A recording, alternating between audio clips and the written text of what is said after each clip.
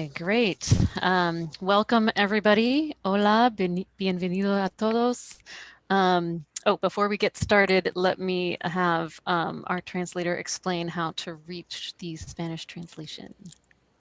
Sí, para escuchar en español, por favor, busque el botón que tiene un icono en forma de círculo que dice Interpretation. O desde un celular, oprima sobre los 3 puntos y luego oprima sobre Language Interpretation. Wonderful, thank you. Okay. So welcome to the Mount Diablo Unified School District Board Meeting, March 10th, 2021. It's 6:04 p.m. and we are reconvening our open session. I also want to just open the meeting by thanking the over 70 school counselors, teachers, and community members who signed a letter to us with a statement condemning racist and violent actions against Asian Americans and Pacific Islanders.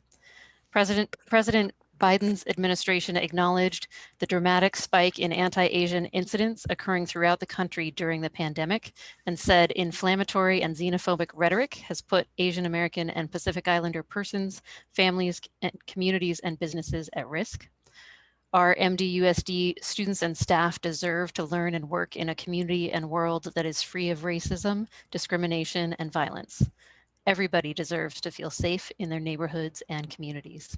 We stand firm on ensuring equitable, inclusive, and anti-racist policies and practices in our school district. And all are welcome to join the new Anti-Bias, Anti-Racism Committee to design ways to move our 2020 Equity Board policy into practice. People can email Felicia Stuckey-Smith at smithf@mdusd.org to attend the next ABAR meeting on March 25th.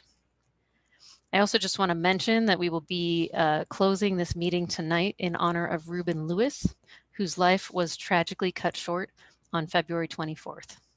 Coach Ruben was a great father, son, coach, and mentor to youth boys and girls basketball players all over the Bay Area.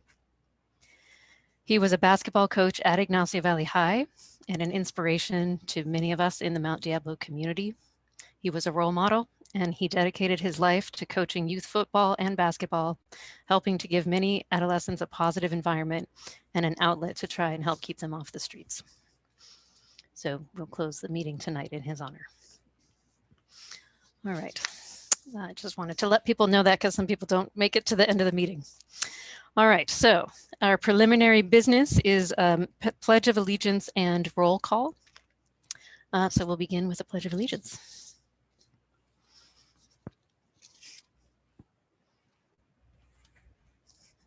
Please join me. I pledge allegiance to the flag of the United States of America and to the republic for which it stands, one nation, under God, indivisible, with liberty and justice for all. Thank you. Okay, so moving on to roll call, Vice President Mason. Here. And I should start with our student trustee, Trustee Alas. Here. Trustee McFerrin. Here. Trustee Nzewi. Here. And Trustee Mayo. Here. And I am also present, so we are all here. Thank you very much. So 6.2 is review and potential approval of the agenda. Just want to point out here that things are a little bit different in terms of the order. We're trying in efforts to try to have the items that the public is really looking for to have them earlier in the evening. So we have moved board member reports to the end of the evening. So just wanted to throw that out there. We're going to try it out, see how it goes. So board members or Dr. Clark, does anyone have anything that needs to be rearranged on the agenda tonight? Yeah, I have one.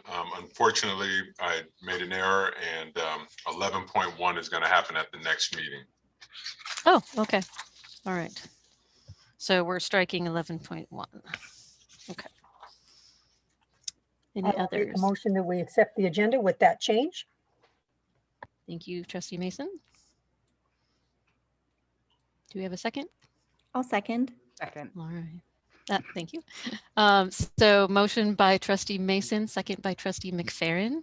Any other discussion? Okay, we'll put that to a vote. Trustee Mason, Yes. trustee McFerrin, Yes. trustee Nzewi, Yes. trustee Mayo, Yes. and I should have started with trustee Alice. Yes. All right, thank you. I'm gonna get the order right one of these days and have you go first every time. Okay, all right, so now we'll move on with our agenda. So 7.0, report out taken in closed session. Negotiations, the board may discuss negotiations or provide direction to its representatives regarding represented employees pursuant to EERA, Government Code Section 3549.1.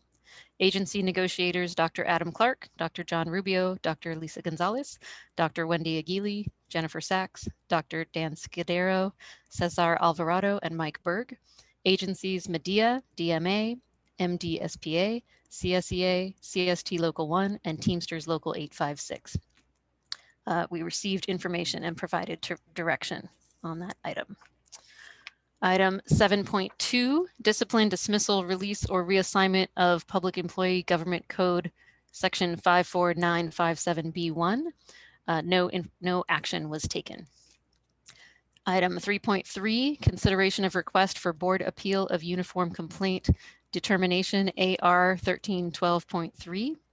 The board voted 5-0 to hear the appeal in closed session at the next board meeting. And so item 7.4, the hearing on appeal of uniform complaint determination did not occur.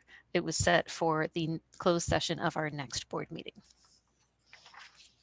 Okay, I think I got everything there. All right, so next we'll move on to public comment. The public may address the board regarding any item within the jurisdiction of the Board of Education of the Mount Diablo Unified School District. These presentations are limited to 3 minutes each, or a total of 30 minutes for all speakers, or the 3-minute limit may be shortened. If there are multiple speakers on any one subject, the public comment period may be moved to the end of the meeting. Speakers are not allowed to yield their time. Also wanted to mention for public comment, just so people are aware, in general, we don't engage in a discussion with members of the public who are making comment. We would need to put it on as an agenda item so that the rest of the public is aware that that item is going to be discussed. So during public comment, we listen carefully and we sometimes ask questions.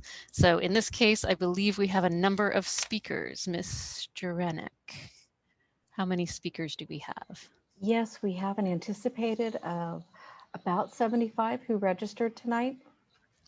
Okay, so it looks like the best thing to do would be to shorten the time to 1 minute. And then we need to extend rather than 30 minutes total. Let's see, should we do an hour and a half? Give ourselves some time there. Everyone okay with that? Great, okay. So I also just wanted to mention for public comment, we really appreciate our translators who make every effort to make the best translation that they can. Sometimes they don't catch every single word, so they try to summarize what they're hearing, and we really appreciate all of their efforts to provide that translation. All right, with that, Ms. Juranek, I will leave it to you to manage who is speaking next. All right.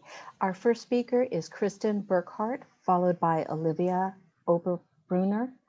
First, Kristen, and your time will start when you begin speaking. Thank you. And I want to thank all of the parties that have been bargaining. I know that this has been a tough job. I wanted to start tonight with some facts. It's been 362 days since my children have learned in a classroom with their teachers and peers. And I want to urge the board to follow Dr. Clark's recommendations to move forward with the hybrid plan and the dates that he sets forth. At the last meeting, we were told that 1,000 students have left the district, and our CBO shared that number of the money being $10,000 per student. So that is $10 million that our district is losing with these students. More will be leaving this summer and making other plans for the fall. That will create a huge cost to our district. We don't need to wait any longer. Our county's been under red metrics for over a week. If Medea was keeping, holding to their bargaining, we would be waiting for yellow, but we don't need to wait for yellow. We need to do this I'm now. sorry, your time is up. Your minute does go quickly. Thank you. Thank you for your comment. Olivia Brunner, followed by Nancy Coffey. Thank you. It's been, as Kristen mentioned, 362 days since our kids have been inside a classroom. For many of our kids, it's their safe place. It's where they laugh, they learn, and they get to be kids. We sucked it up when it was announced last spring that our kids weren't returning. My 5th grader left her elementary school on March 13th and never returned. She will never return. 4 months later, we sucked it up again when we couldn't start for fall. I didn't agree then, but we did our best to adapt to distance learning and held out hope while our kids suffered in silence, no social interaction, never even meeting their teachers or classmates in person. It's March, vaccines are here. We are almost at 1 year to date that our schools have closed down. Other states have been in school full time since last August. Except for here in the Bay Area, we suffer or we're denied an in-person education our kids are. Enough is enough. We will not let the politics of adults take any more time away from our kids' education. They've sacrificed enough. Other districts around us are open. Even Disneyland opens in 2 weeks, yet here we are. There are no more excuses, please. The science is on our side. We want our kids' schools open full time. I speak for 7 relatives' children in this district. Olivia, I'm Wait. sorry, your time is We want our up. kids back in school 100% full time. Thank you. Thank you. Next, we have Nancy Coffey, followed by Nick Beaver. Good evening. Dear Mount Diablo Unified School Board members, there aren't adequate words anymore for how hard it is to be a teacher right now. We've depleted ourselves to support our classes, our colleagues, and parents. We do this daily while facing mounting obstacles from all sources around us. This has always been part of the job, but the last few months have allowed it to be more than just this is our job. While communities and the mainstream are constantly turning against us, this is just added to all the things that we are shouldering and attempting to do. All we can do is our best, no longer cuts it. The support educators, in order to support educators and school staff, there's a couple of things we need from the board. Number 1, no union labor partner layoffs. Number 2, invest COVID relief money in PPE and necessities for classrooms to keep everyone safe. Number 3, direct the MDSD bargaining team to agree to the current MOU proposals by labor partners so that it can be signed and then ratified by all parties. We need to move forward and get things going. Nancy, I'm sorry, your minute is up. Thank you. And next we do have Nick Beaver, followed by Betsy. First, Nick. Hi, I just wanted to say proposing a timeline to reopen is just a game. It's a PR gamble to set expectations in the public mind and then point fingers if those expectations aren't met. I don't doubt the district's resolve to reopen safely, but until there are labor agreements, the community has no guarantee that the poorest families and staff won't be put at the greatest risk because they're too busy putting food on the table to make sure the district follows through. It's easy to say we're here for students. It's harder to pledge to protect all of them in something more legally actionable than a blog post. The house is on fire and the district promises they'll use a fire hose, but they won't say when they'll do it. The district thinks they're playing hardball, but if they were really here for the students, they would stop playing games altogether. Thank you, Nick. Our next comment will be from Betsy and followed by Laura Steele.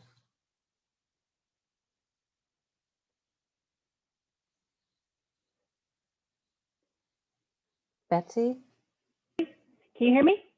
Yes. Can you hear me? Yes, we can hear you. Hello? Yes, we can hear you. Okay, perfect. Sorry about that. Okay, so I'm here tonight because I want to express how furious I am regarding the Medea talking points I sent out to their members. It was totally despicable that any employer would send a script like this to their members. Imagine if this was a private sector, it would be just all bad. Second of all, I'm here because I would like for the board to vote with Dr. Clark on the safe reopening of our schools because our children need to be back. I sent an email earlier to all of you and it had links to a lot of data that you guys can read. And we need to get these kids back. The teachers are being vaccinated, and pretty soon they should be okay to teach, and get them whatever they need so that way they can be with their kids and teach properly. We need to do this. It's been 51 weeks and this is way too long. It's a joke.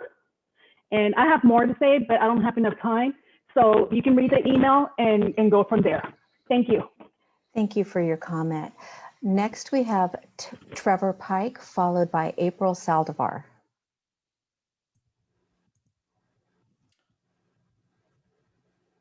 I think I was skipped. Oh, I'm sorry. Yes, Laura, we'll take you after April. Okay.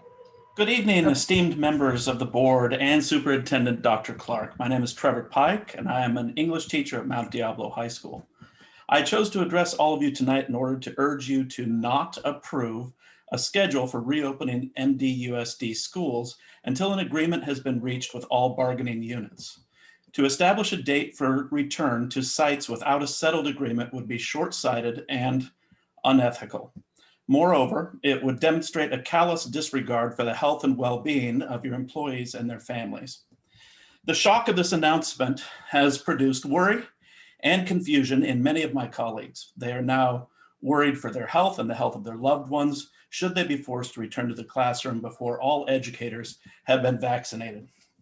Consequently, I believe that it is unconscionable to consider returning to the classroom before April 15th, which is 2 weeks after many of our educators will have received their second dose of the vaccine.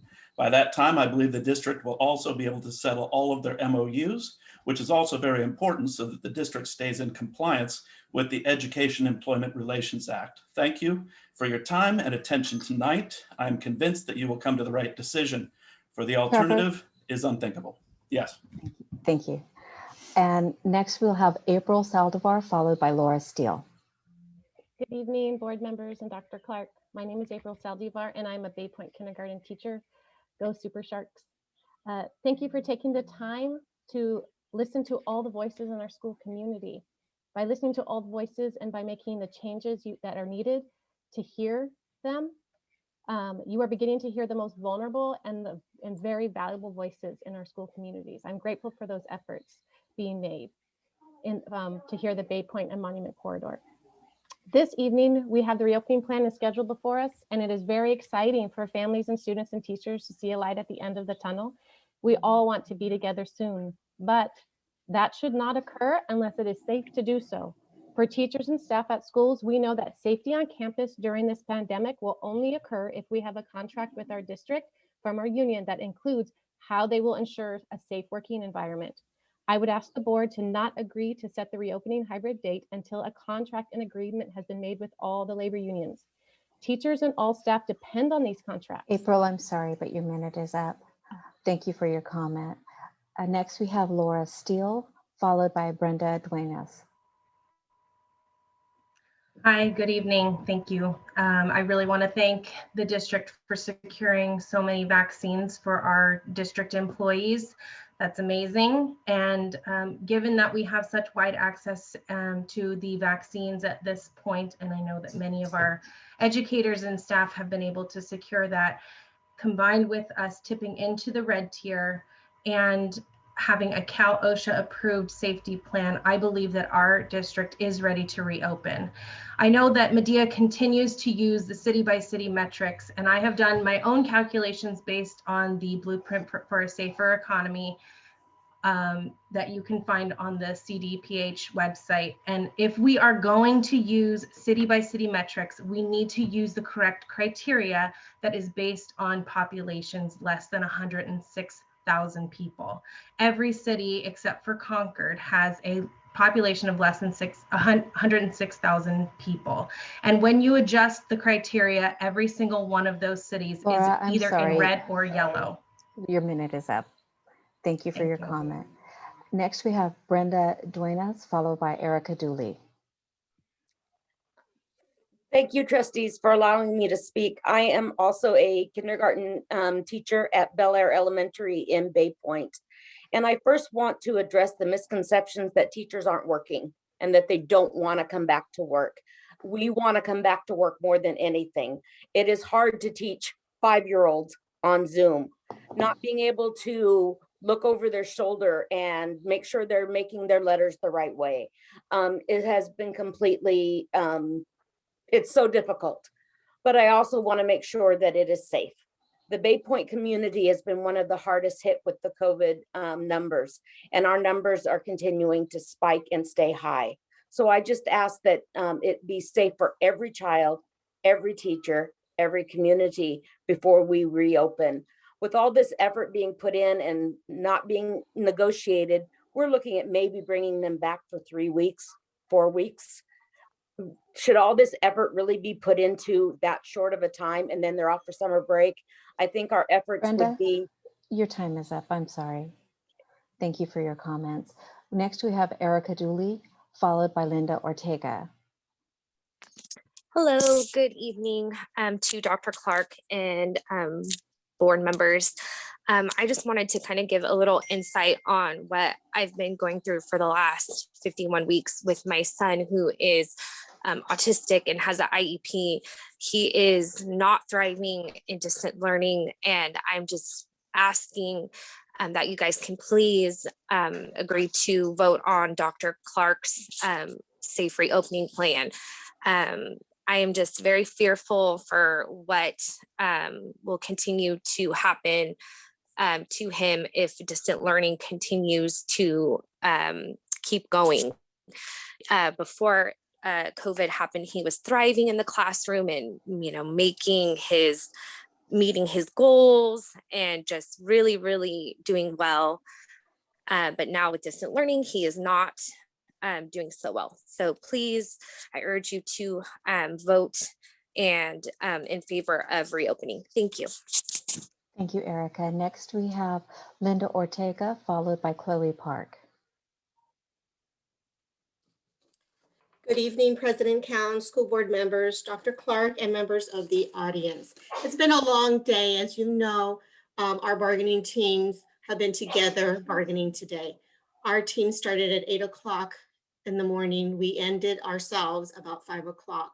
Our team is committed to do the work. We came together with the MDUSD team. We looked at proposals. We absolutely know the hard work that needs to be done. We come together with your team to discuss these issues. And I know there's parents out there who refute everything we said about metrics, but in our heart of hearts, we want to make sure all our students, all our teachers, staff, anybody who enters our campuses are safe. We care. I care. I spent sleepless nights wondering, how are we going to do this? To the smallest detail, to the most expensive details, like the filters. We know there's back orders. Linda, I'm sorry, your minute is up. Okay, I just want to say we are working. Thank you. Thank you, Linda. Next, we have Chloe Park, followed by Laura Valdez.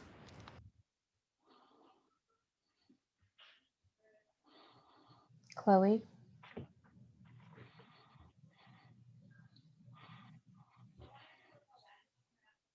I was muted, sorry. Okay, go ahead. Hello? Okay. I just want to say how disgusted I am by how our teachers have been treated this past year. They were thrown without warning, without training, and without support into a brand new style of teaching and had to adjust immediately. Someone I love has been a teacher in this district for over 15 years, and seeing the hateful comments from parents and former board members is appalling. Imagine trying to do your job the best you could under crazy, stressful, and scary circumstances and being told it isn't good enough. Imagine working harder than you ever had in your career to adapt to a new world, new obstacles, and new technology, only to be told that you're lazy.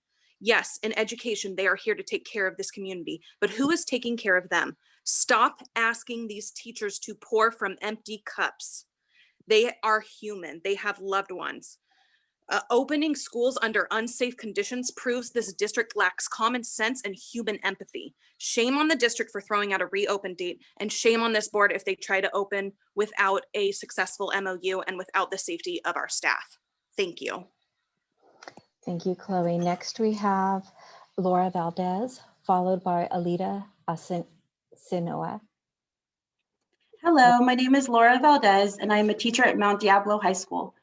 I'm also alumni. I attended kindergarten through 12th grade in the district.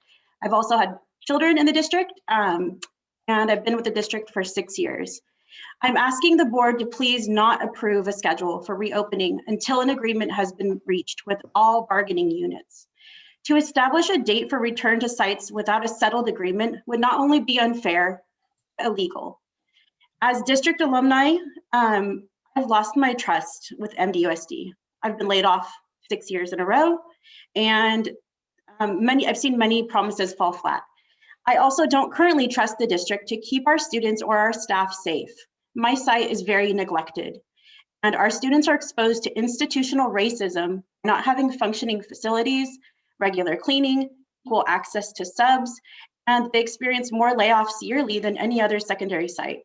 I do trust Medea to negotiate enforceable requirements that will keep students, their families, Laura, I'm and sorry, your teachers time safe. is up. Thank you.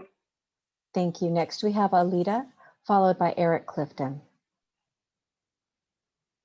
Good evening, everybody. My name is Alita. I am an MDUSD parent and educator. This is not the year to consider layoffs, let alone propose layoffs to any personnel, especially teachers. It appears to some laying off 30 plus teachers demonstrates good work towards our LCAP goal to retain high quality, culturally proficient and responsive staff and provide engaging instruction and that are respectful to all students' backgrounds to ensure that they are college and career ready, right? That's their job. So we've heard a lot of explanations of moving money around as an exercise. In this exercise, muscles are not just being pulled, but a repeat fracture of years of this same misstep has led to long-term damage. Just as we experienced this year, we still have unfilled positions. Still, students continue to be led by long-term substitute teachers. Many students started the year without a teacher or with 40 to 50 classmates. Year after year, teacher teams are broken up and collaboration towards excellence becomes a myth because of these layoffs. Thank you. Thank you. Thank you. Please don't.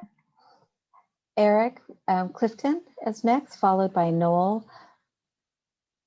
First, Eric. I teach at Delta View Elementary School in Bay Point. Keeping teachers, students, and families and their communities safe is the number one goal during this global pandemic. Cities and towns like Walnut Creek, Pleasant Hill, Clayton have much lower cases of COVID-19 spread in their communities. Thank goodness. That's great news. Great news. However, cities like in towns like Bay Point, Concord, down Monument Boulevard, Martinez, Pacheco, Pittsburgh have much higher rates of COVID-19, much higher rates. And that's the truth. And people of color live there, Blacks, Latinos, multiple races, Native Americans, Asians, Pacific Islanders. People of color live in the areas with higher cases, and people of color have much higher hospitalization rates due to complications of COVID-19. The district wants to use county health metrics to open up schools. That leaves the disparity. Medea is trying to negotiate metrics that bring equity to that. And if you force us to open Eric, before I'm negotiating, sorry. you'd be violating the labor laws. So, do the right thing. And Eric, I'm sorry, your minute is up. Next, we'll have Noel, followed by Matthew Zamora. Yeah, Noel Fruitneck. Laura, that was a pretty good attempt earlier. I tried. Board, you have a big decision tonight. And in my opinion, the decision comes down to this. Do Dan Reynolds and Anita Johnson run this district, or do the 5 of you? And when I say the name Dan Reynolds, what I really should say is, does the CTA run this district, or does the 5 of you?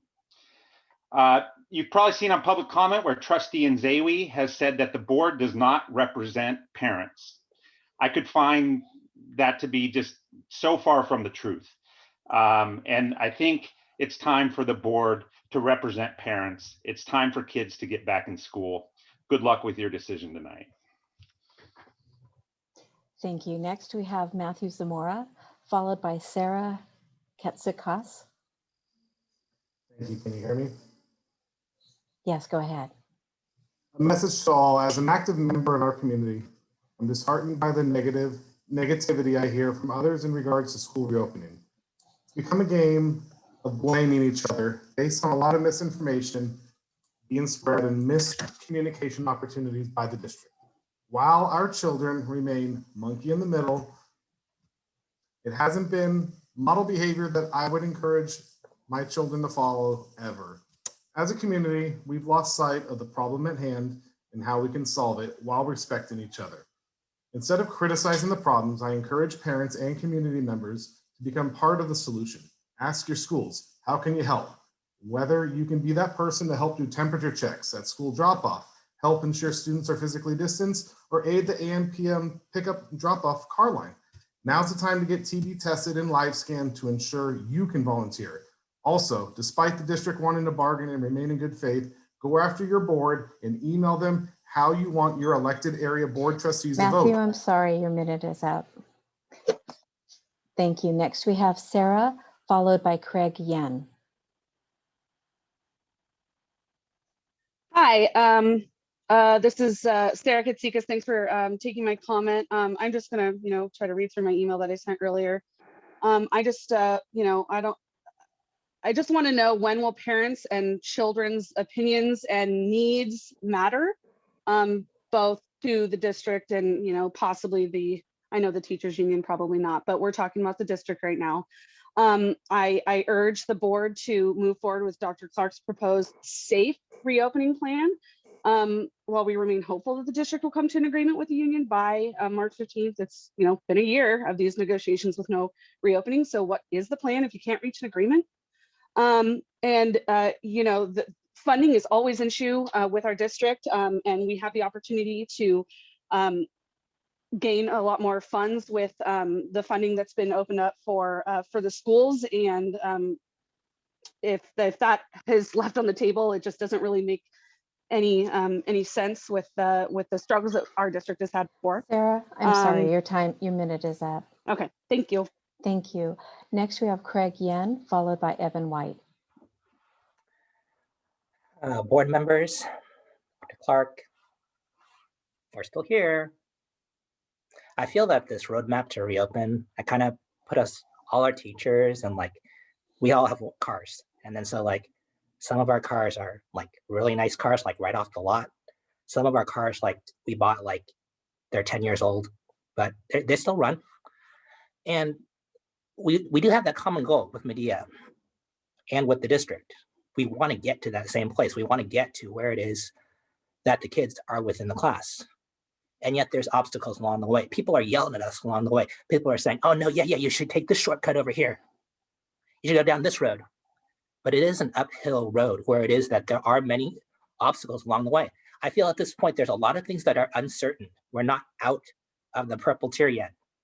We don't know when we are going to be out of the purple tier. I feel that Dr. Clark's proposal is putting the accelerator in the stuck position for our cars. It is not Craig, I'm safe. sorry, your minute is up. We want an MOU in. Next, we have Evan White, followed by Alyssa Juarez. Good evening. Members of the board, I implore you, this evening, do not cast your votes based on heightened emotions and stress, but based on logic, data, science, and fact. Recent publications from the CDC state that herd immunity will be acquired when 70 to 90% of the general public have been vaccinated. Current CDC projections suggest that we will hit that point by mid to late August. Transitioning to a hybrid model at this point will cause additional learning loss on top of what's already happened due to adaptation to new learning norms and environments, as well as risk of chaos, sacrificing the stability of what we've been building so far this entire year. I will not deny that distance learning has been significantly harder on SPED, younger grade levels, and certain communities, but what is currently proposed for high school hybrid model will cause a reduction of direct instruction time by over 15% at a minimum, and for some campuses over 30%, in order to introduce an in-person glorified study hall. There's plenty more that I think is critical to take into consideration with this discussion, but I don't have time, so I'll end by reiterating my plea. Please cast your votes based on logic and science, not on emotion. Thank you. Thank you. Next, we have Alyssa, followed by Aaron Hackett. Good evening. I'm Alyssa Juarez. I'm a teacher librarian for the district. I know the huge responsibility you have before you tonight and the pressures you're facing. Every teacher has rules and expectations in their class to keep students safe and reassured so they know what to expect. They know that the consequences for breaking rules will be fair and the same across the board, which creates a positive classroom culture. Please demand that a signed MOU be in place for all labor partners. We want to go back, but we want to do so when there are rules and expectations in place and consequences if any of those expectations are not met. Reopening now is like a student coming to me who has a history of not completing work and asking me to give them an A this semester with a verbal promise that they'll do the work and it'll be A work. The district has a history of promising and not delivering, and teachers are worried that without an MOU, broken promises won't have any recourse, and it may cost lives. Let's use COVID relief funds on room air purifiers so that everyone has an extra level of protection, for our SDC staff to be fit tested for N95s and not be expected to reuse gowns, and to hire more counselors so that every site has a full-time counselor and secondary sites have at least 2 or more. Alyssa, I'm sorry. Do not let money be a minute is motivator up. that trumps safety. Thank you. Next, we have Aaron, followed by Christina Mirek. Hi, my name is Aaron Hackett. I'm a MD Medea site rep at Oak Grove Middle School. I want to add my voice to those demanding that Mount Diablo not force a reopening without a collectively bargained MOU governing the terms of the return. Sadly, we at Oak Grove have learned from experience not to assume district has our back. We have seen how our site is allowed to fall into safety concerns aren't always addressed in a timely fashion. Memories are still fresh of October 1st, 2019, when district did virtually nothing for us, when a pipe break caused water to be turned off and more than 700 of us, teachers, staff, administrators, and students were expected to soldier on for a full day with no water, risking a health emergency. Leaders at Oak Grove and throughout MDUSD want to get back into our classrooms and see and teach our students in person. We accept that with proper ventilation, social distancing, universal and correct masking, and other practices in tandem with falling transmission rates in the community, that schools can be reopened fairly safely. But we don't and won't accept being forced back into the Aaron, classroom I'm without a sorry, collective agreement between minute is Medea and the up. district. Thank you. Next, we have Christina Mirek, followed by Sabina Shaw. Good evening. My name is Christina Merrick, and I'm one of the credentialed school nurses in the district that serves 4 different school sites, 3 of which are Title I schools. The request for a lengthier MOU may reflect the current safety and health concerns that employees have, and so that can be pointed to reinforce safeguards and everyone be on the same page. The number of times I've had to point to our current MOUs regarding health and safety protocol has been numerous. Science says we need mitigation efforts, and we need those in the MOU so that they can be followed. I have concerns with the presented timeline, as the public has been told all of the PPE has been delivered, but in general, most of the sites have not received all of their PPE. The warehouse may have all the gowns and gloves, but our sites don't have it. This is from boots on the ground. Can we please order it if we don't have it? And if we have it, can you please send it to the sites? Training, all staff are to be trained, and ideally everyone hear the same message. There hasn't been a systematic way to train all employees, including OSHA guidelines. We hope that will occur before we are required to report in person next Wednesday, so that all employees know the guidance before being told to physically be together. Other districts are using online programs to roll out that type of training that we can Christina, do. I'm sorry, your time is up. Thank you so much for your time. Next, we have Sabina Shaw, followed by Claire Key.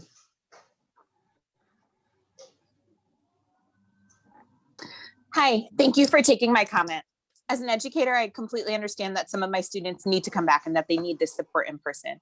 I want to do everything that I can to make this safe so that we can continue to provide hybrid learning and support students in person. I am asking that the board consider mandating that all staff meetings be conducted virtually for the remainder of the school year. There is no point in separating cohorts of students if we're not also separating staff, especially given that most staff are not fully vaccinated at this point and that many of our staff are declining vaccination at this time. I am also asking the board to consider allowing teachers to work from home on distance learning. I have a much better internet connection and laptop at home. I went to my school site last Friday and held a meeting and an IEP over Zoom. At multiple points, my audio cut out and I had to conduct the meeting by chat. This works when I'm working with adults, but this would be really, really frustrating for my students.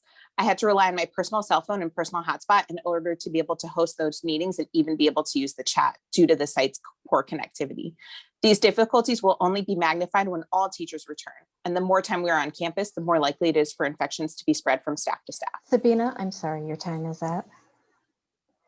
Next, Thank we you. have Claire Key, followed by Liz M. Sorry. Good evening, board. Dr. Clark. My name is Claire Key, and I'm a 3rd grade teacher at Monty Gardens Elementary School. The announcement of our schools reopening has been a cause of great stress for many. While we're in the process of getting our community vaccinated, many will not be fully protected until well after the planned reopening. I personally am not comfortable knowing that I will still run the risk of contracting the virus and could infect a high-risk family member.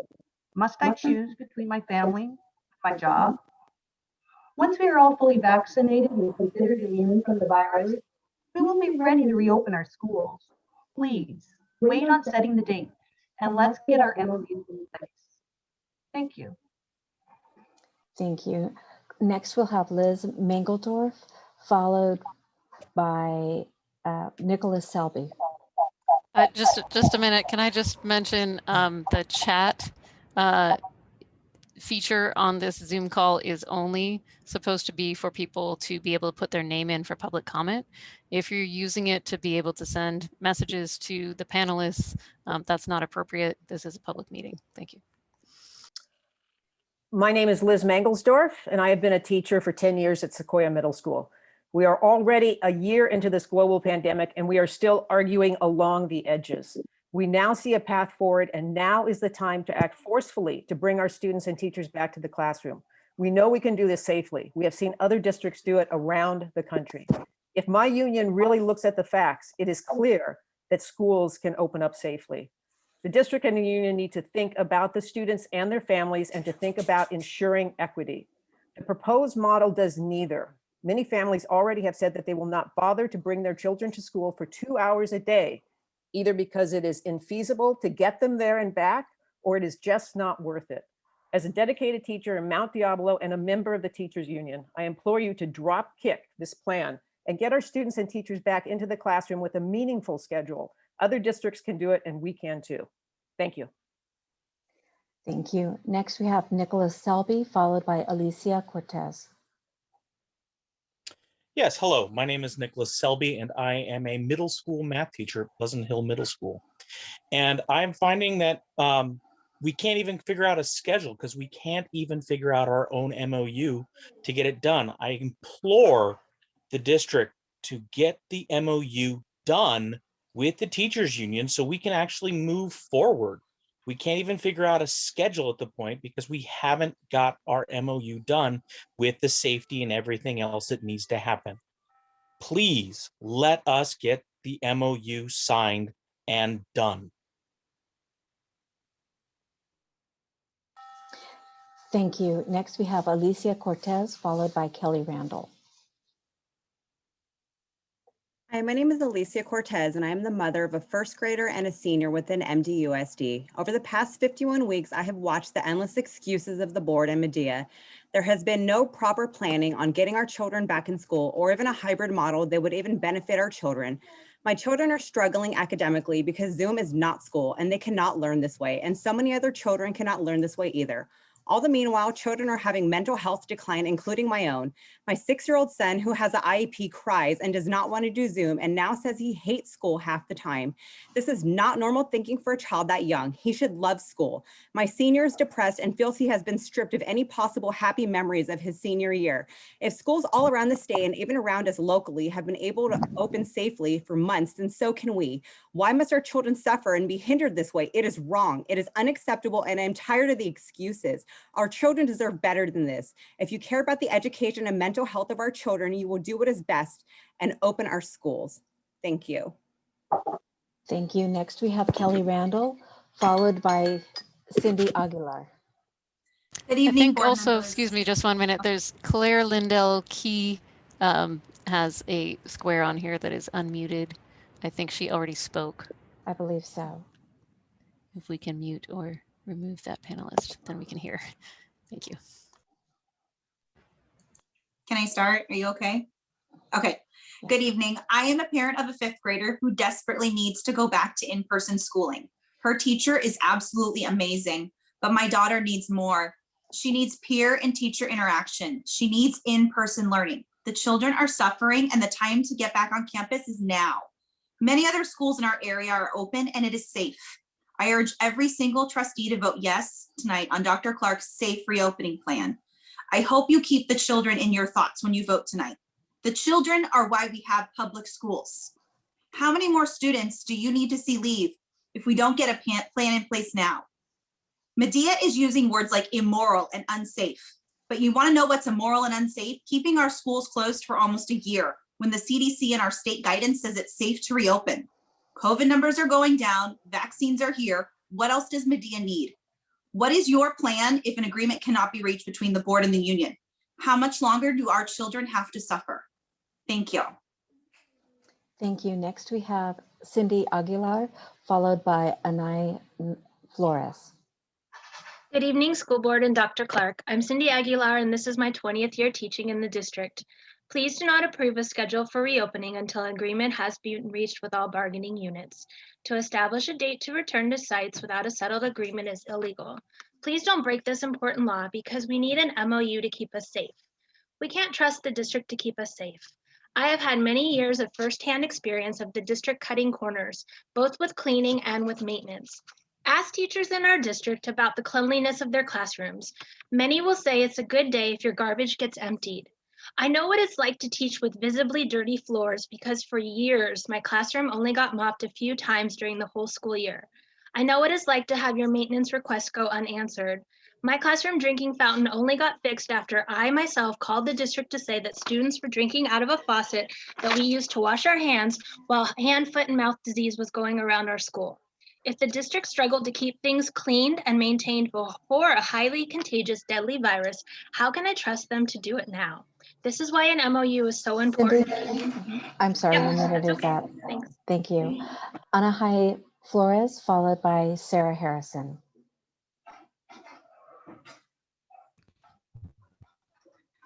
Good afternoon, everyone. My name is Anahai Neva Flores, and I'm a freshman attending Mount Diablo High School. Today, I want to talk about a topic that's been relevant to our pandemic. Mental health issues have been relative to our lockdown and have been a burden for people with mental health illnesses like depression and anxiety. When we as young adults are put under a lot of pressure, we tend to turn into unhealthy coping methods, which can lead us to paths with severe consequences and permanent damage. Student mental health days can help us cope with our mental health in a positive way. We could reach out to counselors and other professionals to help provide mental health resources to all students. I also find it helpful to talk with friends about my stress and can relate to them in a positive way. This is why I'm asking you all to make a resolution to support Senate Bill 14, which talks about student mental health absences. This bill supports student mental health absences for students and introduces training for teens and to help with their classmates and other students. Thank you for your time. I hope you take these things. Thank you. Thank you. Next, we have Sarah Harrison, followed by Susan Daines. Most of us parents have watched as our kids have experienced a year of meltdowns, tears, anger, sadness, apathy, hatred of distance learning, increased addiction to screens, isolation, and profound grief at the lack of agency that they have in their lives, the loss of their social fabric, and the uncertainty of the future. Teacher vaccinations are now thankfully happening quickly. The district has proposed a very cautious reopening plan. There has never been a lower risk time to reopen the schools. The needs of our kids must stop coming in last behind everyone else's needs. I urge the board to approve this plan, and I urge the union to make an agreement and set a firm date to get our kids back in in-person learning. To the union, districts all around us are reopening. You are rapidly losing public support, and this is becoming an ugly battle that is terrible for our community with no winners, and the students are suffering the most. We need to move forward and show our students that everyone truly cares about them. I urge you to put the students' needs first. You're basically asking us to care more about teachers than our own kids at this point after a year. Sarah, I'm sorry, your time is up. Thank you. Thank you. Next, we have Susan Daines, followed by Liz Herring. Good evening, board members and Superintendent Clark. My name is Susan Daines, and I'm a district nurse and also a parent. We need to open schools. Students are struggling with distance learning. Since the shutdown, it seems to me there is an epidemic of anxiety, depression, mental illness, and failing grades. With each day we remain closed, we are further hurting our students. Scientific evidence is clear. Transmission spread of COVID-19 in the schools is very low when we mask and distance. As a union and a district, we cannot continue to ignore the science evidence. Additionally, we have CDC, state and county health public guidance. February 10th, Dr. Rohan from our county public health department presented how we can reopen schools safely. The more layers of mitigation, the better. But he clearly makes the point that we don't need every protection layer of the Swiss cheese model to reopen safely. We can do it. Mask, distance, wash your hands, and open the doors of our schools. Thank you.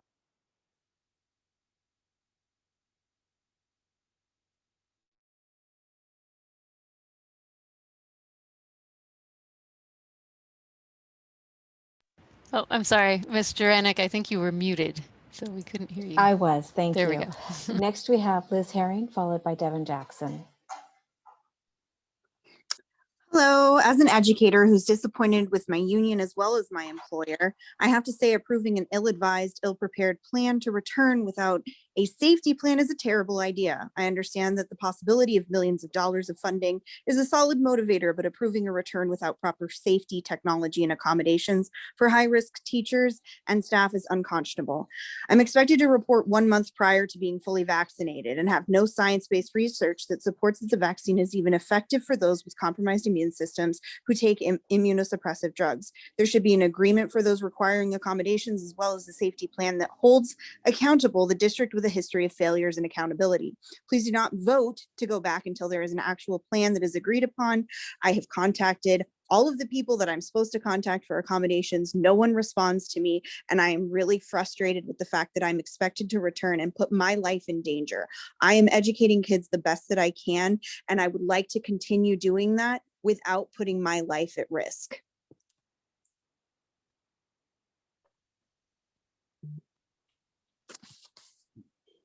Mr. Anik, I think you're muted again. Yes, next we have Devin Jackson, followed by Peter Schmidt. And just a reminder to everyone before you start, I'm sorry, if you are typing into the chat to have a discussion with anyone, that's not an appropriate place to have that. If you want to send us follow-ups to information about things that you've said tonight, please email the board. Boardcomments@mdusd.org is a great way to send information to us that we will actually see. Thank you.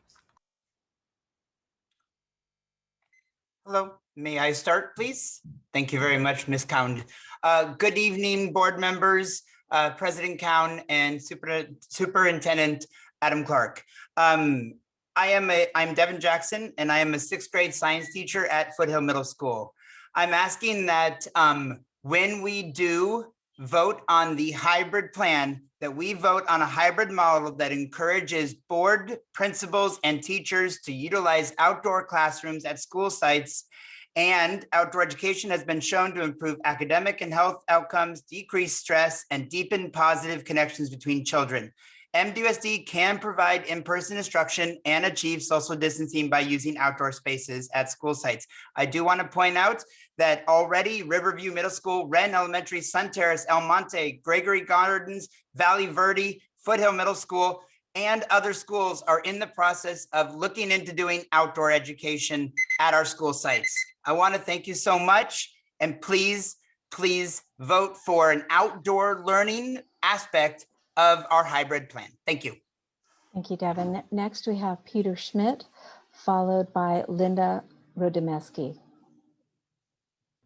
Hi, I'm a parent in the district. I'm a Pleasant Hill parent of 2 children, one at Pleasant Hill Elementary and one at the middle school.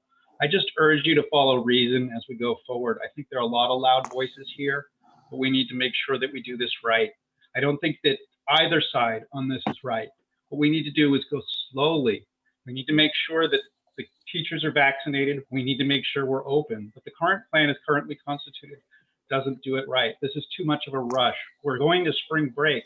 Spring break for your high school students means that they're going to go all over the country or all over the state. Maybe they'll go to Disneyland. Then they're going to come back with this. We need to be more careful. This is not the right plan. We need a plan, and I'm glad that Dr. Clark put something together, but I wouldn't be for this as it's currently constituted. Please make it a little bit better. and make sure that the teachers are vaccinated and there's a testing plan and all the things that need to be in place so that everybody's safe. Otherwise, people will die. Thank you. Thank you for your comment. Next, we have Linda Rodomesky, followed by Jessica Neiman. Superintendent Clark and school board representatives. I'm an elementary school teacher in MDUSD, and like many others, I'm frustrated about the progression of events taking place within our school district. Medea has been working tirelessly to allow instruction to continue while keeping our community as safe as possible. I wish I could say the same about our school district. When the community became anxious, MDUSD had the opportunity to offer reassurance, but that didn't happen. Instead, admin blamed Medea, and now our community is besieged by negativity toward Medea, toward teachers, and toward our district. Pride has reached a new low, with more families than ever considering an option to bail from our district.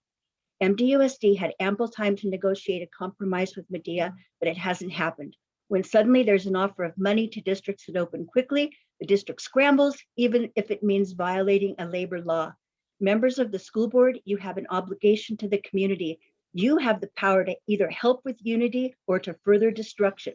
Show the community that you support your teachers time and is students. up. It's not too much to ask. Thank you for your time. Next, we have Jessica Neiman, followed by Joe Summers. Oh, thank you. First of all, I want to thank Dr. Clark for his recent efforts to help get our kids back in the classroom. I really hope that members of the board will follow suit, pay attention to the facts, and do the right thing by reopening schools. I hope that Medea sets an example of problem solving and perseverance through difficult times, just as they have expected my 2 children to do for the last 362 days. Medea cites lack of support from the district in reopening protocol. They can put on their problem solving hats and refer to the CDC's website, which offers operational strategies for safely reopening schools. I hope that the teachers who have spoken tonight, like Mr. White, have access to the correct science. CDC notes that less than 10% of all COVID-19 cases have involved children between ages 5 to 17. As we have all been encouraged to pay attention to the science, I urge the members of Medea to do the same. Quoting the CDC, it is critical for schools to open as safely and as soon as possible and remain open to achieve the benefits of in-person learning and key support services. I urge members of the board and any Medea members to ask yourselves why you chose this profession in the first place. I hope somewhere in that response, I'm sorry, your desire to shape minute is the up. right generation. Thank you.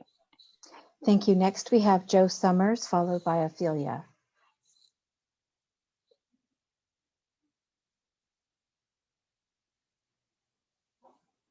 Joe?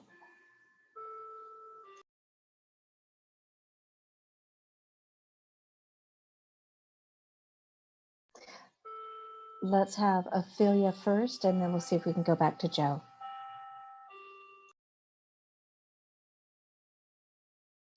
Ophelia, please go ahead and unmute. Ryan, there goes. Sorry about that. Good evening, board and parents and teachers alike. My first statement, I stand with the teachers. I support the teachers 100%. They have given their all in these last 300 and some odd days to teaching. I have a sister who unfortunately was a victim of the COVID and got laid off her job, but she has stepped it up and has been doing the distance learning with 2, my TCare and my 3rd grader. It was heartbreaking not being able to drop off my TCare to his first day at an official school. However, I can't expect children to respect distance learning, mask wearing, washing their hands when I don't see adults following those rules on a consistent basis. How can we expect children to not want to play with each other? I vote against reopening schools at this time until there is a safe way to do it, until it can be ensured that schools will be cleaned on a consistent basis, that these children will be told. Ophelia, I'm sorry, your time is up. Thank you. And Joe, are you available?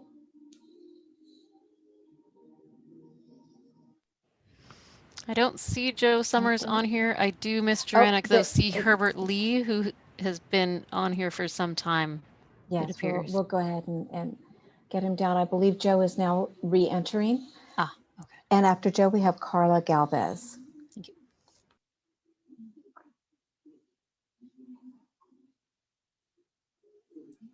Go ahead, Mr. Lee. Okay, thank you very much. Good evening, Board President Khan, trustees, and Superintendent Dr. Clark. My name is Herbert Lee, and I have 2 children in Mount Diablo Unified Schools. I have a public comment about public comments. I think it would make sense to hear from constituents about specific topics just before the agenda item if it is covered in the body of the meeting. For example, if I wanted to talk about the resolution in support of National School Breakfast Week, then I can get called up to speak just before then and discuss and vote it on, and not in the current format of putting everything under item 8.0 of public comments. This was the format when the meetings were in the boardroom, and I think it would make more sense and would be more impactful. So that's my public comment. Thank you for your time. Thank you, Mr. Lee. Mr. Summers, do we have you? Finally here, there we go. Thank you. Yeah, my name is Joe Summers. I'm from the Contra Costa Central Labor Council. We are deeply concerned by the superintendent's recommendation to return students and staff back to the classroom before conveying a plan that could effectively address the health and safety concerns of our school community. Although we together have made great strides to limit the spread and vaccinate our communities, COVID-19 is still takes the lives of our community members indiscriminately. The health and safety concerns of our students, educators, school employees, and their families must be the #1 priority of this district. While we all look forward to the triumphant return to in-person learning with students back in the classroom, the district is failing at their responsibility to provide the assurances and resources to prevent transferring this deadly disease to our children, teachers, and our families at home. Returning at the supervisor's divisive request without delivering on the health and safety needs for an increase in state funding would be a violation of this district's duty to provide a safe space to all those under their care, a violation against long-established state law, and a severe violation of your workforce's rights. I urge the Mount Diablo School Board to reject the superintendent's timeline and recommit the district to negotiating with. I'm sorry, your minute is up. Thank you. Thank you. Next, we have Carla Galvez, followed by Tiffany Kiker. Hi, can you hear me? Yes. Great. Hello, I'm the parent of 2 children in the district, and I strongly disagree with Medea's claim that reopening schools is too hazardous to be worth the effort. As you all know, federal and local health authorities agree it's safe to open with the appropriate safety measures, including Cal OSHA, the official authority over worksite safety, which has approved the district's plan. Moreover, vaccines are now widely available to all educators and staff, all of whom have been prioritized over many other first responders precisely so that schools can reopen now. The vaccines are not just highly effective against getting COVID, but they are 100% effective in preventing serious illness and death. Given all of this, it's not logical to accept that reopening schools is too hazardous to be worth the effort for our kids, many of whom are suffering tremendously as a result of the closings. I implore you as board members to remember that we are here first and foremost to serve our kids. And so while you should balance the concerns of all stakeholders, you have a duty to put kids' interests first. And that means you must act to reopen our schools now. Thank you.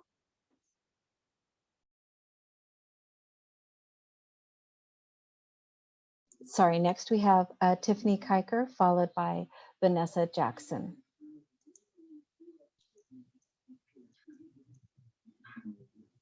Hi, board members and everybody. Thank you for letting me speak. I am a teacher and I am saying please vote no. Yes, many districts are returning, but many are not, and we need time.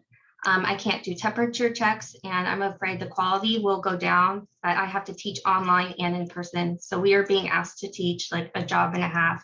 The quality of instructions is not what parents are thinking.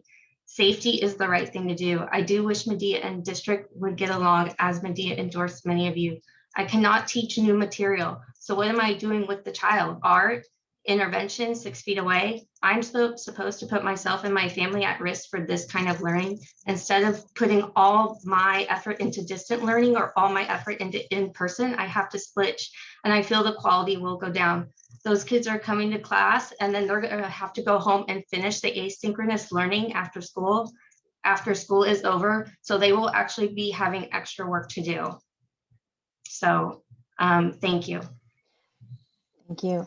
Next we have Vanessa Jackson, followed by Yanel Martinez. Hello, I am the mother of 3 boys in our district. To say that voting yes on a safe reopening plan backed by real data is immoral is an immoral ploy in and of itself. We honor and respect the amazing work teachers have been doing under the circumstances, just as we honor those who continue to work in many professions for the benefit of the greater community, so that life may move forward even under the current circumstances. You get to eat because someone chose to show up to work that day. Many of us in all walks of life have worked harder than ever before under untenable circumstances, but we are adults and we get paid for a living. We face difficult choices and we make sacrifices day to day as part of adult life. Children do not. They do not get to articulate how their mental and physical health is in danger every day that they are not in school. You as the board must speak for those without a voice. To say opening schools now is short-sighted is another myopic view of reality. Those who will pay the most in this battle are our innocent children. Children are entitled to a real education, and this is not it. The consequences of this last year will impact our children well into the future. Our children are facing depression, anxiety. My children are seeing I'm psychiatrists. sorry, your time is up. This will affect our society for years to come. Their life is at risk. Next, we have Yanel Martinez, followed by Kevin Jackson. Good afternoon. My name is Yaneli Martinez. I am a freshman at Mount Diablo High School, and I want to share why student mental health is important and why you should support Senate Bill 14. Taking care of your mental health is important. Students are already stressed while they are in school, and now we are doing school at home while in a pandemic. We are stuck at home and the rest of the day with nothing to do. Many families might be facing problems with COVID, such as money issues, and all of this could affect your mental health badly. Many people choose to keep all of this hidden and turn to unhealthy coping skills because they feel temporarily relieved, but this can actually worsen your mental health stress. I believe having the option to take a mental health day can prevent many of these things from happening.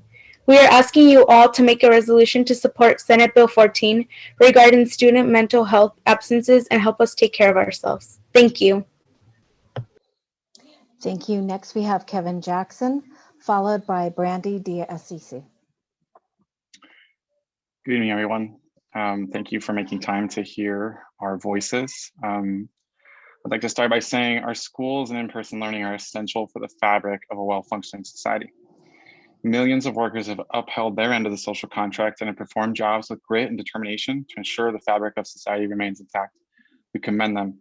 We celebrate them, from doctors to nurses to teachers to grocery store workers and many, many others. Their sacrifice is sacred. Trustees, superintendent, we must be able to find a path forward immediately. Why is it that schools in Los Angeles can reopen, schools in Berkeley can reopen, San Francisco, and so on and so on? We are mired in a seemingly Sisyphean eternal punishment. Give the teachers what they need to feel safe, spare no expense, pull from areas that aren't essential.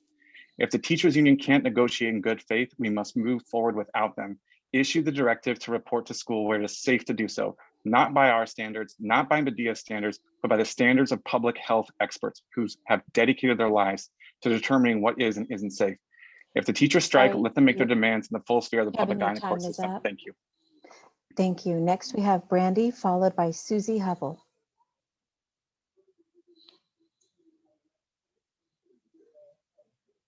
Brandy?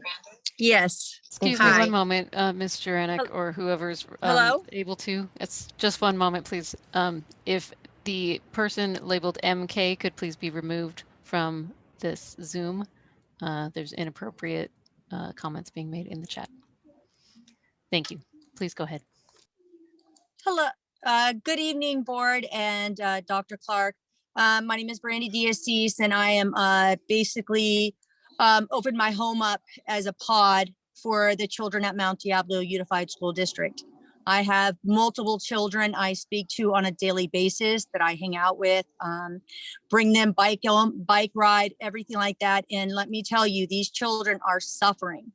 I just went and spent Friday, a 9th grader telling me that he is losing it because he needs a space because his brother has autism. And his brother's having a very difficult time with this distance learning.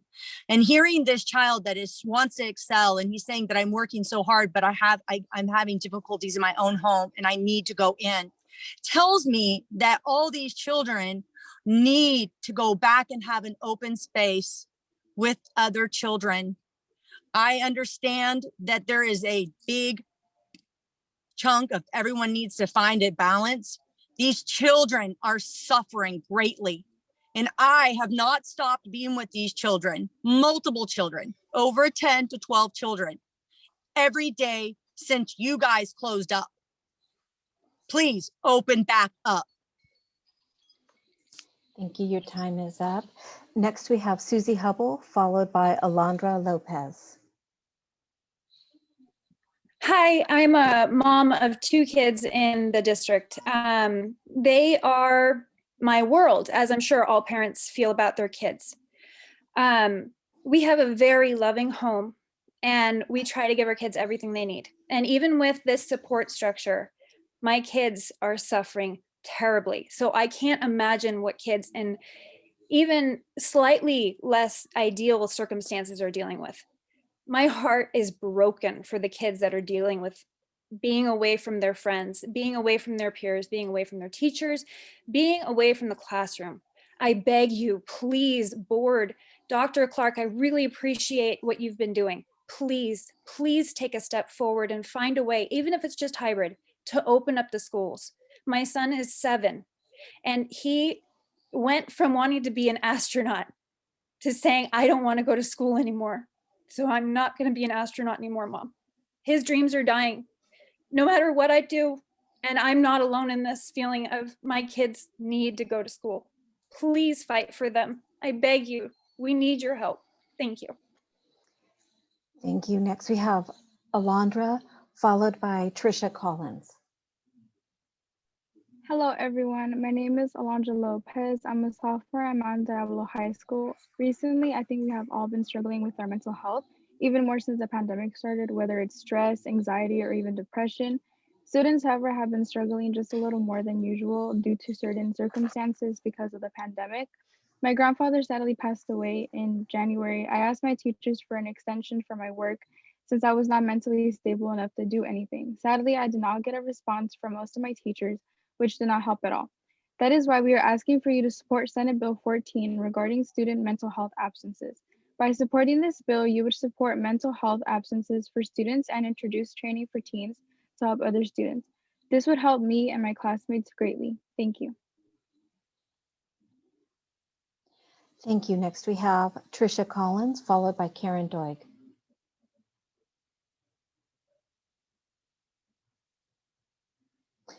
Trisha, you're on mute. Okay, I figured it out.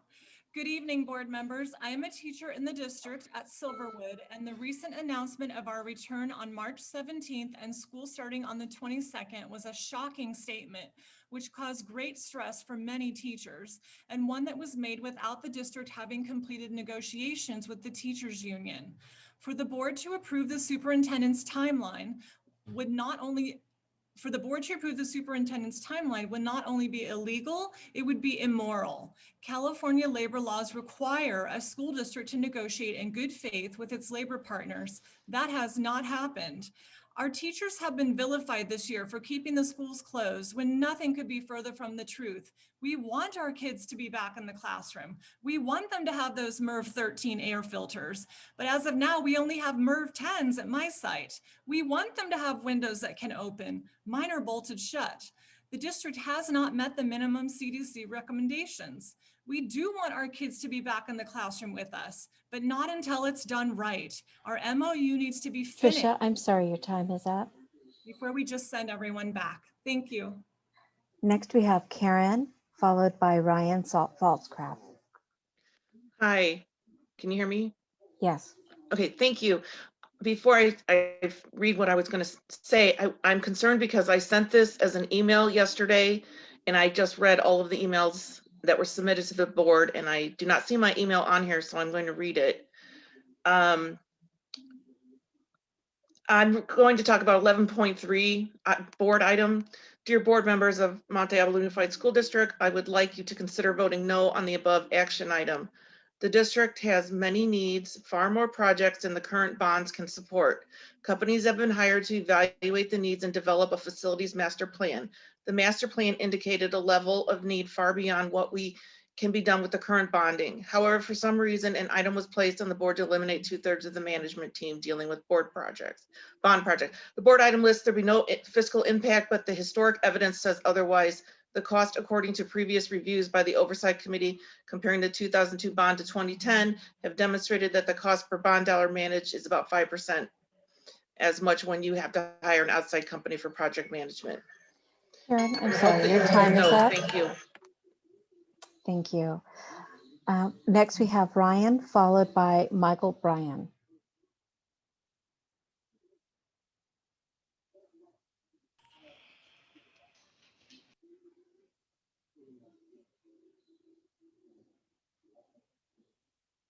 Ryan?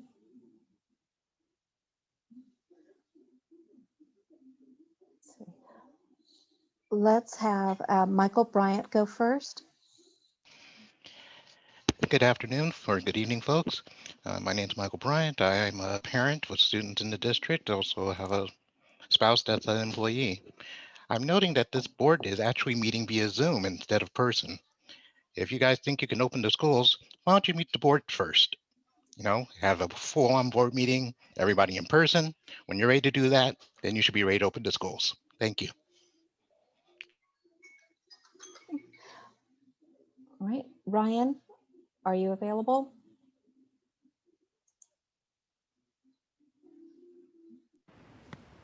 Ryan Laura, Felsgraf? Laura, I am not speaking. I'm not sure why I been asked to speak. Okay, I'm sorry, I saw your hand I up. was made a panelist and I wasn't supposed to be, so. No problem. We'll go ahead and take care of that. Thank you. Next, we have Ernie Minglang, followed by Becca Machado. Good evening. It hurt when you recently announced teacher layoffs, glibly stating that's the harsh reality of public education. We staff in terms of enrollment. However, the state told school districts all over California to staff as if it was 2 years ago, not during a pandemic that has shrunk enrollment.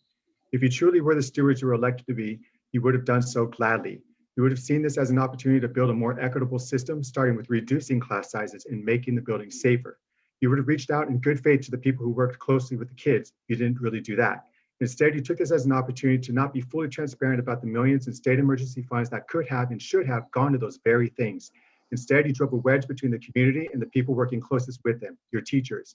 You've allowed teachers to be vilified as incompetent and selfish while simultaneously pushing them as hard as you can back into an environment where they become vectors for our most vulnerable community members. You also refuse to stem the tide of an exhausted public sentiment with teacher bashing all on Claycord and Facebook groups. Why doesn't our district ever bother to step up to defend its teachers and their own mental well-being by coming out with a public statement saying that the vitriol towards our teachers needs to stop? But we don't see that. There's no wonder why we are losing more teachers. Instead of being treated as professionals, teachers are treated as peons. You send out a survey and then a letter of plans for reopening before there's even an agreement with your bargaining units. That's in bad form. It leaves a poor taste in the mouths of so many because it goes against California labor laws. Enough is enough. You can do more. You certainly can do better, and our children are watching. Thank you. Next, we have Becca Machado, followed by Mike Utzig. Good evening. My name is Becca Machado. I'm a parent to a 3rd grader and an 8th grader, and I've been teaching in the middle schools of our district for over 15 years. I've come here tonight to ask the district to reopen our schools in a way that will actually serve our students and their families. The currently proposed hybrid option will do neither. I've spoken with many of our families. Most of them want their kids back in school, but not like this. Many parents of our students are not choosing the hybrid option because the hours are impossible to make work, or because they fail to see the value in what's being billed as basically study hall with an adult in the room. Nearby public school districts have approved hybrid schedules that offer full day, twice a week, stable cohorts for both elementary and secondary schools. We never gave this option to our families. If we did, we'd get more of our students back on our campuses where they need to be. This hybrid plan is not doing enough to help our struggling students or families. They need you to make a student-centered decision here and offer more than 2 hours of in-person study hall twice a week. Thank you. Thank you. Next, we have Mike Utig, followed by Gregory Napoleano. Thank you, board members. My name is Mike Utzig. I am a special education teacher with the district, and I do feel that it is extremely important that we do reopen our schools. However, it is important that we do so in a safe and sane manner. Setting a date before we have an MOU does not allow for students to for our teachers to ensure our students' safety.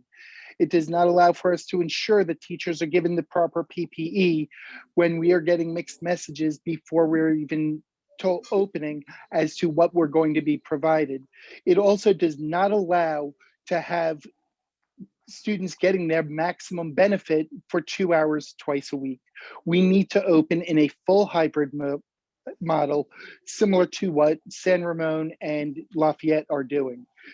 2 hours twice a week does not serve students when it is completely emotional education only and not academic, which is what our students truly need at this point in time. Thank you. Thank you. Next, we have Gregory Napolitano, followed by Jessica Millington. Thank you. Excuse me, let me just interrupt one more time. I don't quite understand why the chat is being abused, but we really need to remove anyone who is using the chat to chat. The point of the chat is simply to put your name in to be able to speak. Please don't make it so that we have to close down the entire chat. Looks like now we need to remove at least AR, if not everybody. Maybe it's time to close down the chat if we already have all the names in. Thank you. Go ahead, Mr. Napolitano. Hi, thank you very much for having me as a speaker here. I would like to express my great concern as a parent of a first grader in the MDUSD. The education that these children are receiving is absolutely inadequate. The hybrid model you guys have in place is absolutely insufficient for their educational needs. And I don't even care about this year at this point. It's already done. What I want is commitment that we're going to have full-time in-person instruction next year. That is the only way that we need to move forward. And that is exactly what the parents are looking for at this point. You've already seen declining enrollment and enrollment in private schools. And I don't know if you're waiting for all the private schools to hit you up and say, we're full, we can't take anymore to that point, but this needs to stop. This is ridiculous. Work with the unions, work with your teachers, understand what the parent needs are. All of the teachers should be able to get vaccinated at this point because Dr. Clark has done a lot of efforts to actually get vaccinations for all of you. And if you want to go on summer vacation vaccinated while the rest of us have to sit at home waiting our turn and you're not going back to school, it's absolutely unacceptable and you should be ashamed. Thank you. Thank you. Next, we have Jessica Millington, followed by Will Gregory. Thank you for having me.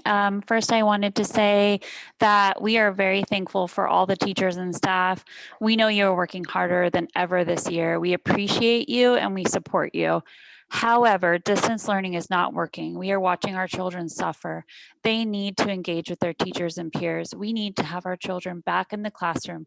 It is imperative for their mental health as well as the forward progress of their education. Please make a commitment for the fall semester for in-person learning. There is enough time to ensure that each site is prepared for school safely.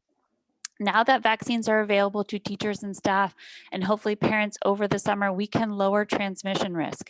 Safety procedures such as temperature checks, mask wearing, hand washing, and stable cohorts are all proven safety protocols. These procedures are being utilized effectively in preschools, daycares, and schools in our area. I believe that each of you came to your positions to serve the community and advocate for children. Let's work together to accomplish these goals. They can be attained. I urge you to make a strong commitment as soon as possible for the return to school. Thank you so much. Thank you. Next, we have Will Gregory, followed by Lois W. Thank you. I'm Will Gregory, and I've been teaching in the district for 15 years. I'm calling on the board to open up the schools to real in-person instruction immediately. Schools are places where we teach math, science, and reasoning, where we show kids how to scrutinize sources and make meaning from them. And yet our students are watching us push back on reopening in the face of countless reputable sources, including large sample studies and guidance from the CDC, California Department of Public Health, and county experts. This is regrettable.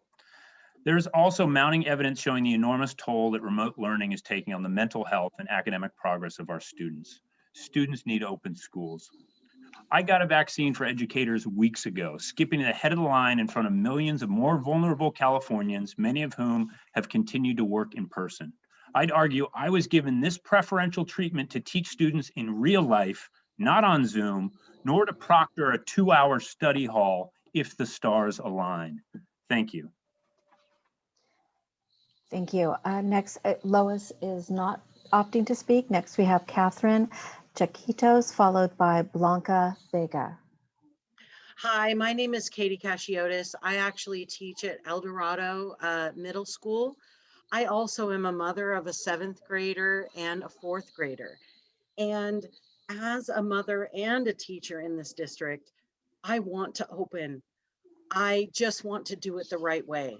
And to be totally honest, the hybrid model is not the way. If we're going to really address the mental issues with our students and what we want for our in-person instruction, we need to have full day instruction for those willing to come in. If we're getting vaccinated and we are continuing to do our best, then we need to do what's right for our children. However, we need to agree to it under the letter of the law. So please, please, please do not jump the gun and not commit to anything until we have an MOU in place that addresses everything for everybody. Please, thank you. Thank you, Catherine. And next we have Blanca Vega, followed by Victoria Stout, and those will be our last 2 speakers. Good evening, dear members of the board, superintendent, beloved colleagues, families, and students. My name is Blanca Vega, and I have been a teacher for 25 years, out of those 17 for the district. And I am here today to please ask you to not approve a schedule for reopening until an agreement has been reached with all bargaining units. To establish a date for return to sites without a settled agreement would be immoral and illegal. Reopening too soon is hazardous. The shock of this announcement has caused unnecessary stress, confusion, and a bloody match between parents and teachers. I am happy to hear that many parents and many others really value us, and we want to go back. But if you heard just recently someone speaking about a faucet being broken and not being fixed, that's our case. That's what we are worried about. I've been moved Blanca, to 3 I'm different sorry, schools. your time is up. Thank you. Thank you. We do have a few additional speakers. So next we have Victoria Stout, followed by Julia Jameson. Thank you. I'm a junior at Ignacio, and it's hard. I see so many of my friends struggling, and it's not easy. Brighter side, I'm doing well because I've done this at other things, but I have to say this is not acceptable. We need to go back in. We need to. A lot of my friends are tired of online.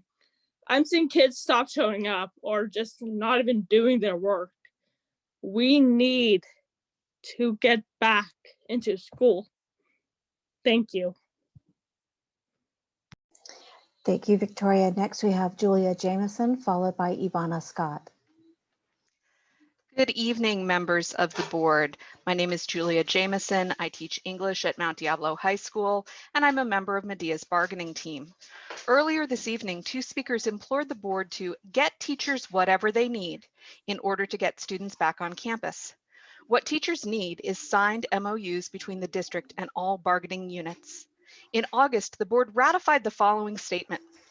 Due to the severe and evolving nature of the current pandemic, the parties agreed to meet to evaluate the community COVID metrics regarding a return to some form of on-campus instruction. A return to on-campus instruction shall not occur until the parties have reached a negotiated agreement on this point. I hope that you heard in closed session that Medea presented a counterproposal including public health metrics just today. This proposal represented significant movement on Medea's part. I hope that the district responds in kind, moving the parties towards settling an MOU. I implore you not to approve a timeline for reopening until the bargaining process, as enshrined in the EERA, is complete. Thank you. Next we have Ivana Scott, followed by Rebecca Dell. Hi, board members and teachers and parents. I'm a parent from Holbrook Language Academy. I'm a mom of a third grader and a kindergartner. I totally appreciate how unprecedented the situation is and that everybody is trying to find a solution. However, you know, from the end of a parent who gets to be pretty lucky to be able to support her kids academically, my third grader had definitely suffered some anxiety issues that were quite severe due to not being able to around her peers. And now I just sort of wonder, and you all know this, you know, I don't have to even go into that. I just sort of wonder, why don't we learn from the private schools that have already reopened and from the districts that have already reopened?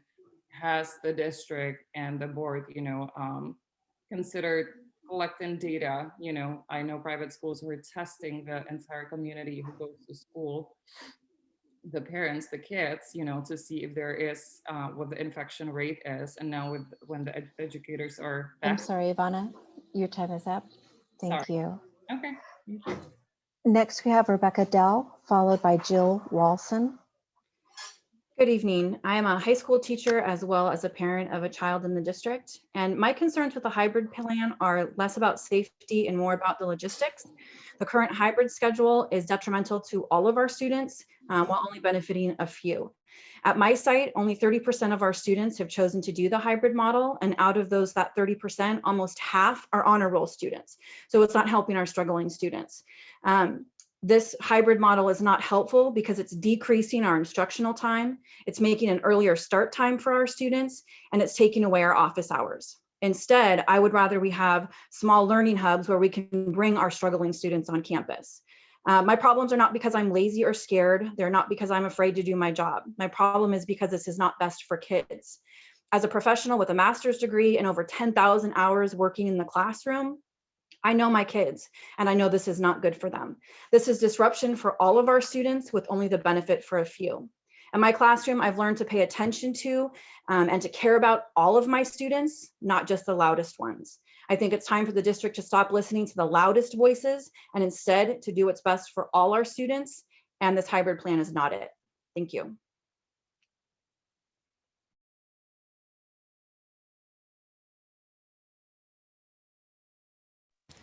Ms. Juranic, I think you were muted. Yes. We next have Jill Walson, followed by Tammy Kerr, and our last speaker is Anna Marie Baldoff. It's the 9th inning of the most intensive playoff game. Lots of players anxiously waiting. This particular game has had a lot of arguing on the mound. Both teams have felt that they are the most prepared. What can we observe from this game? First, coaching matters. Our teachers matter and are making a difference no matter the distance learning conditions. Yet stats show players tend to learn best by having hands-on training, on-campus learning. Leadership in the club makes all the difference so managers can support their players. If the ballpark or campuses are not well maintained, don't shut them down. Give signals and communicate to make things better to the managers, our principals. Aren't we playing for the same team? Let's not strike out by continuing to only use batting cages, distance learning. We need to get on those fields. We certainly don't want the trophy as the best at being last. With many lessons in life, you win or you learn. Huddle up for the students and let's get moving together. Thank you. Thank you. Next, we have Tammy Kerr, followed by Anna Marie Baldoff. Good evening. My name is Tammy Kerr. I'm an English teacher at Concord High School. My hesitation to returning to in-person learning is with the proposed secondary hybrid schedule because it does not benefit our students. With this schedule, we're going to have less time to spend with our students, and we cannot be effective teachers with fewer teaching minutes. And it's not in our students' best interest to have less learning time with their classroom teachers. To give up teaching minutes for an afternoon support period is not going to solve or address learning loss. An afternoon support period will undoubtedly help those students who choose to return to receive some social and emotional benefit, and that is really important.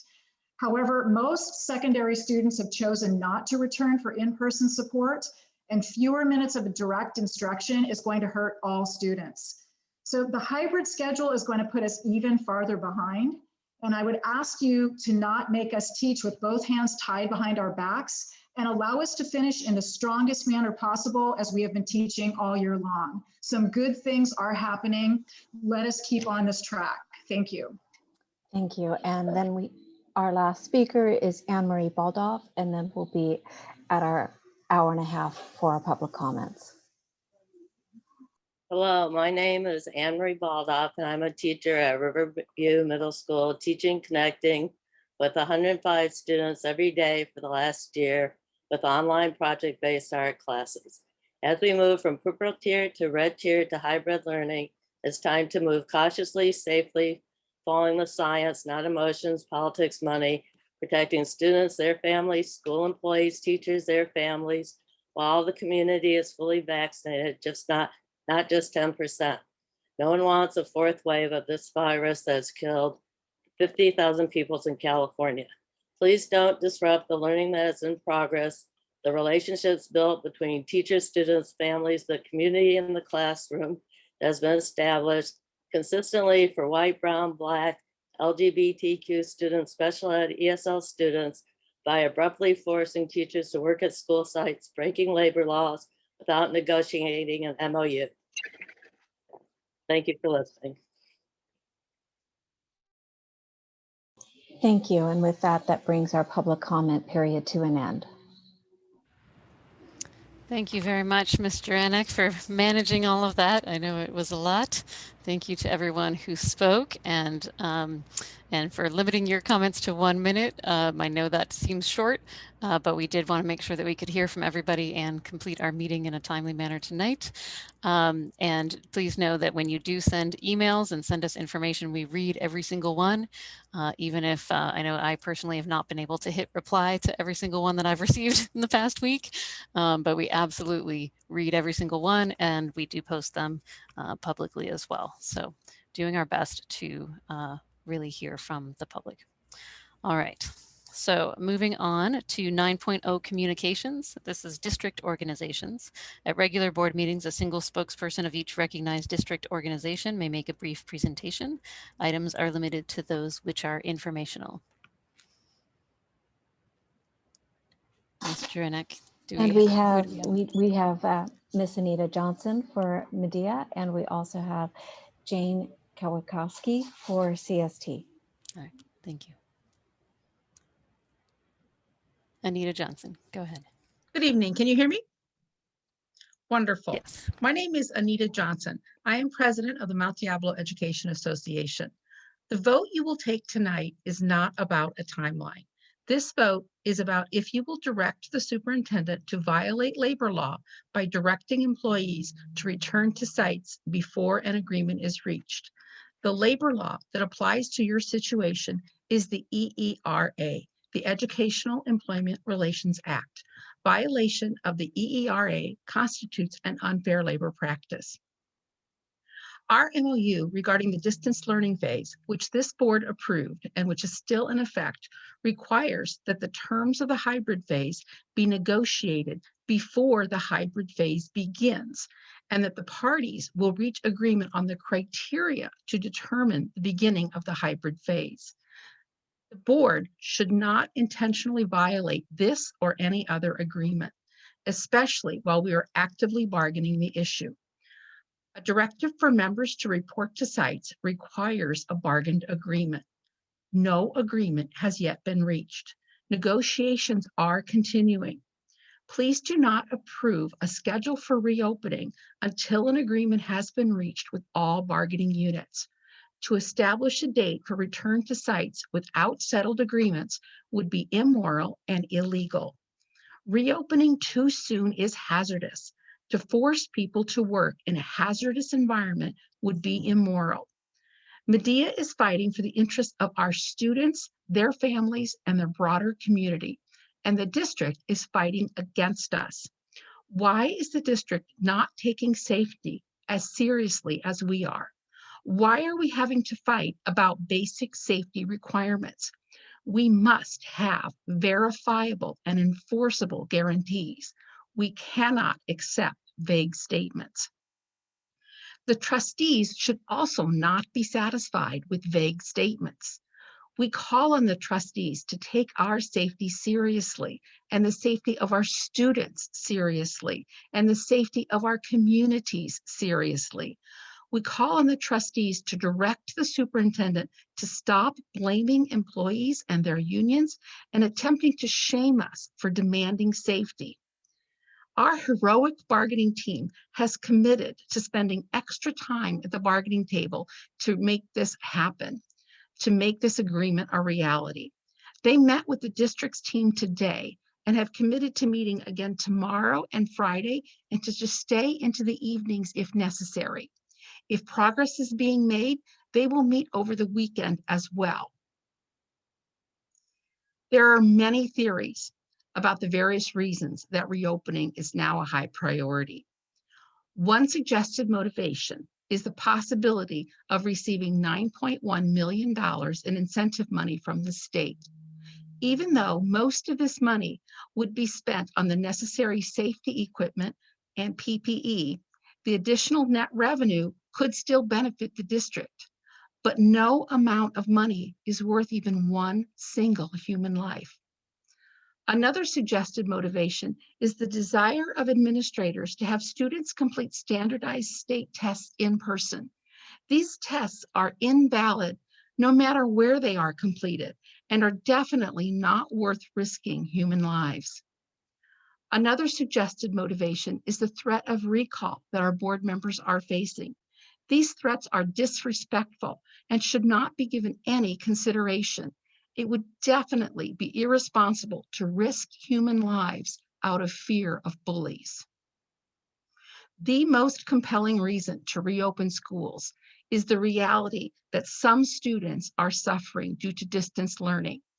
And even though we know that the hybrid model will only be a very modest improvement, it is essential that we try to meet this need if we can find a way to do so without risking human lives. Now that case rates are decreasing and many community members are receiving vaccinations, reopening could happen very soon if the district can agree to strong, verifiable, and enforceable safety protocols. I hope that trustees and administrators have heard the many concerns from staff members and the incredible lack of trust that employees have. Administrators over the years have made so many assurances that have not been realized, so many promises that have been broken, and so many statements that have proven to be untrue. Some of you trustees have experienced this for yourselves. Last year, you requested an analysis on the cost savings associated with the PARS program. That analysis has still not been shared, even though you have requested it several times. Some of you trustees are new enough that you have not yet had the experience of being disappointed by management. I urge you to be vigilant and always demand verification of statements and promises. We have learned painfully that assurances, promises, and vague statements are insufficient. Fool me once, shame on you. Fool me twice, shame on me. We must have strong, verifiable, and enforceable guarantees for this to work. If the district is serious about reaching an agreement, they must come to the table with strong, verifiable, and enforceable guarantees, especially in the following areas. We need a reasonable, consistent standard population limit for all cohorts. We need rules and practices ensuring that cohorts will be stable.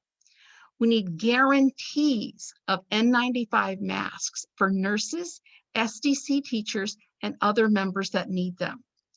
We need guarantees of specifics around proper ventilation, including the provision of air purifiers where rooms do not have MERV-enabled ventilation and windows that open. We need the protection of continuing to work from home when we are not supervising in-person learning support.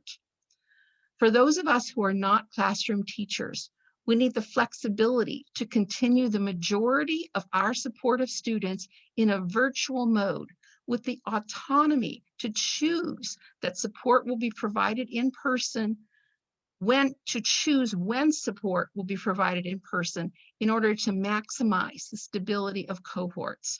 If some members, such as speech therapists, counselors, librarians, music teachers, and resource specialists, implement the level of in-person meetings that they had pre-COVID, they could all become super spreaders. It is imperative that these negotiations continue without the interference of an arbitrary deadline. If the board moves to force us back to campus without agreements in place, they would be violating labor laws and committing unfair labor practices in 3 different ways. First, the distance learning MOU clearly states that no member can be required to work from campus, but the superintendent's plan would force that, thus violating the MOU. The EERA states that a district cannot impose terms that are actively being negotiated at the bargaining table before the impasse process has been exhausted. That is, bargain until neither side is willing to move and declares impasse, then bring in a mediator, and then reach the end of mediation without an agreement. Only after exhausting the impasse process can an employer impose terms. Our negotiations are continuing and is not at impasse. Imposing terms before going through that process is a de facto unfair labor practice. Third, the board made an agreement with Medea in your distance learning MOU that you would not end the distance learning phase until the parties reached agreement about community COVID metrics. If the board votes to force us back and start hybrid without reaching agreements about metrics, you would be intentionally violating the MOU, which is an unfair labor practice. Most egregious of all, a vote to approve a timeline would mean that you'd be forcing people back to sites during a pandemic when COVID is still widespread and your schools just aren't ready. Set a good example for our students. Do not break the law. Your employees don't trust management to keep them safe. We have seen too many times that management has cut corners or failed to follow through on plans. That is why our members are relying on Medea to negotiate enforceable requirements that will keep students and teachers safe.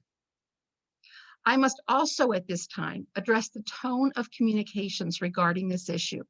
Most importantly, stop vilifying our educators and their union. Schools are not closed.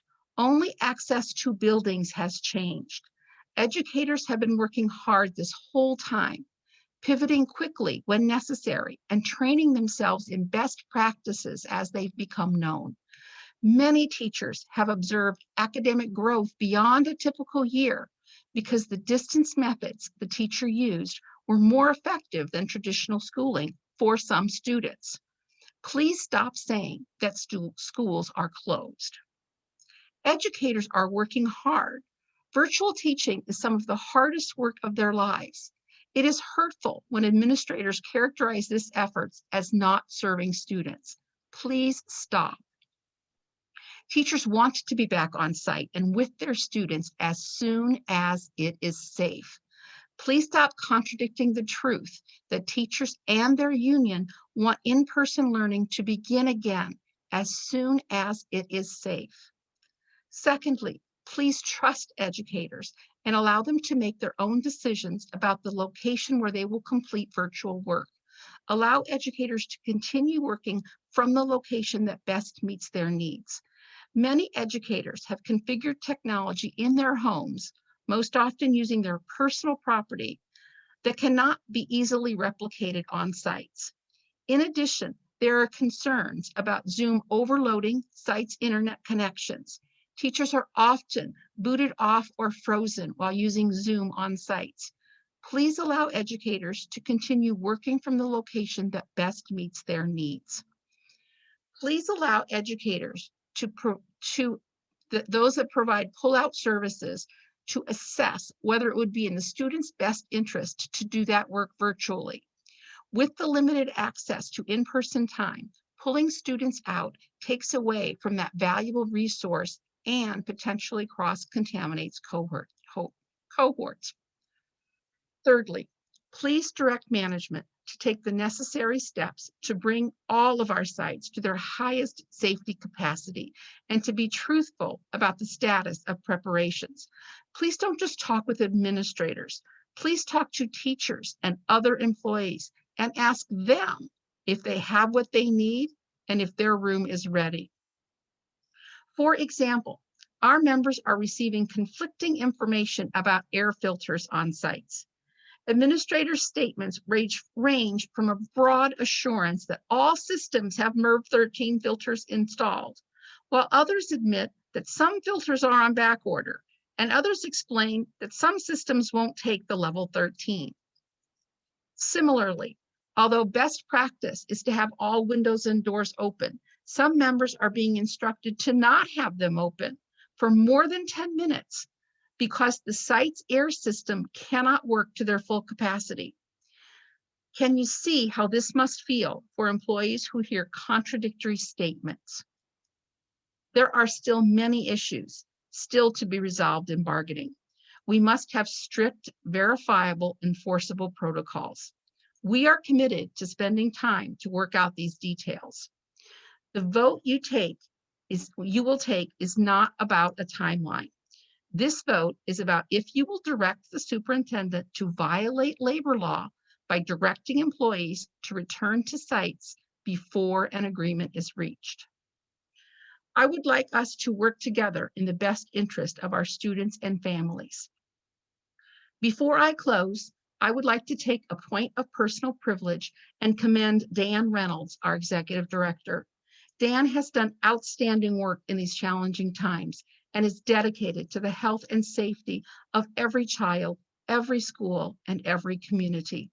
He is also dedicated to putting in the time necessary to resolve this crisis. He does not deserve to be disrespected, maligned, or defamed. I am grateful for everything that Dan has done. He is a remarkable individual.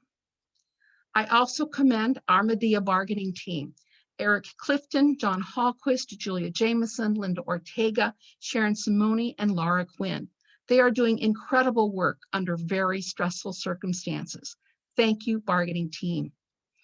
I know the district's team is working very hard as well. I believe that it will be possible to reach an agreement very soon. A deadline or a timetable would only obstruct the process. Please vote to respect the law and direct management to complete negotiations before setting a date to return. Thank you.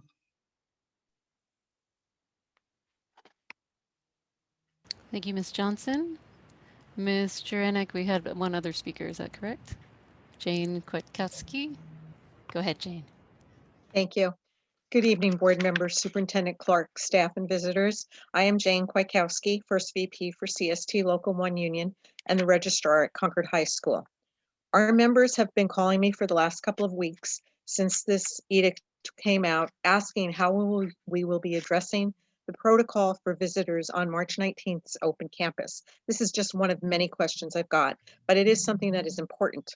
And it backs up exactly what Anita was talking about in so much as we want things to be safe. Our kids do need to be back. I have to agree with that because we actually have had numerous situations where students are in dire straits. I don't want to go into details. We also are concerned about the reopening still being, while we're still in the purple tier, just like the teachers are. I've had numerous calls asking if we can lock the doors of the offices.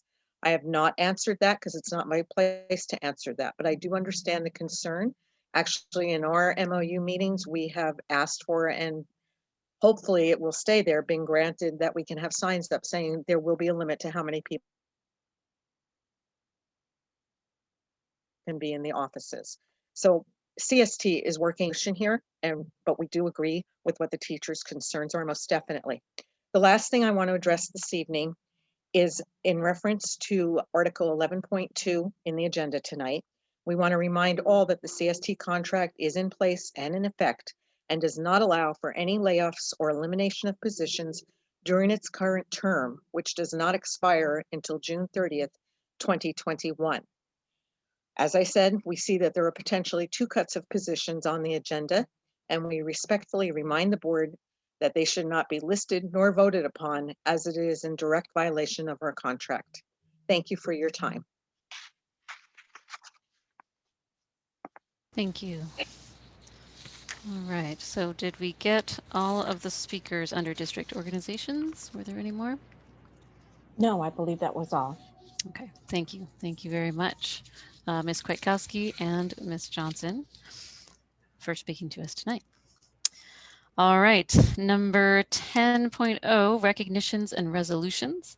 10.1 is review and adoption of resolution 2021-54 in recognition of National School Breakfast Week.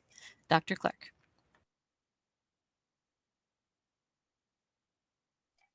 Thank you so much, President Cound. And so this evening, we would like to introduce a resolution for consideration of for the board to consider. And that would be resolution number 20/21-54. And that is in support of National School Breakfast Week.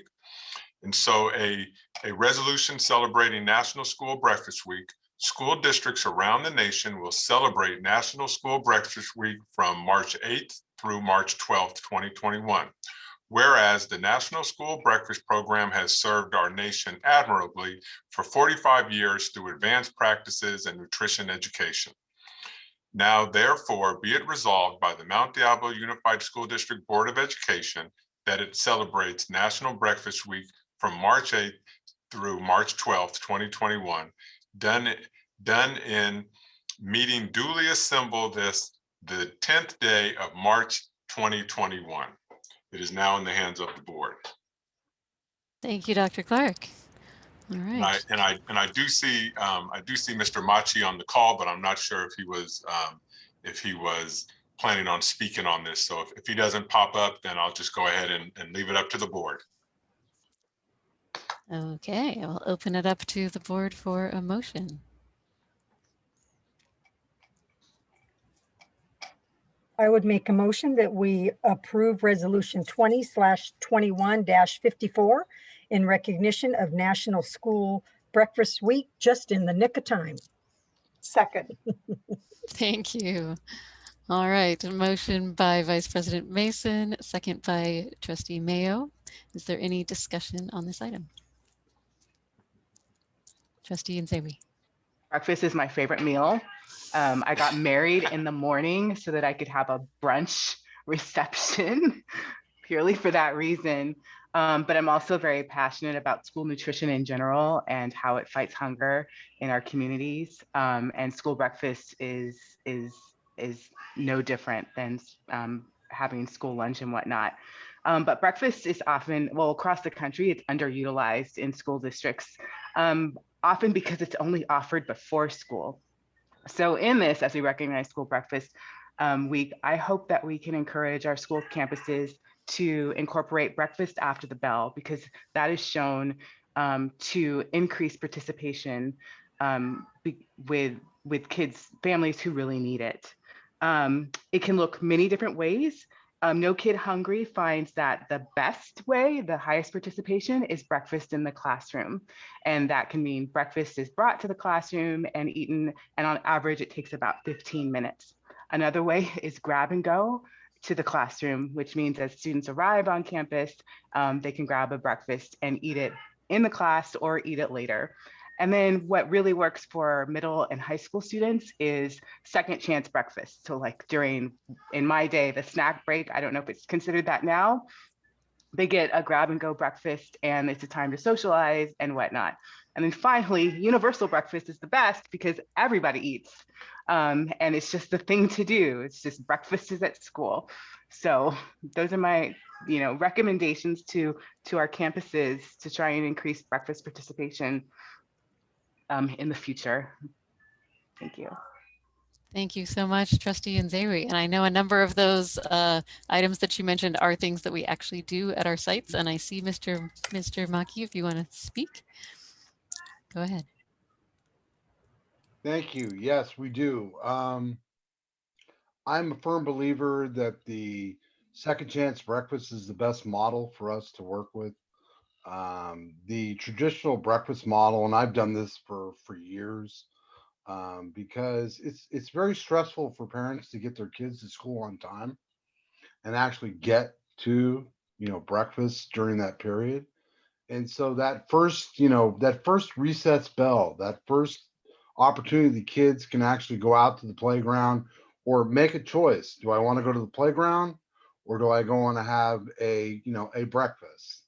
And most times what we see is most kids are very hungry during that time period. And so that's something that I implemented when I first got here. We did not have completely breakfast programs in all of our sites. So I implemented 17 school sites with breakfast programs in my first about 2 years here in the district.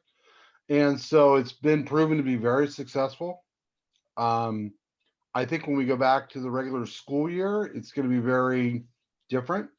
It's going to be very interesting how we see that because the USDA has just announced waivers for all programs, which means, lunch and breakfast and supper and snack.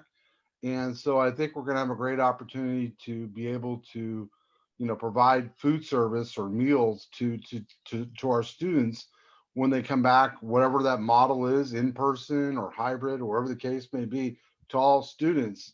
And so that waiver goes on until September 30th, 2021. And I feel that maybe that may continue, but that's my own, my own feeling.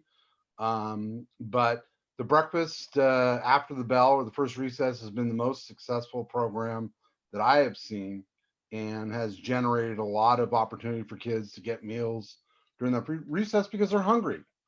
I mean, we know that. I mean, let's just use common sense. They're just very hungry because, parents and being a parent, it's stressful to drop your student off in the early morning and you don't be able to maybe provide that kind of breakfast that you want to, which I'm part of the nutrition task force for Contra Costa County and someone had said my husband made me pancakes and bacon. Well, we don't do that anymore. It's just a very uncommon practice. And so for us to be able to provide breakfast at that 9:15, 9:20 before COVID bell schedule is something that we, I feel very strongly about that we can be able, because it's very, the expectation for a student to come into school, not have a breakfast and go all the way to maybe 12 o'clock and not be fed. And maybe their parents didn't have that opportunity either. And then they're supposed to learn at the same time causes, I think, a little bit of an issue that hopefully we as a school district can intervene and say, no, here we go. Here's a nutritious meal that kind of give you the fuel to keep you going so you can learn. Absolutely. The nutrition is so necessary and needed to be ready to learn. We all know when we're hungry, we don't learn well. Yeah. I just want to say we so appreciate everything that you've done, that you've brought to this district in terms of breakfast pre-COVID, making those things happen. And then in addition to that, we've been serving breakfasts and lunches throughout COVID as well. It's amazing how many meals we've gotten out to our community. So just wanted to thank you for that. And thank you, President Canal. But we typically do about almost 1 million meals a year that we do just in breakfast alone to our students. And so we will continue to do so. That is not going to change. The way our model is just going to be flexible to whatever we receive as far as, any kind of infrastructure to curriculum and how bell schedules work and all that. We're going to meet the needs of our students because ultimately that is our only goal. So thank you. Thank you so much, Mr. Maki, for all that you do. All right. So on that note, let's move this to a vote. Let's start with Trustee Alas, our student trustee. Yes. Trustee Nzewi. Yes. Trustee Mason. Yes. Trustee Mayo. Yes. Trustee McFerrin. Yes. I also vote yes. Motion passes 5-0 with concurrence from our student board member. Thank you so much. All right, item 10.2, review and adoption of resolution 2021-55 in recognition of March as Prescription Drug Abuse Awareness Month. Yep, just thank you so much. Another very important resolution for our students and community. This is resolution 20/21-55. Whereas When used as prescribed by a doctor, prescription medicines such as stimulants, sedatives, and opioids can be helpful in treating many illnesses. But when these medications are misused, they can have serious consequences, such as an increased risk of infections, infectious disease, and overdose deaths. So whereas the Mount Diablo Unified School District supports April 27th, 2021 as National Prescription Drug Take-Back Day as declared by the DEA, and encourages residents to locate their collection site and safely dispose of their accumulated, unwanted, unused prescription drugs. So therefore, be it resolved that the Mount Diablo Unified School District does hereby declare March 2021 as Prescription Drug Awareness Month and encourages all citizens to participate in prescription drug abuse related prevention programs and activities. So be it also resolved that the Mount Diablo Unified School District board members encourage all community members to pledge, spread the word, one pill can kill. And so I'm going to leave this in the hands of the board. I know that we have someone here to accept this resolution. I see that it is Jamie Rich. And many years ago, Ms. Rich and I, we took on teenage drinking and many other things, and she was a strong advocate at the time. And it's good to see that she is still at it. So so again, I'm going to turn this back over to you, President Count, but Ms. Rich is here to accept this award, and I'm sure she'll have a few words. But it's really good to see you, and it's really good to see that you're still doing this very, very important work. Wonderful. Thank you so much. So we can do the motion and vote, and then let Ms. Rich speak in order to accept the resolution. How's that sound? Okay, I would make the motion. Actually, I work with Jamie on the Pittsburgh Bay Point Community Coalition, which is where she made me aware of this resolution, and it sounded like something that our board would be interested in. So having said that, I will make the motion that we adopt Resolution 20/21-55 in recognition of March as Prescription Drug Abuse Awareness Month. Second. All right. Motion by Vice President Mason, second by Trustee Mayo. Any other discussion? All right, let's put that to a vote. Trustee Alas. Yes. Trustee Mason. Yes. Trustee Mayo. Yes. Trustee McFerrin. Yes. Trustee Nzewi. Yes. I also vote yes. Motion passes 5-0 with concurrence from our student board member. And Ms. Rich, if you would like to say a few words, we'd love to hear. Thank you. Thank you. And thank you to the board, and so great to be back in your neck of the woods, Superintendent Clark. It's nice to work together again. And I also want just a shout out to Deborah Mason, who since I started this work has been a great ally from the start. It was great to meet her. She's put me in touch with lots of community members because I'm new to Pittsburgh and Bay Point. I've been working here now about since July, and I've started this new coalition. So I'm here representing that and the Contra Costa Meds Coalition. The Pittsburgh Bay Point Coalition works on underage drinking, underage marijuana use, and youth prescription drug use to reduce all three. And I think we all know we're in a COVID crisis. Obviously, I don't have to tell anyone that now, but we are also in a fentanyl crisis. I think everyone knows that word. Fentanyl overdoses are just skyrocketing in San Francisco. There have been more deaths due to fentanyl overdoses than COVID deaths in San Francisco during COVID.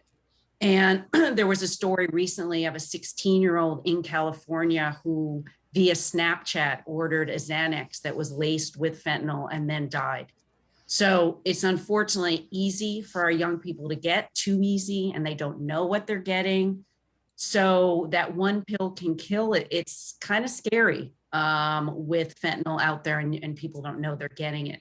So two things to do. One is to know where to safely dispose of your unwanted meds, which is in your local police departments, in your local pharmacies. Also, and this is one thing that I've been a little delinquent in, is to find out if the Mount Diablo School District has naloxone on their school campuses. because if they don't, they should. That's something I've worked in a previous school district with. It can't hurt you and it can save a life. So that's something that I think I will be asking Ms. Mason and maybe Superintendent Clark about to get that answer and to see how we can work on it together. But I really just want to say thank you so much. I look forward to being in this community more and working with all of you more. So thank you so much for recognizing it tonight. Thank you so much. Thank you for being Jamie. here and for sharing that important information. All right, item 10.3, review and potential approval of resolution 2021-31, award of energy conservation services agreement for design and construction of EV charging stations project. Dr. Clark. Yes, so another resolution here. So Mount Diablo Unified School District resolution for approval of energy conservation service agreement. Whereas Mount Diablo Unified School District desires to install an EV charging station at its transportation yard and desires to enter into an energy service contract for the design and construction of the energy conservation facilities. Skip down to the end. And again, I'm not going to read the end of it, but again, this is available for the board and it's in the hands of the board right now. Thank you very much. Do I hear a motion? Madam President, I move that the board approve the resolution 20/21-31 and the proposal in an amount of $376,331.20, no less, approving the construction of EV charging station project to Veteran Power Incorporated. I would second that. Thank you. So motion by trustee Mayo, second by trustee Mason. Is there any discussion? I just want to say I'm really glad for us to move towards electricity. I'm glad to learn because of this agenda item that we have such a large and strong electric fleet, and now we'll be able to charge ourselves. So it's good for the environment, and I imagine it'll be good for our bottom line. So absolutely, I'm pleased to have this on the agenda. Very exciting. All right, with that, we'll move this to a vote. Trustee Ellis. Yes. Trustee Mayo.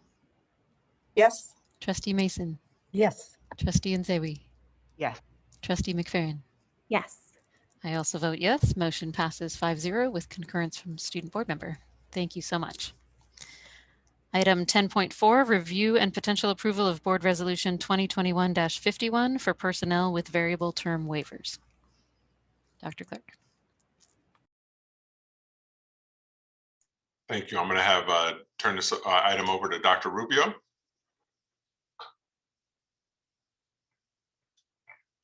Dr. Rubio, we can't hear you. I don't know if it's a computer issue. You're not muted.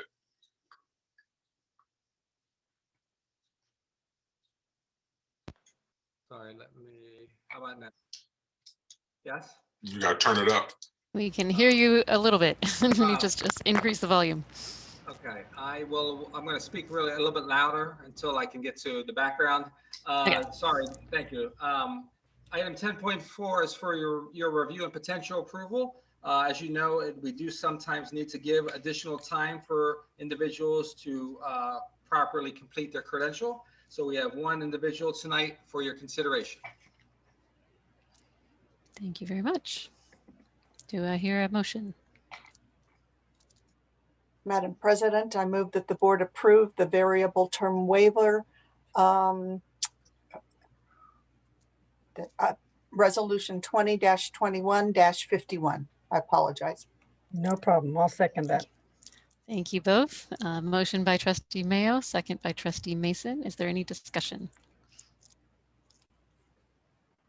Okay, we'll put that to a vote. Trustee Ellis. Yes. Trustee Mayo. Yes. Trustee Mason.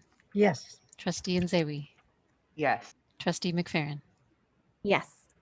I also vote yes. Motion passes 5-0 with concurrence from our student board member. Thank you. Okay, moving on to item 11.0, reports and information.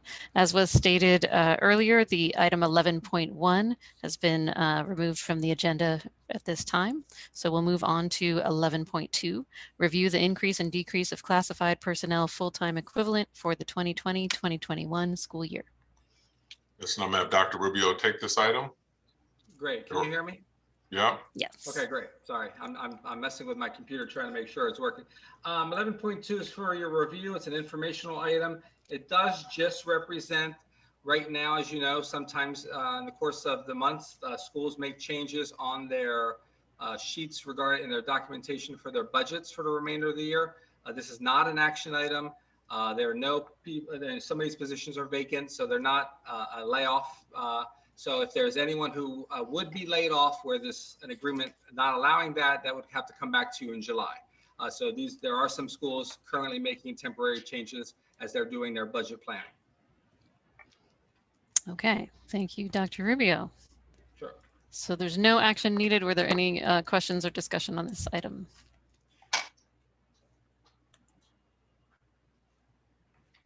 I don't see any. All right. Thank you, Dr. Rubio, for that explanation. Much appreciated. Item 11.3, review the potential approval of resolution 2021-53 to reduce the number of classified employees based on a reduction of a particular kind of service, PKS. That will be Dr. Rubio as well. All right. Again, this is for your review and for potential approval. Based on the lack of work or lack of funds, we are bringing for your consideration the elimination of 3.25 FTE positions. Thank you, Dr. Rubio. Do I hear a motion? Madam President, I move the board approve resolution 20/21-53 to reduce the number of classified employees based on a reduction of a particular kind of service. Thank you, Trustee Mayo. Do I hear a second?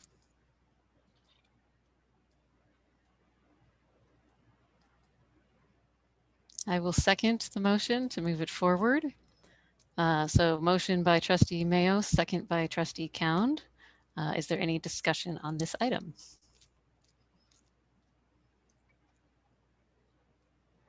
Perhaps staff can provide the rationale for this recommendation. What projects are in line in the over the next year that these individuals would be involved in? Absolutely. I think we might have Mike Berg available to help with that a little bit. So Mr. Berg or Lisa, is Mr. Berg online with us? Yes, he is here and I am here as well.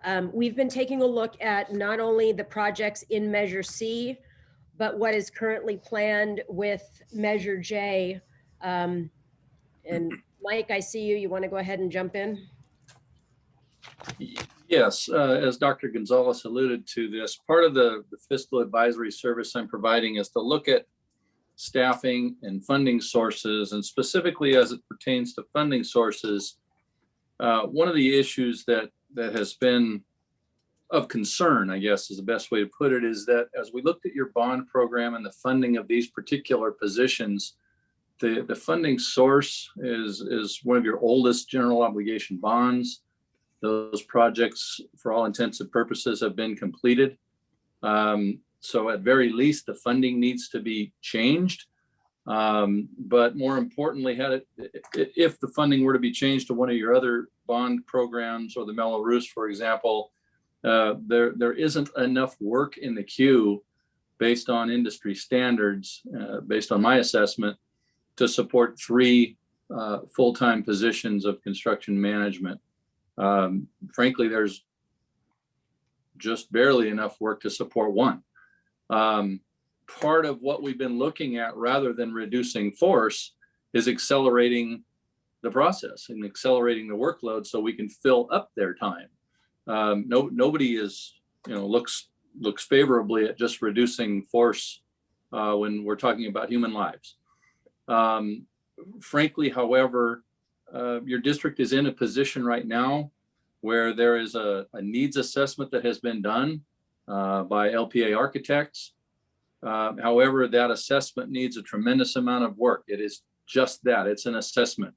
Gives you a large, comprehensive list of things that need to be done, but no real discussion on prioritization of those needs, no coordination with your deferred maintenance work. In fact, your deferred maintenance work list is all but non-existent, which is unfortunate. Many districts did that, so I'm not condemning anybody, but many districts did that when the funding requirement went away.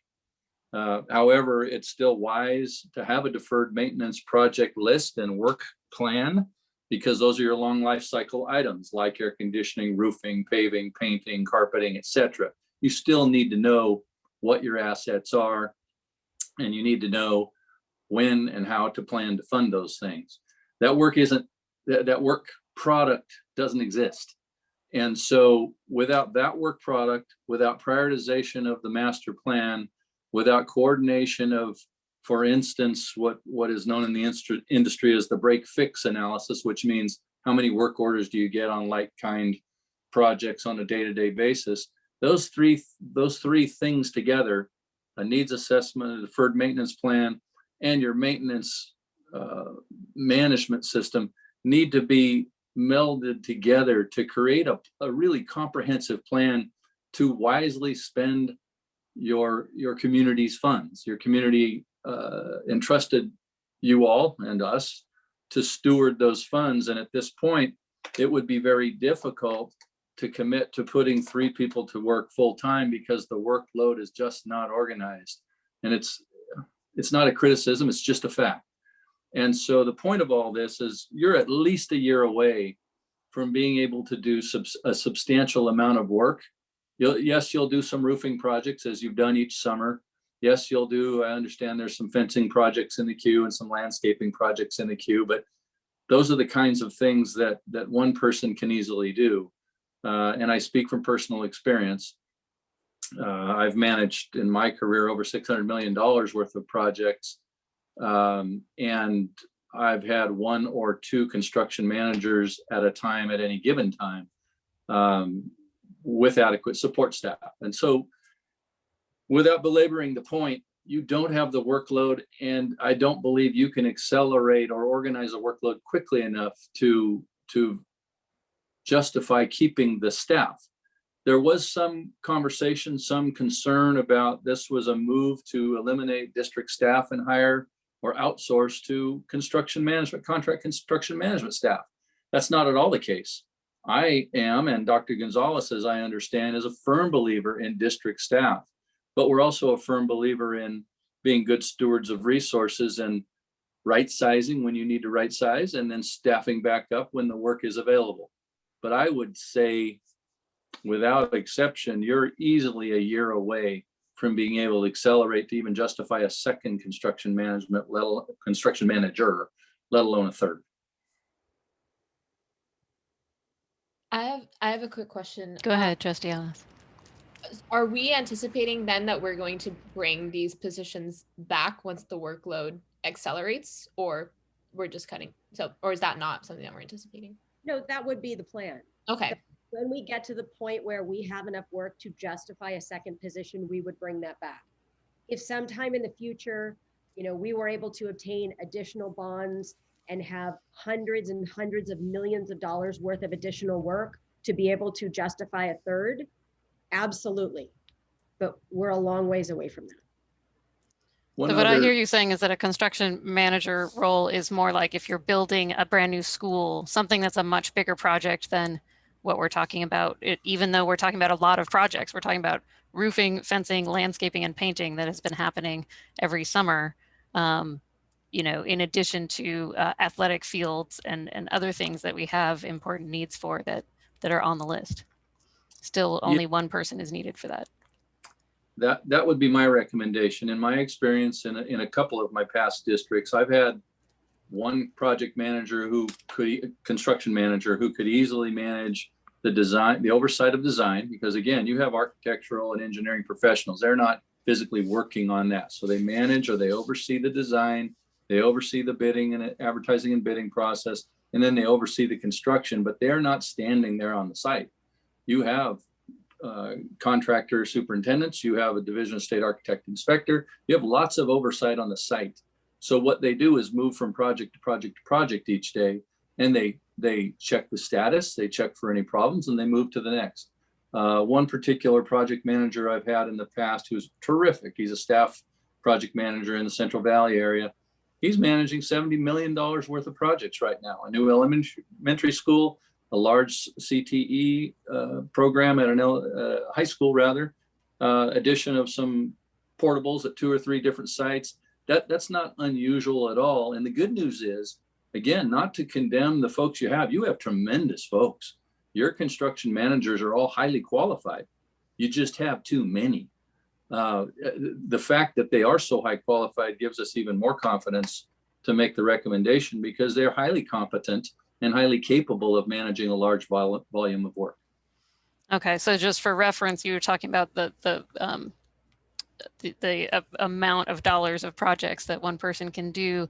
Our facilities master plan that that we had done across the whole district identified $1 billion worth of need, but our Measure J bond that we worked very hard to pass, I knocked on a lot of doors for that one, was 150 million. So we passed a bond that's 150 million. Of that, I believe we've sold the first 20 million.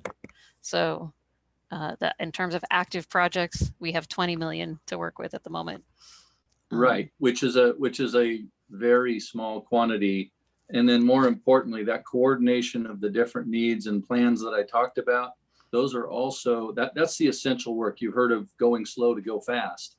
That's the essential work that needs to be done before we begin to think about constructing, because we're leaving a lot of money on the table at the state level. There's a lot of state matching money that has not even been applied for lack of the fundamental data we need to make those applications. And that's, again, part of the concern. That $150 million could easily be $250 million if the district were to play their cards right. So when you talk about prioritization of the master plan and looking at the deferred maintenance list, I mean, that is something we hear from parents out at sites right now as we're looking at reopening for the spring, you know, health and safety priority projects, whether it's secure fencing or, you know, electrical or plumbing. There's some major needs out there that we absolutely need to get on the table. So who would be the person to do those things, that create the prioritization of the master plan and coordinate that piece? That's not a construction manager? That could be a construction manager. That's where I would recommend you focus the construction manager's time right now, between your director of facilities and your construction manager. And you have a couple other positions within facilities to do some of that data generation. Those are the folks that need to work in a coordinated fashion to generate all that information, so that when you do construct a roof, as an example, that's eligible for modernization with a 60% state match. But if you don't do that work ahead of time, you forego that 60% state match, and so your dollars don't go as far. Okay, thank you. I'm sorry, I'll open it up to other questions or comments from other. No, those were great questions.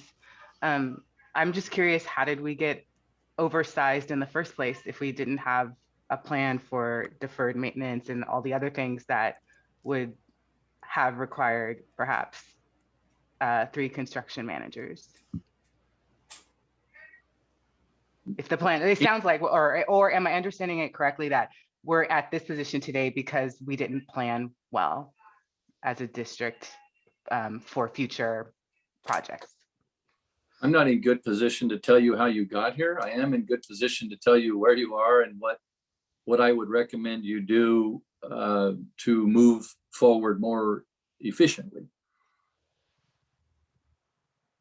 And these positions are only funded by bonds, no other. They are, and frankly, that's part of the concern as well. Again, with the fiscal advisor hat on, they really need to be pulled out of the funding source, the bond that they're being funded by, because they're not working on those projects funded by that bond. Therefore, you could move them into another bond, but you're not spending enough to justify 3 full-time positions. And more importantly, if you're not using them to do that work, they really need to be generally funded, which we all know you're struggling now to balance that general fund budget. We certainly don't want to recommend moving them there and increasing the burden you're facing there. Are bonds how school districts typically fund these positions? Like purely bonds? They are, when you're actively building and at a pace that would spend that money efficiently and effectively. You're not moving at that pace, and you're not in a position to move at that pace yet. So previously we had a Measure C bond, further ago, where there were some big projects, at every high school, whether it was building out a wing of science labs or a swimming pool or various things. Those were bigger projects. Then maybe that's where those came from. I don't know. I'm newer on scene than all of that, and I know so are you, Dr. Gonzalez and Mike Berg. But okay, any other questions or discussion on this item? Trustee Mayo. So when you're referencing the bond funds that need to be spent, we do have an obligation to Clayton Valley Charter, I believe, at least $6 million. Is it, in your opinion, that the construction manager would be able to, a single construction manager would be able to manage their projects as well as the fencing and other items that you mentioned for Mount Diablo? Yes, the workload I described earlier was in excess of 70 million managed by one person, and it was over 7 or 8 different school sites and very large projects to very small projects. So I appreciate the recommendation that our maintenance and operations staff need to work with the project managers and coming forward with the recommendations for Measure J, and work with the superintendent and bring information to the board. And frequently construction managers are only hired to work on particular projects, and they move around because that's, a project can be a year to 2 years, 18 months frequently. And that's been my observation in the work that my husband does. We've been fortunate that we built a family relationship within our construction team, and it makes it much more difficult to have to consider reductions. But if they're if the workload isn't as you state, I guess I regret to have to admit that we do need to look at reductions. I also had a question about the Director for Risk Management and how the duties for that individual would be handled, because I believe there are some requirements from a legal standpoint that must be met through that process. I can speak to that. Can you hear me okay? Yes. Oh, okay, great. Using my phone now. So there is a lot of overlap. It is, as you may recall, a newer position to the district. I think we've had this position for maybe just going on a year now. And there is so much overlap we're finding with HR and the work that we're doing in terms of the COVID guidelines and the plans. And I really do appreciate all the work that's been done out of that office right now. And there is still an assistant there, which is another new position that was added to risk management that is remaining. But with that kind of overlap, it really is my responsibility to bring to your attention when we similar to the construction positions that we're talking about, when we have positions that we really, it's very difficult to justify from a budget perspective right now with our situation. And I think this is this will be a topic we're going to talk about in a couple of times this evening. And it is an issue across different bargaining units right now for the district. Thank you. Trustee Mayo? You're finished. Okay. Any other questions or discussion? I'm curious. I know Mr. Berg doesn't know how we got here. And I think I don't know about the people who aren't on screen, but the only people who aren't on camera, but the only person I could see who might have been here to know would be Dr. Gonzalez. Do you know how we got to this position of being over. Dr. staffed in Gonzalez this has been way. here less, Oh, really? slightly over a Okay. year.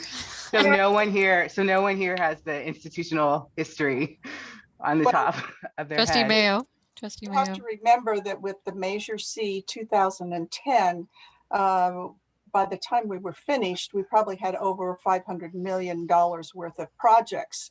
So those were fast tracked in order to, both the 2002 and 2010 Measure Cs were fast tracked in order to leverage the state funding that Mr. Berg is talking about.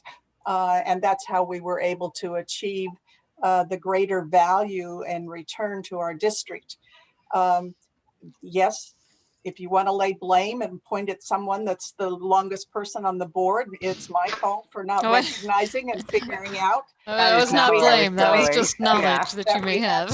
That we had 3 managers and maybe we didn't have enough work there, but we're just now finishing the Measure C. And, we just, it is what it is. So I'm sure the individuals have been doing other work, but Mr. Berg is talking about the maximum work possible from folks. And of course, I'm sure these valued employees would tell us that they're working, 24/7, but there are other factors that we need to consider. Yeah, I guess my only concern would be, and Trustee Alice raised this issue, I would hate to lay off people that's been with us for years and then next year or the year after we have all these projects and then they're out of a job and we hire someone off the street. Well, I can add to that just for a second. It's a good concern. Any individuals, I believe, even though they're managers, they would retain some right of advantage to be rehired over other applicants. We would have some obligation to reach out to them if we reopen those positions in the next 39 months. So I did want to make sure you're aware of that as well. Appreciate it.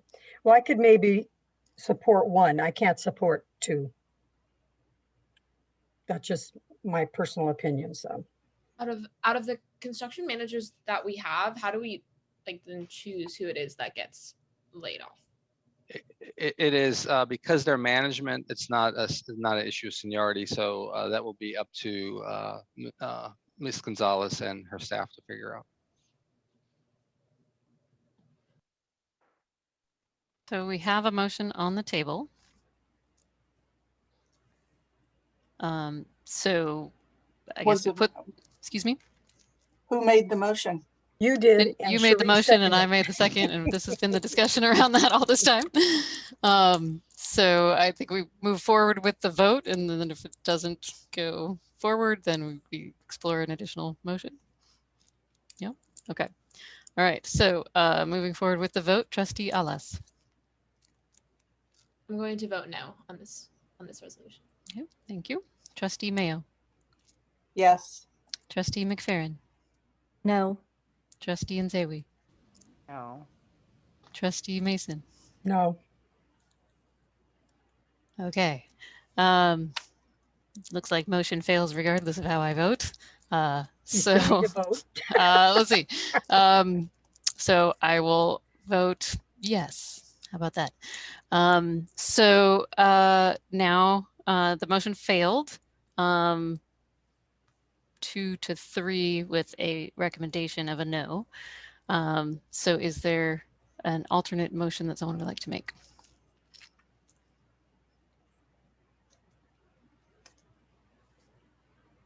And I presume it might be a motion for 1 manager, construction manager, with the other positions. Exactly.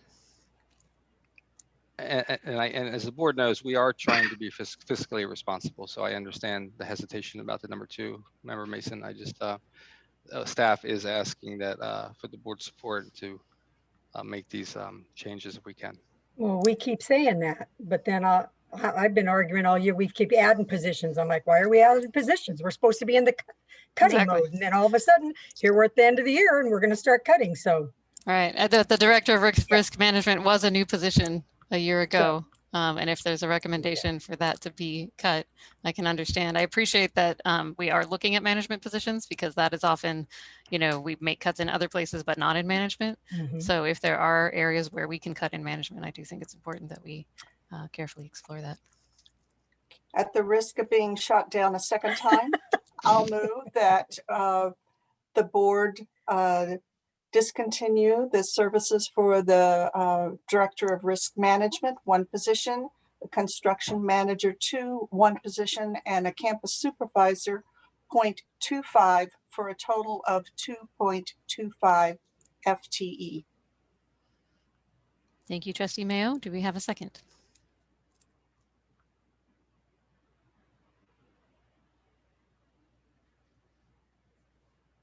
Can I ask a question before the second, or is that out of the order?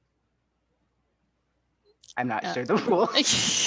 Normally the You can discussion ask. does happen after the second. I think she can ask.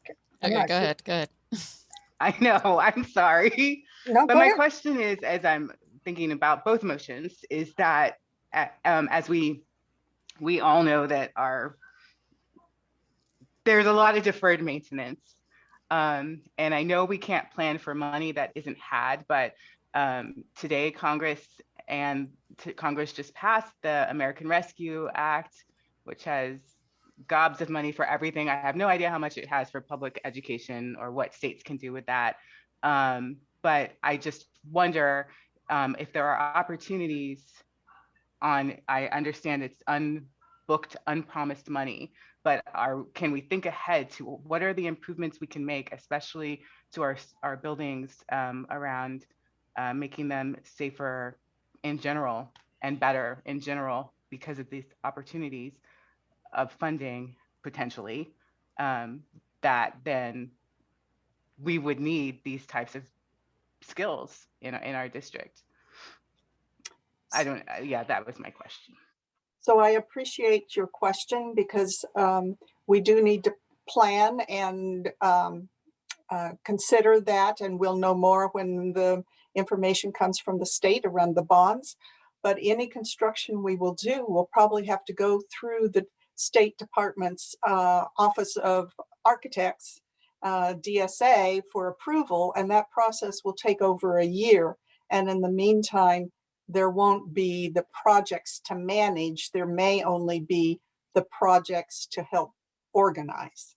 And we would probably have to use architects and engineers to evaluate, the need that we want to accomplish. I'm not explaining it well, and I apologize, but perhaps someone else can support me or. Made sense to me, Linda. I kind of got you. Yeah. Thank you. And it sounds like we have existing staff that can be doing those things. Yeah. So do we have a second?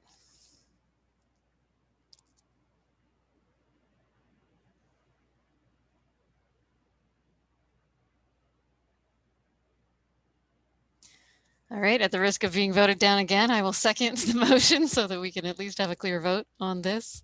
I do think it's important to be fiscally responsible and to consider our management positions. If there's any way that we can cut these instead of our classroom site teachers and staff, I think it's important to consider. I know it's hard when it's a manager because you know the actual people that are in those roles, but if the role is not needed, I do think it's important to make these cuts and keep we'll be talking about the second interim a little bit later tonight, but we're not even in a positive status at this point. So I think we do need to carefully consider all of these. All right, we have a motion by Trustee Mayo and a second by Trustee Cound. Are there any other discussion? I might add, just to answer the trustee's question earlier, how the districts get themselves, in the position. I of course wasn't here, but what does happen, and I think we've had some conversations with the board about how high the percentage of our general fund budget is towards salaries, much higher than other districts in terms of percentage. It does happen sometimes, over the years. And again, I'm not pointing blame, and with all due respect to the current board members, former board members, et cetera, right? It can happen when either the staff is not keeping a close eye on how large the units are growing potentially beyond need, or, and again, I don't know, I wasn't here, or if the school, sometimes school boards don't make those decisions over the years, or aren't informed by staff well. So, we are trying to do our best to be fiscally responsible. Appreciate that. Right. And Measure C was a much larger bond, 500 million each, I believe, versus Measure J that's 150 million. So we don't have the same scale projects as we used to have, even with the multiple smaller projects. All right, so let's move that to a vote. Trustee Ellis. Cognizant of the fact that this is the means by which to amend our structural deficits, and also the fact that we keep creating management positions that we then end up needing to cut, but rather than cutting in classroom teachers, the fact that this has been amended, I'm going to vote yes. Thank you, Trustee Ellis. Trustee Mayo? Yes. Trustee McFerrin? Yes. Trustee Mason? I'm going to say no. Trustee Nzewi? I don't feel like I have enough information. Yeah. I appreciate the amendment and reducing the reduction, but I'll abstain. Okay, I also vote yes. So now I've lost track, you guys. Hold on. we had a yes from Trustee Ellis, a yes from Trustee Mayo. Was that a yes from Trustee McFerrin? Okay, so we have the motion passes 3-1-0 with a recommendation from our student representative. Did I say that correctly? All right. Thank you, everyone. Thank you for your deliberation over that item. All right, let's see what item we are on now. That was 11.3.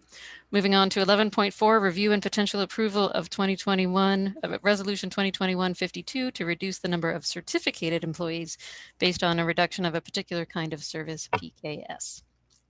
Yes, and Dr. Rubio is going to take this item as well. Thank you. So 11.4 is a somewhat similar topic. In terms of fiscal responsibility, we are again bringing to the board for your review and potential approval resolution to reduce the number of certificated employees based on a reduction of a particular kind of service.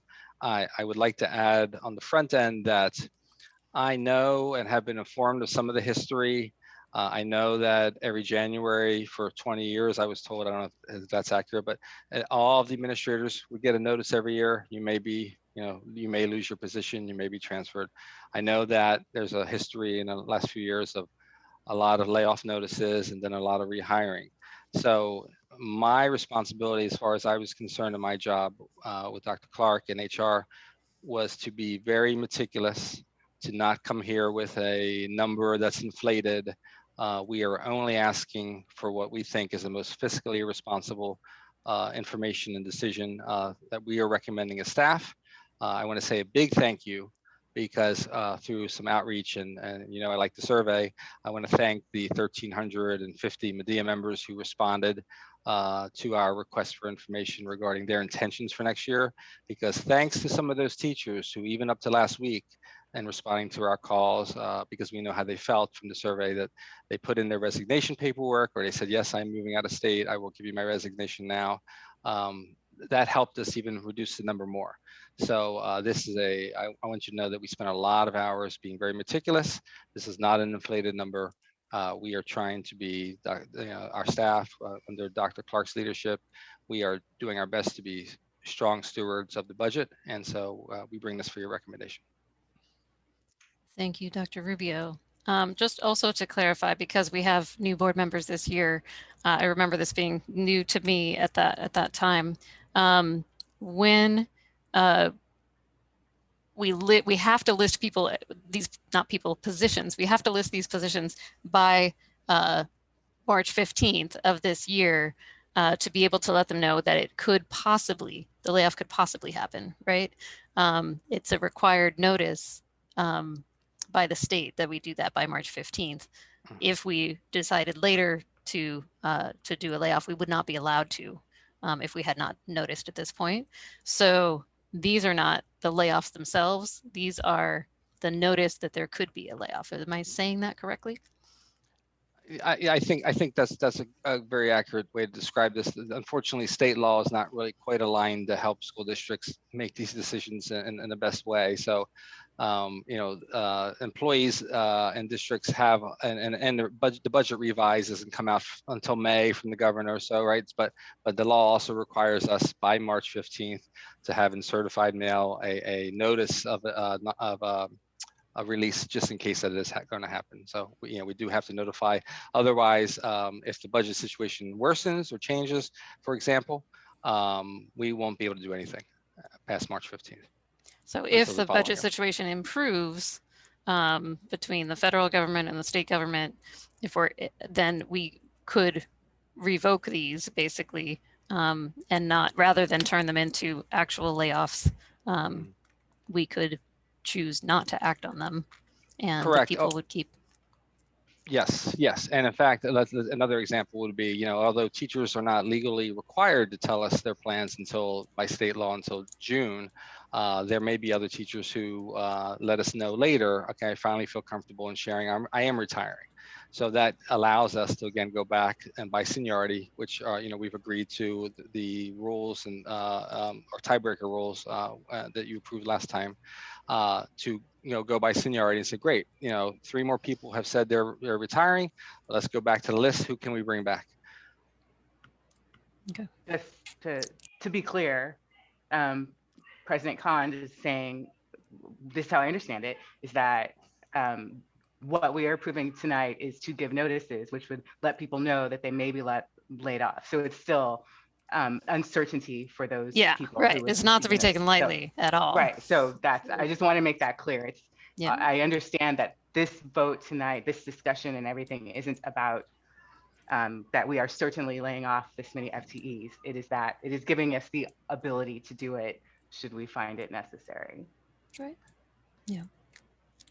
And in the past, we've had, questions, particularly at the high school level, of, that there's been a miscalculation of the number of teachers that we need. So I do appreciate that the middle and high school level has been very, very minimized this year as opposed to last year, for example. Yes, we are primarily overstaffed right now at the elementary level. I have a quick question. It was mentioned during item 9.0 that the current CST contract does not allow for layoffs. Can you expand a little bit on that? I certainly can. And just so you know, these are not CST members. So the CST members are typically individuals who, for example, might be an office manager in the front office of a school. Those are classified positions. So they have an agreement right now as of January that for the remainder of this year, there wouldn't be any more layoffs in their unit, but none of the individuals on this resolution are CST members. These are all Medea teacher members. Right. Their comment was referring to 11.2, not this item. Yeah. Other questions, comments? I guess I'll just chime in now and say I'm not supporting this. I worked for and no disrespect to you at all, Dr. Rubio. I think you probably, and Dr. Clark, you tried to keep the number very small, but I worked for the district for 22 years. And I think every single year I got pink slipped, and every single year I came back and had a job. I think it's been a very stressful year. We just approved an audit at our last meeting that showed that we didn't come up as short as we expected. I understand that's because of a pandemic.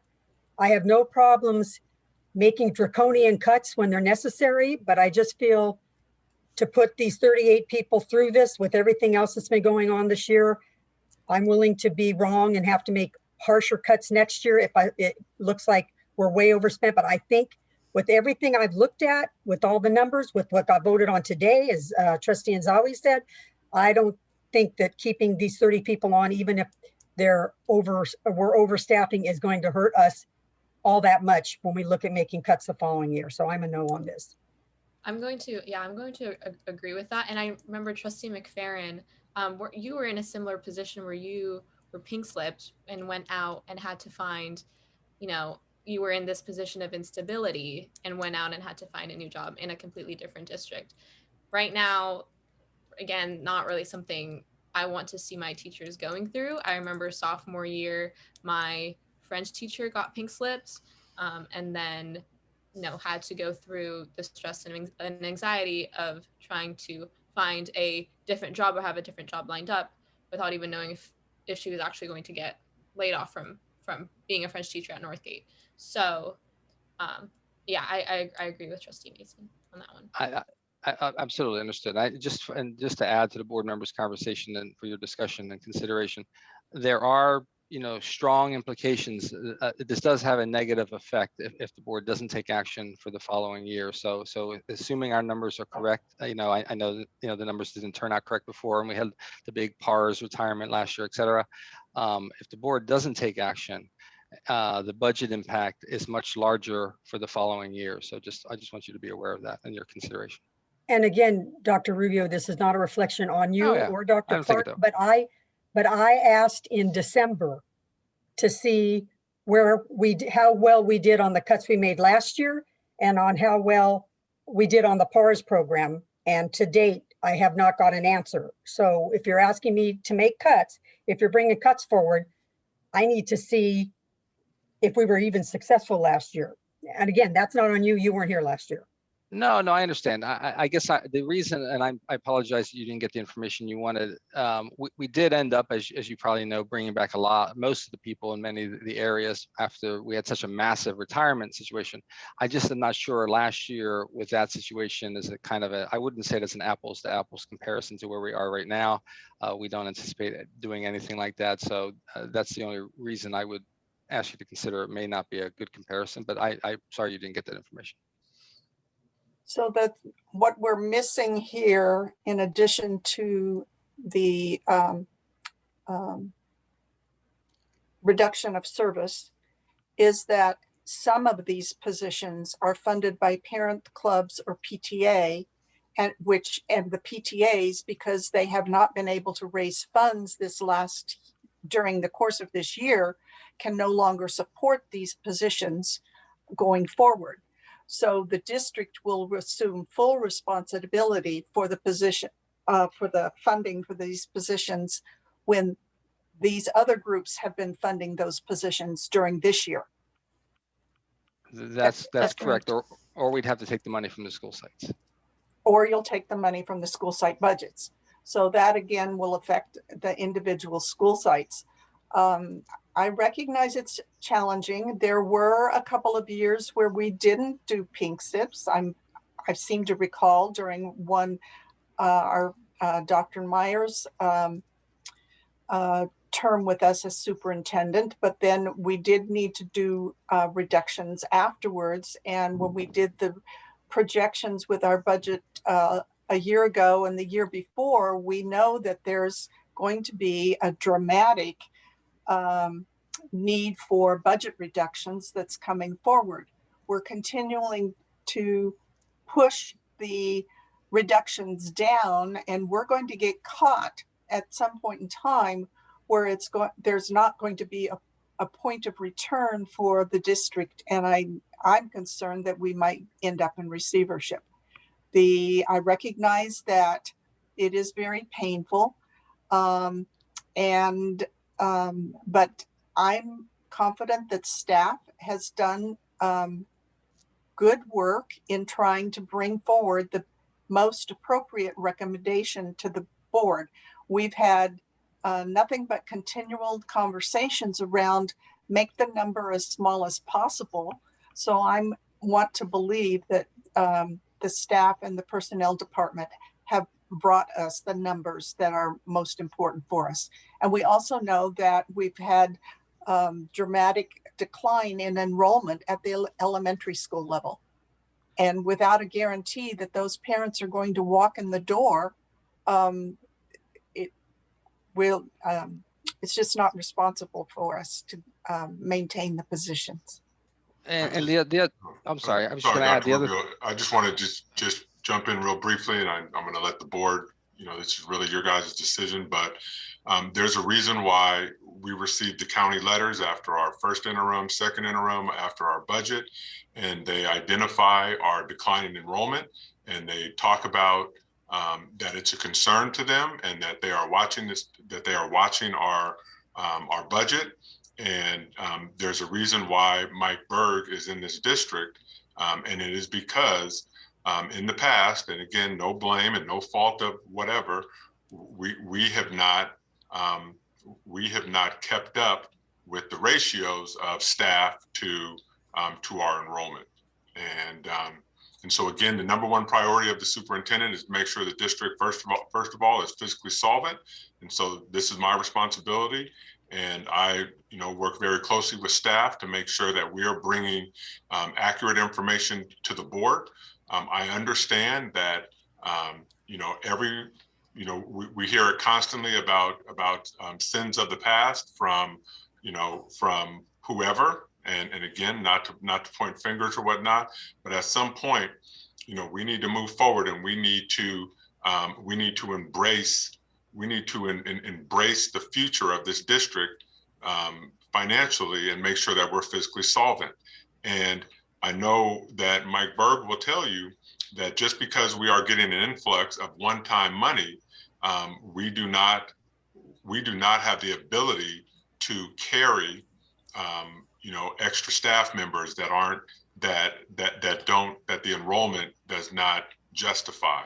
So, I know that we didn't accept the recommendations earlier of the construction manager, and that's the board's choice.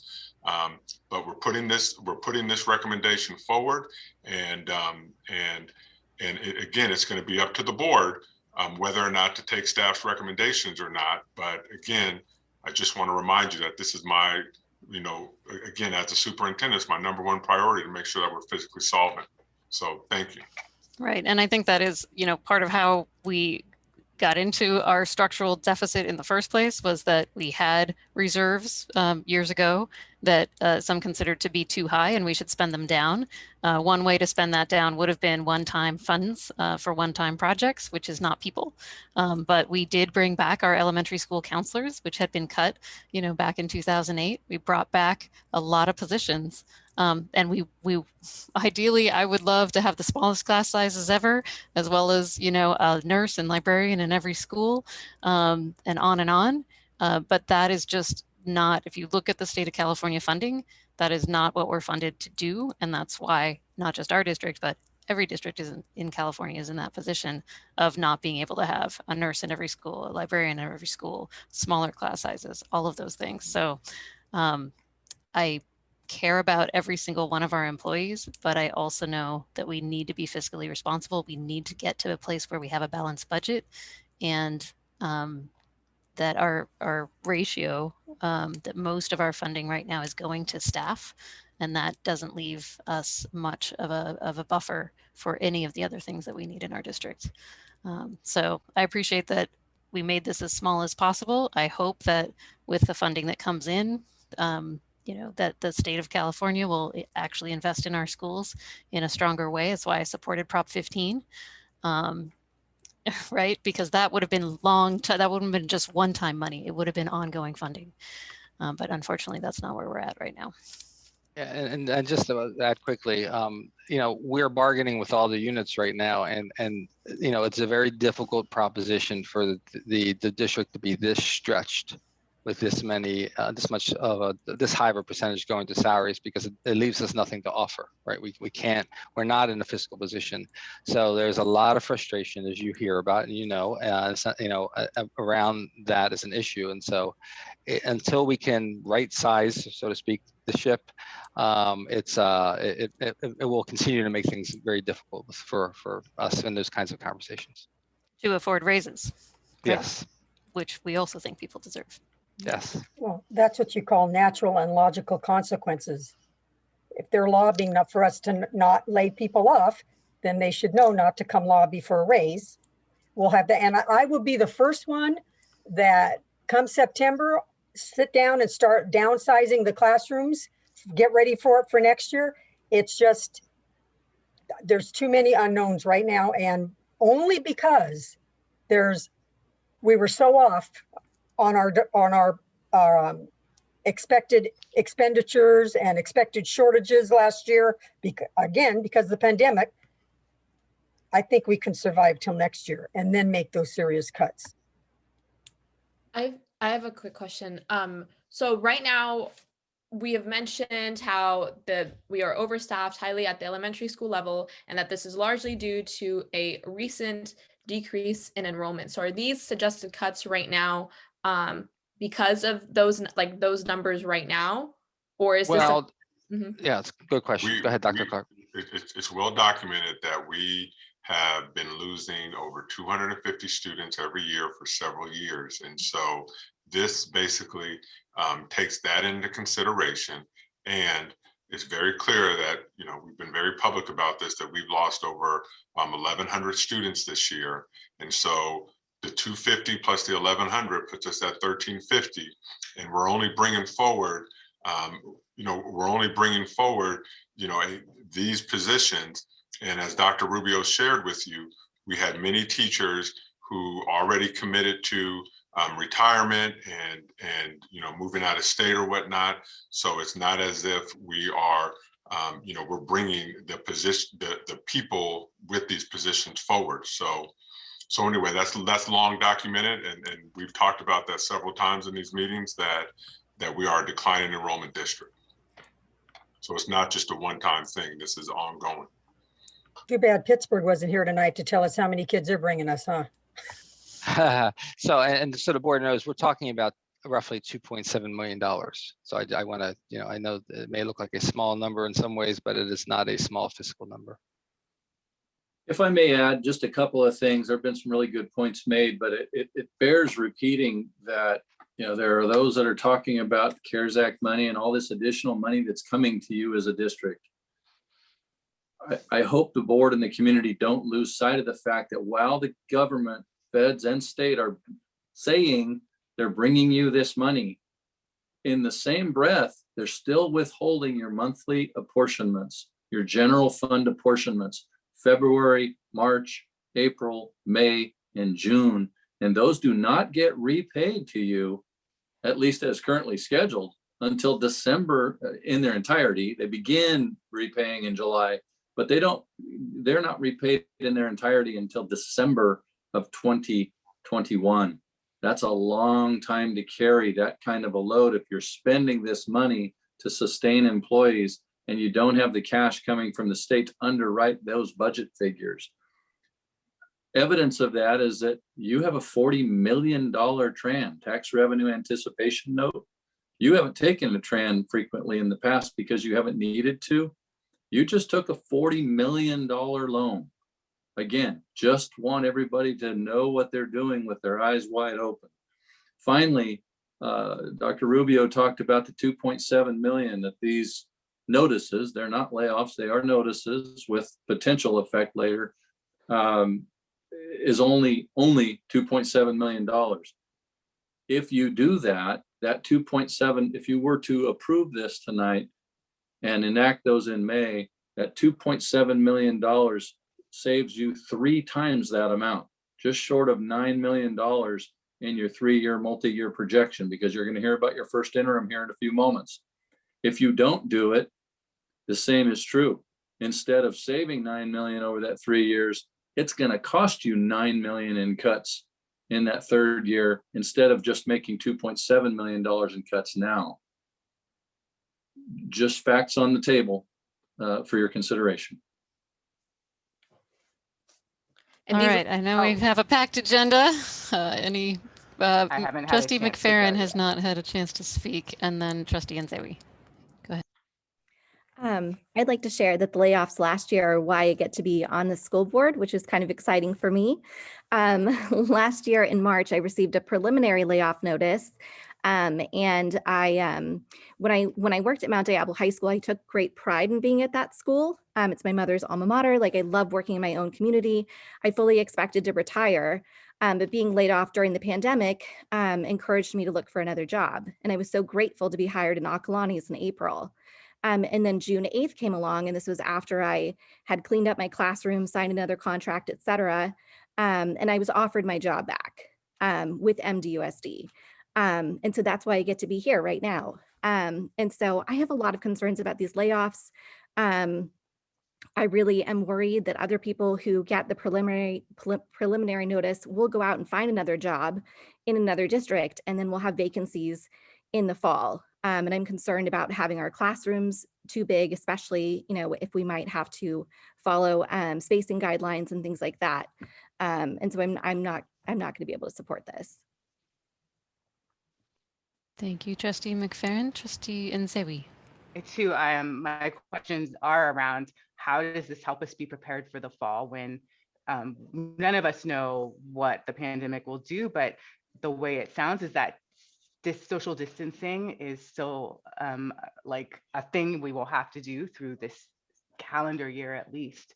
And by, I'm curious, by reducing, if it came to that we lost 30 some odd teachers, how would that leave us prepared for the fall?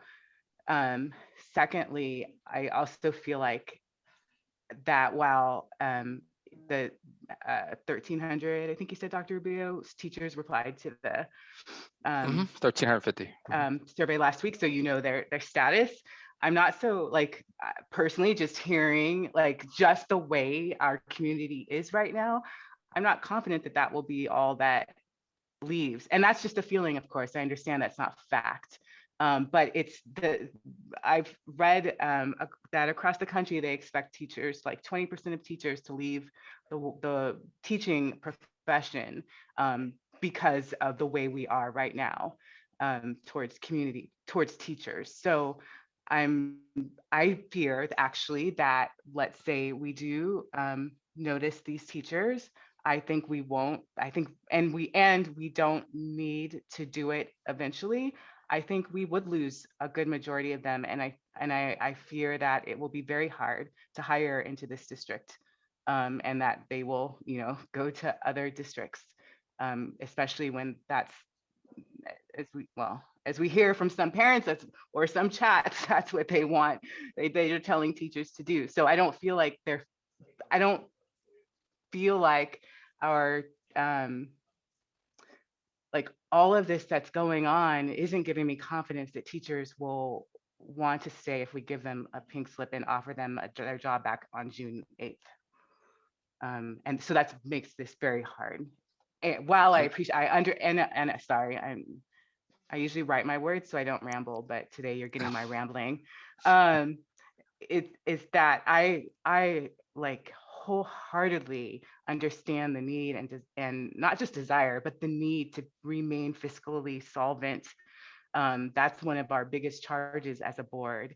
But it just feels like we're in the middle of a pandemic. We're in the middle of this most stressful thing most of us have ever gone through in our lives. We should hope, because I hope that we all come out of it and we come out of it stronger. And it just doesn't feel right, because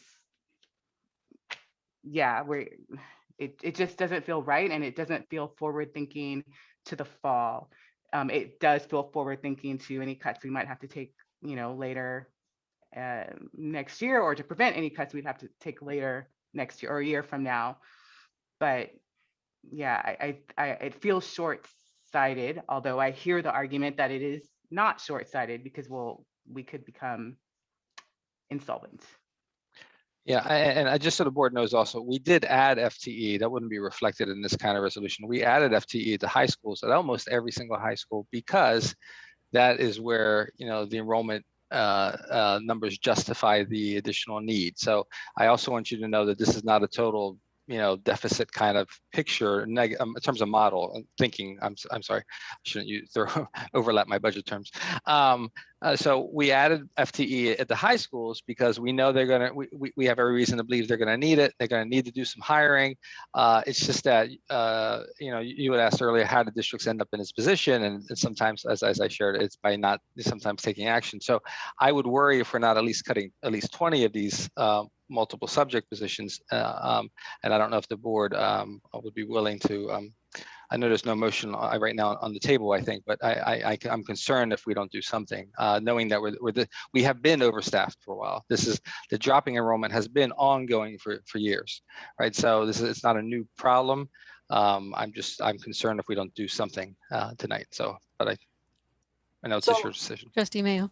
I am concerned in regards to what Mr. Berg says. The number triples by the end of the third year. So we're looking at 9 million instead of 2.7 million now.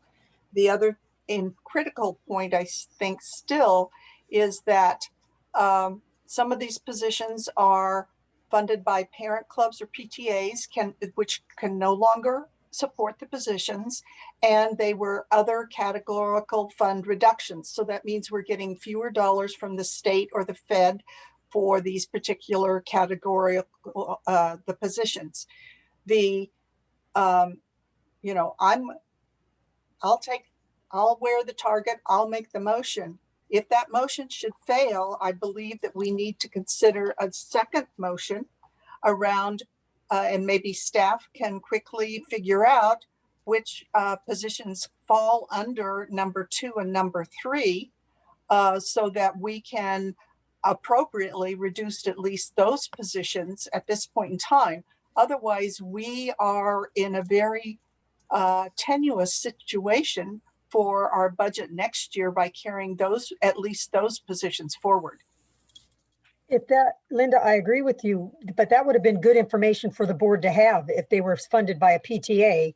And usually those positions come like we see at the beginning of the meeting where it says this position's not being moved forward because it's funded by a PTA, and then they end up bringing it back later. But that's not what this document indicated. You're saying that's the first I'm hearing of it. Well, it's right there in the number 1, 2, and 3 on the docket here. At least that's what I'm reading as what the docket says. The challenge with our PTAs and PFCs this year is they've still been hopeful that they would be able to raise enough funds, and we're holding out till the last minute about providing the district with the information. I'm sure that a few of the PTAs and PFCs were able to come up with some funding, maybe not to the same level that they provided in the past. But I'm not going to say that I think that staff has done their work and has reached out to the parent clubs because I've heard about it, and I've heard how hard it was for the PTAs to make those decisions. And Trustee Mayo knows this well from the regional PTA meetings of our district. Right? I was just going to say, well, she would know if it's about PTA. Yeah. Well, that's not fair. No, but I mean, you are knowledgeable in that area, is what we're saying. Can we just clarify one thing? We're talking about positions, not people.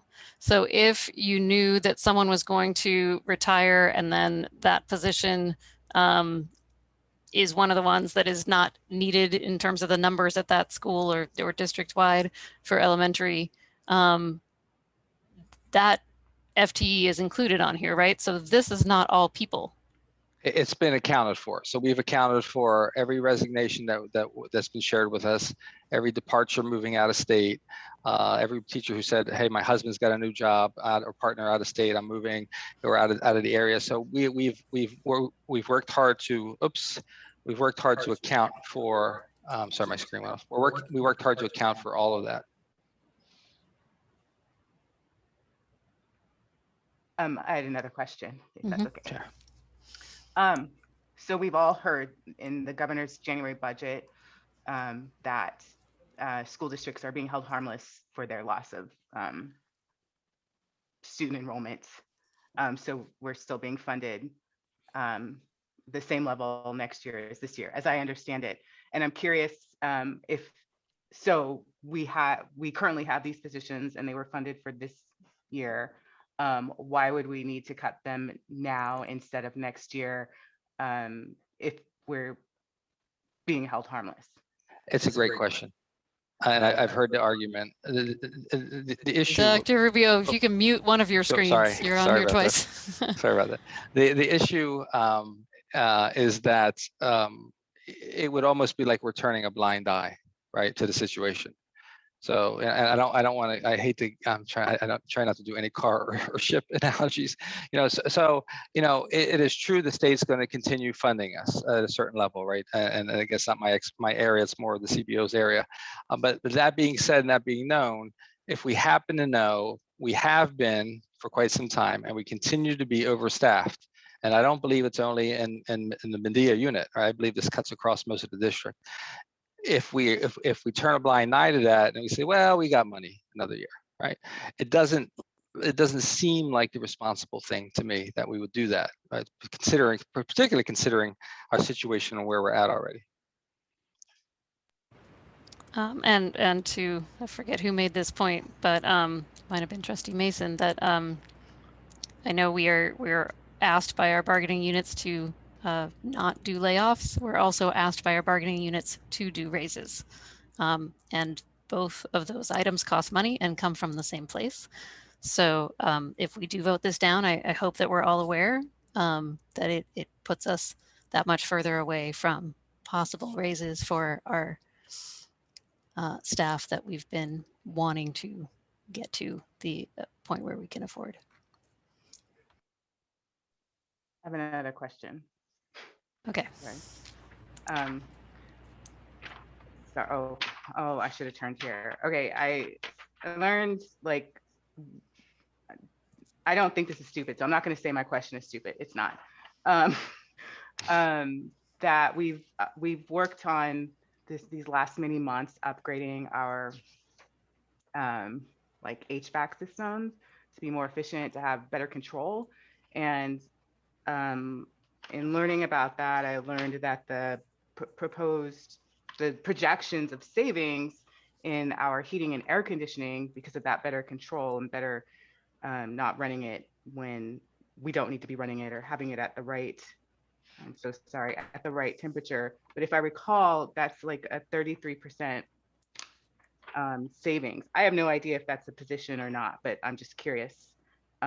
Are there other savings that we are seeing because we are doing these upgrades, because we're moving to electric vehicles, or because we've increased our HVAC efficiency? So I'm sorry, your question, are we now just talking about the budget as a whole? I'm asking that because this is a $2.7 million savings that we're trying to make. So I'm asking, are those things considered in this discussion, in this proposal? I hope we're saving money in all the areas, because it's going to take a lot for us to be able to, offer increases in salaries at some point.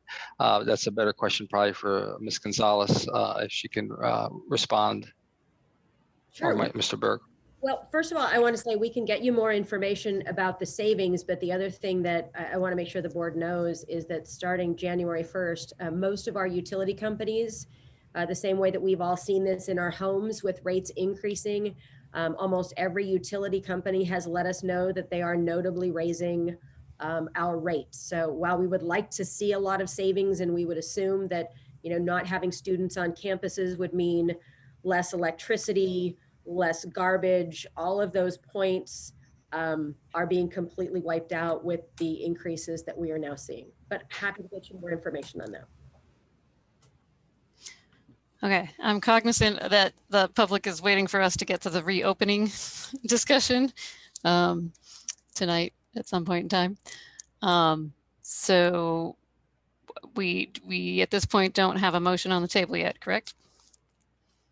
Well, I'm willing to make the first motion. We can see where it lands and then go from there. Dr. Clark, do the motions have to be taken in order, or should I start with the most challenging motion first? I think I would advise to start with the motion, with the recommended motion that staff put together to the board, and then if it needs to be adjusted, it needs to be adjusted. But I think we would start with what we recommended. Okay. So I would move adoption of resolution 20-21, number 52, the reduction or discontinuance of particular kinds of service as presented. Thank you, trustee Mayo. Do we have a second?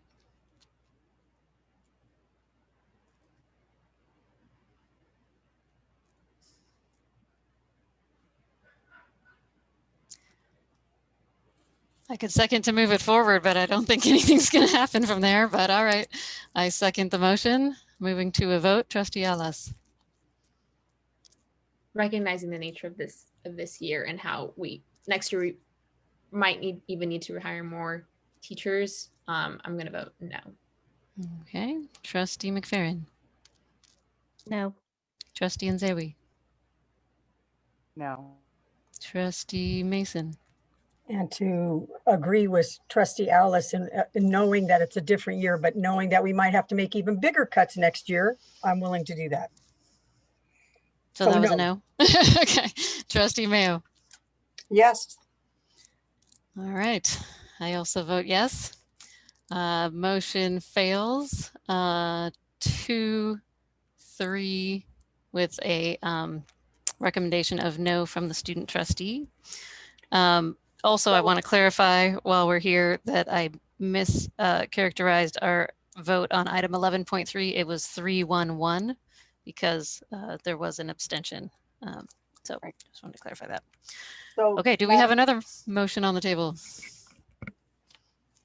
Well, not knowing which items or how many numbers here go with number 2 and number 3, unless Mr. Rubio can provide that quickly, I would suggest that we come back after a future agenda item. We complete some other business and then reconsider perhaps a second motion on this particular item. If everybody agrees, or if Dr. Rubio can provide numbers right now. I would need a little bit of time to make a couple quick calls to make sure I have that information for you. Okay, so do we have a motion to move this item to the end of the meeting? I would move that we move 11.4 to the end of the meeting for additional consideration, potential additional consideration. All right, do we have a second? I'll second it just to move the meeting along. Thank you. All right, motion by trustee Mayo, second by trustee Mason. We'll put it to a vote. Trustee Ellis? Yes. Trustee Mayo? Yes. Trustee Mason? Yes. Trustee McFerrin? Yes. Trustee Nzewi? Yes. I also vote yes. Motion passes 5-0 with concurrence from student board member to move the item to the end of the meeting. Thank you for helping us move this along. 11.5, review and potential approval of adjustment to position control for the 2021-22 school year. This is for your review and approval. This is something I believe the fiscal office does each year as they gathered the budget through the budget development process for next year on the changes the schools are making. So it is really an outcome of a lot of work by the fiscal staff and some HR staff and working with principals to prepare for next year. And so it's my belief that this is an annual item that comes in March to you. All right, and this does require action. Do we have a motion?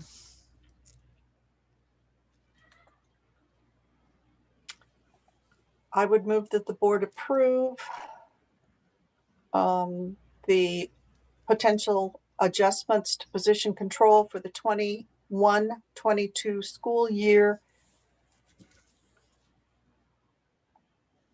as presented. Thank you, trustee Mayo. Do we have a second? I'll second that.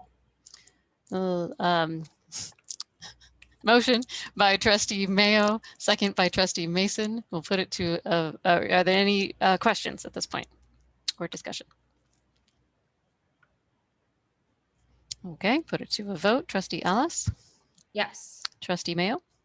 Yes. Trustee Mason? Yes. Trustee Nzewi? Yes. Trustee McFerrin? Yes. I also vote yes. Motion passes 5-0 with concurrence from student board member. Thank you very much. All right. Moving to the big items of the night here, 12.0 Superintendent's Report. We'll give it to you, Dr. Clark. Great, thank you so much. I'm just gonna make a couple of brief announcements and then I'll move into the, I'll move into the reopening plan. So if I could get the tech department to pull up that PowerPoint. So first of all, I just wanna make just two quick announcements about just about some efforts that have been taking place within the district in terms of COVID-19 testing and also about vaccinations.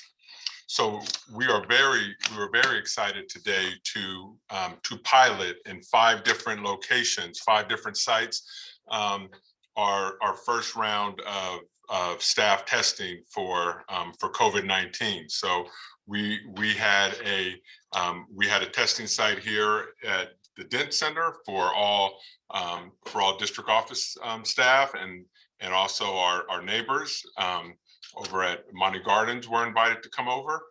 And then we also had a site over at College Park.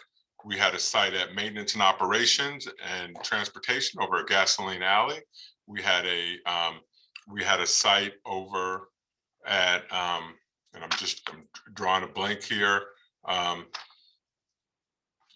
Don't quite remember all the schools across the street from Concord, El Dorado Middle School. El Dorado. And we invited over 1,000 employees to come and get tested. Yesterday we had about a little over 30 that had confirmed. So I know that testing had been a big concern. Some of the talks a couple months ago, but we've contracted with 2 different companies, and we have this service now available, and so we will continue the service, and we will be testing at every site going forward when that's appropriate. But we'll continue testing here at the Dent Center and Gasoline Alley, and whenever staff are back on our campuses, we'll open up testing there. So very excited for that. Very simple process. I went down and did it myself. I brought my form down, turned it in, signed in, sat down in a chair, did 30 seconds of swab with the Q-tip type thing in my mouth, and that was it. So very, very, very seamless. Another thing we were very, very excited about was earlier, actually last week, we received priority codes from the county office for folks to use to get vaccinated. And so we distributed those out to our food service staff, and then we distributed those to office managers. And then we opened it up to different schools, several different of our schools with high infection rates. We opened those up, and then we were receiving so many codes back of folks that didn't need them or they had already been vaccinated that we just opened them up to whoever requested them. So that was codes for for the Pfizer and for the Moderna. Then Friday evening, we received a call that we had access to 900 vaccines of the single dose Johnson & Johnson. So over the weekend, we put together a notice that went out to all employees. We put out a form for employees to sign up. As Monday rolled around, we had about 180 people who had signed up to receive those vaccinations.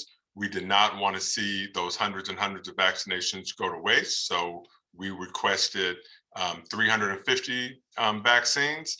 And today I'm happy to announce that we distributed 300 vaccines to MDUSD employees, but I do have to say that 60 of those vaccines went to Pittsburgh Unified School District employees, because we did reach out to Pittsburgh Unified and said, hey, we have vaccines, and our staff is already vaccinated or doesn't need them. And so if you have folks to sign, who want to sign up, go ahead and send them our way. So that took place today. We were very excited. You know, I can't acknowledge staff enough. We had staff who just dropped everything and went over there and volunteered, you know, from our business office. I really want to recognize Nicole Helton, the administrative assistant for our CBO. She has really assisted in distributing these vaccine codes, and then also with organizing and helping out tremendously with these vaccines today. So very excited about that, and just a great, you know, a great feeling to get folks vaccinated.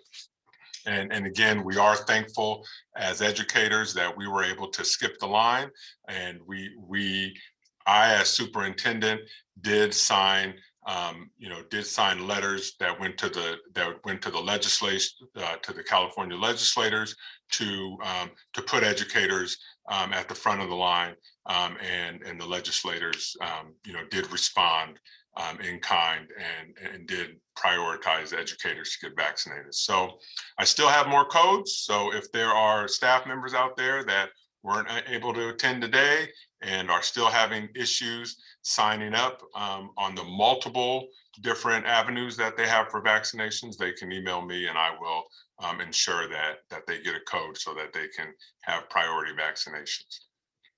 So with that said, I will go into my report in regards to towards bringing students back onto our campuses. Can I have the next slide, please? So I just want to, you know, a lot has been said, and I know that anxiety is high, and I know you know, there's a lot of negative chatter out in the community, and I'm disappointed in that negative chatter, and you know, some of the just accusations that have been made towards individuals. You know, if no one's wrong in this situation here. So whether or not, you know, you have anxiety about one thing, or whether or not, you know, you have strong feelings on the other side, like we all can have our own opinions. So I did just want to, you know, just review some facts and some dates. So back on October 26th, the previous governing board approved a reopening plan that set as a target date January 11th, when we would start bringing students back onto our campus for in-person instruction. Before that time, I distributed a sample. Actually, I distributed 2 sets of sample schedules of what it could look like, and there was you know, there was some questions about those schedules. You know, I put out the message that we're willing to collaborate and to take any and all suggestions. One of the suggestions came very strongly from parents and from teachers, that our teachers had invested, you know, so much time and so much effort into getting their distance learning programs off the ground and pivoting when asked to pivot. And students had, you know, finally figured out how to log on to Zoom and were being successful. And so one thing that they did not want to give up was the opportunity that they may have to change classes, change teachers, or in some situations, change schools. So we adjusted the schedule, and that is why we have on our proposed schedule, that is why we have distance learning remaining the same in the morning and only in the afternoon. There are models that allow for students to come on campus 5 days a week, to have a morning group and an afternoon group. However, that hasn't been presented, and that hasn't been really brought forward. So we have what we have.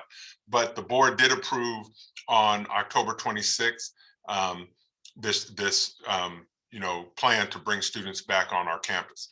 On December 8th, after warnings from our county health department, I put out a recommendation to the board to delay the reopening, and the board accepted that. And then on January 13th, I put out another announcement as working with our health department again, that we were going to set March as a target date.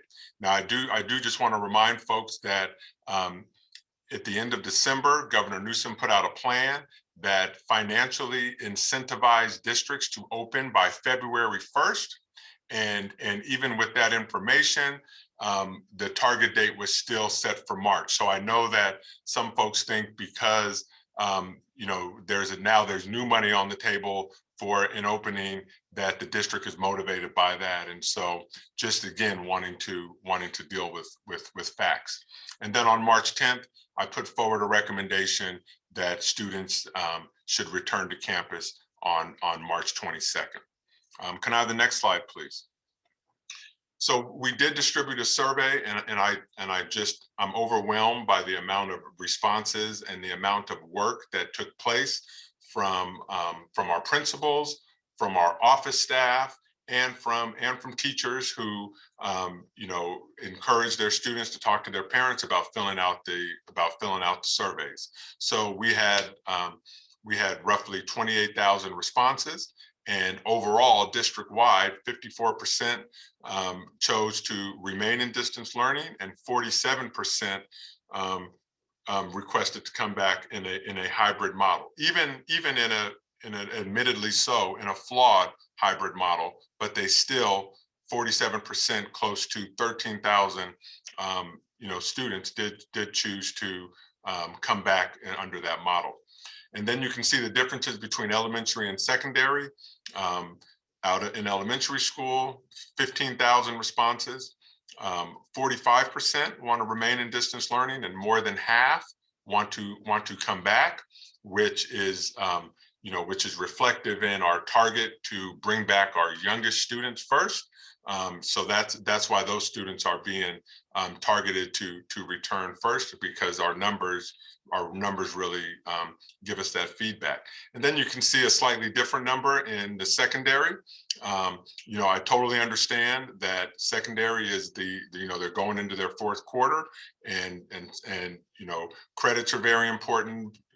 Course completion rates are very important, and students may have chosen at this point that I'll just finish out the fourth quarter in hybrid, and finish out the school year that way. So again, here goes our numbers. We are working on a breakdown that we can share publicly, send it out through Parent Square and post it on our website so folks can see where everything landed. But we've just been a little bit busy working on some of these other things, but we did want to put this data out for our community. Can I have the next slide, please? I do also want to say that we've received notification that our COVID prevention program has been approved, and the Cal OSHA documents were approved by the state and from the county. We received confirmation on both of those. Can I have the next slide, please? And as per requirements, they are posted on our website. And here's a screenshot of our COVID page on the Mount Diablo website, and you can see where both of those documents are posted. Can I have the next slide, please? And so I know there's also been a lot of talk about PPE. This was our last shipment from the state. And I just want to go back that we've already received an earlier shipment from the state. As a district, we've purchased many thousands and thousands of pieces of PPE, but I wanted to at least share this so that folks could see the numbers that we are talking about of PPE. Now, I know that there's some concern because maybe every classroom doesn't have thousands of masks or hundreds of masks or whatnot, but we have access to that. We just are not filling classrooms with these things that don't have students in them. And so, again, you can see the cloth masks, over 27,000, the surgical masks that are the blue masks, 32,000 of those for adults, adult size surgical masks. And then again, cloth masks for educators, over 6,000 of those. And then surgical masks for educators, 22 per, we have over 70,000. And again, you can see the other, the N95s that we have, the gloves, the gallons of sanitizer. Here we have, 636 gallons of hand sanitizer that just came in with this particular shipment on top of what we've already received. So again, we have plenty of PPE equipment and hand sanitizer, more than enough to go around for the last, 3 months of school. Can I have the next slide, please? And so I just want to take us through what our numbers look like in Contra Costa County. So going back to January, and I know that many folks were disappointed that we had to delay our January reopening, but as you can see from these numbers, it was a good choice, for the board to take that action. So you can see at the state level, that number was at 105, and in Contra Costa County, that number was at 60 cases per 100,000. Can I have the next slide, please? And then a couple weeks later, you can see it starting on a downward trend. So 71 at the state level and 44 at the county level. Next slide, please. And then as we moved into February, it's come down even more. So 24 at the state level, 18 at the county level. Next slide, please. And then just last week, when I put this presentation together on Friday, as of Friday, we were at 10 and 10. However, if you go on the site today, you'll see that it's dropped even more. Actually, the state is down to 8, and the Contra Costa County is also right around 8 as well. So numbers are continuing to improve in our county. I was surprised that we did not go into red on Tuesday. I was told by the health department back in early February that they were targeting, the March 8th, March 15th, March 22nd, when we would officially move into red. So all along, in at least in my thinking, March was that time when we were going to be moving into red. I also want to point out that March is also a target area, just as January was a target area, because if you're going to bring students back on campus, you want to create as least disruption as possible. And so in January, that was when the new semester was starting for our high school students, when the new quarter was starting. And in March, I had shared previously, our trimester, our third trimester starts in March, and also our fourth quarter starts in March. So it's quite naturally for March to be that target. Can I have the next slide, please? So again, this number is also from Friday as well. It's gone up considerably until now, but the Contra Costa Health Services, they have a dashboard that is updated regularly about the number of vaccinations, and just want to say that they are doing a great job at vaccinating in Contra Costa County. And Contra Costa County, a lot of things can be said about the county, but they are really leading the way on vaccinations. And even with the amount of vaccinations that have been available for educators, as I'm speaking with other superintendents throughout the state, we're doing a very fine job at ensuring that our educators, have options, have the ability to get vaccinated. So wanted to share that as well. Can I have the next slide, please? So just want to just talk real briefly, just to kind of like about our checklist. So first of all, we're guided by the metrics, right? And I've shared the metrics. I've shown and demonstrated how those metrics shot up and how we responded appropriately, right? Where they were so high, we responded.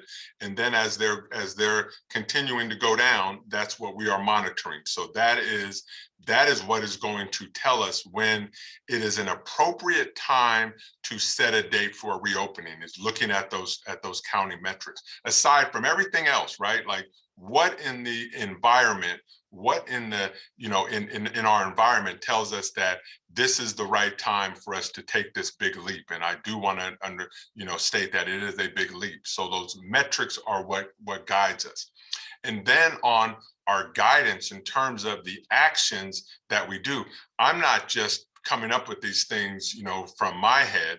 I'm following federal, state, and county guidance in terms of PPE, in terms of procedures and protocols. All of those things are led from the guidance from the federal level, from the state level, and from the county level.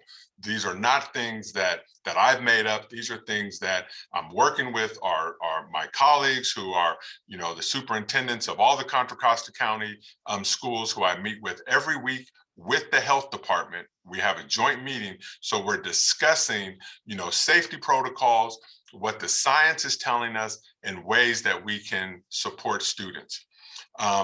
Again, as we got closer to the county being eligible to open, that is when we started presenting and submitting our prevention program plans, and those have been submitted and those have been approved. We are now into the testing phase, right? That was a big area of discussion, over the months. And we've spent a lot of time at the bargaining table talking about testing. Vaccinations have just recently come about because the vaccines just got released in mid-January. So in November, we had no idea when the vaccines were coming. So that really wasn't a topic of discussion, but definitely throughout the months, we have been talking about testing for employees, testing students in some cases. And so we now have testing in place, vaccinations are clearly in place. And so at this point, looking at the environment, it's time to transition to the hybrid schedule to support our students. And I just want to say a few things of what prompted my recommendation to the school board. We and the board, our staff, parents, we are all in this for students. And when we do a survey, and there are almost half of the district who is responding saying we would like to send our students back onto campus for support, that's who we serve. We serve our students. That's who I answer to, is to our students. And my work is always going to be directed towards the students. So if that's what the students need, then that's what I want to make happen. Of course, we are committed to bargaining and working with our bargaining units. As of, I believe, after tomorrow, we would have bargained with Medea for 35 days. 35 days of bargaining we would have been taking place. We have been working on this since September. We have been working on these things. And again, everyone is an educator in the room, and I'm not going to sit here and point fingers or whatnot, but we have to move forward one way or another. And putting a date forward and saying, okay, this is the date that we're targeting. Maybe this could get the process moving a little more. No one is discounting that there needs to be safety measures in place. There needs to be protocols, but we can work together on those things. You have to understand, when you're bargaining at the table, it's a one side says 10, the other side says 1, and then you chip away till you come to the middle. That's just not a way that I feel that we can truly meet the needs for students. And it is a way to identify safety protocols. And you know what? I have MOUs from Berkeley, Albany, Acalanes, Martinez, San Ramon, you know, you name it. I have all of those MOUs, so it's very easy. We even have our own agreements around safety protocols for testing, for support group hubs. So we should be able, you know, as 16 adults, 16 educated adults, we should be able to come up with protocols that work. Now, I understand that protocols maybe that they're using in Florida or Texas or something, or New York City, may not necessarily be applicable here in the Bay Area. But again, when we have, you know, Walnut Creek, San Ramon, Martinez, all these other places are able to figure this out. You know, I'm just kind of, you know, I'm just kind of perplexed why we here in Mount Diablo can't figure this out. And I know that there's a lot of history that goes back, but again, I'm not part of that history. I've been here since July. We have 2 board members that have just come on since January.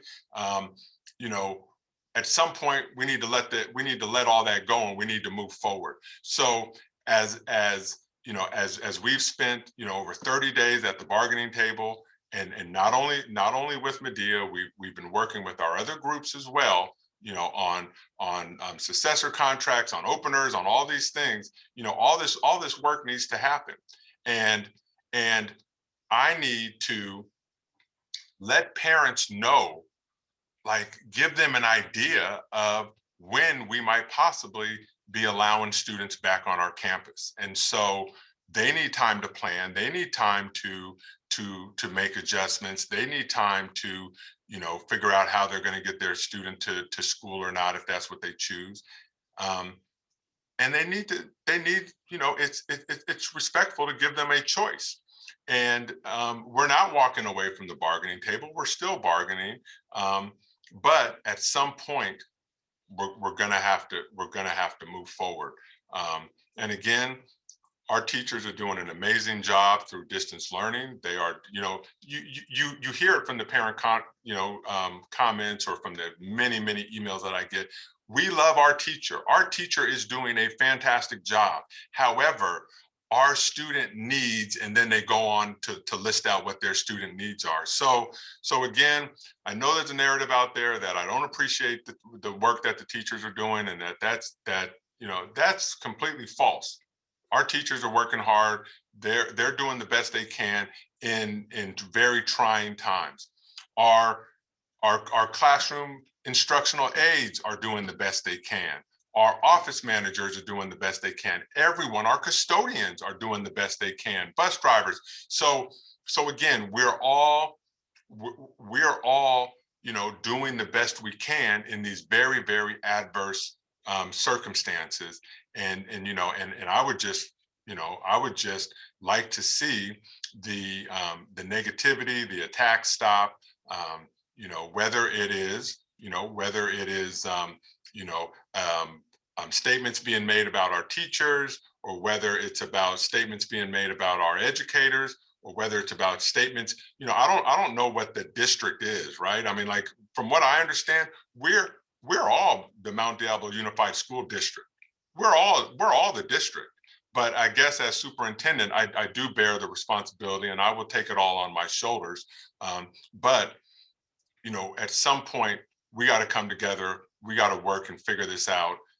I can't understand why other folks have been able to figure this out, and we're still struggling. So anyway, that's why I feel it's time for us to move forward with putting out some dates, and putting out some planning, you know, some planning goals, so that we can move forward and start to meet the needs of those students who have additional needs that are not being met. Not by any fault of anyone, they're just not being met. And you know, I think that we can meet their needs. Can I have the next slide, please? So again, this is our guidance.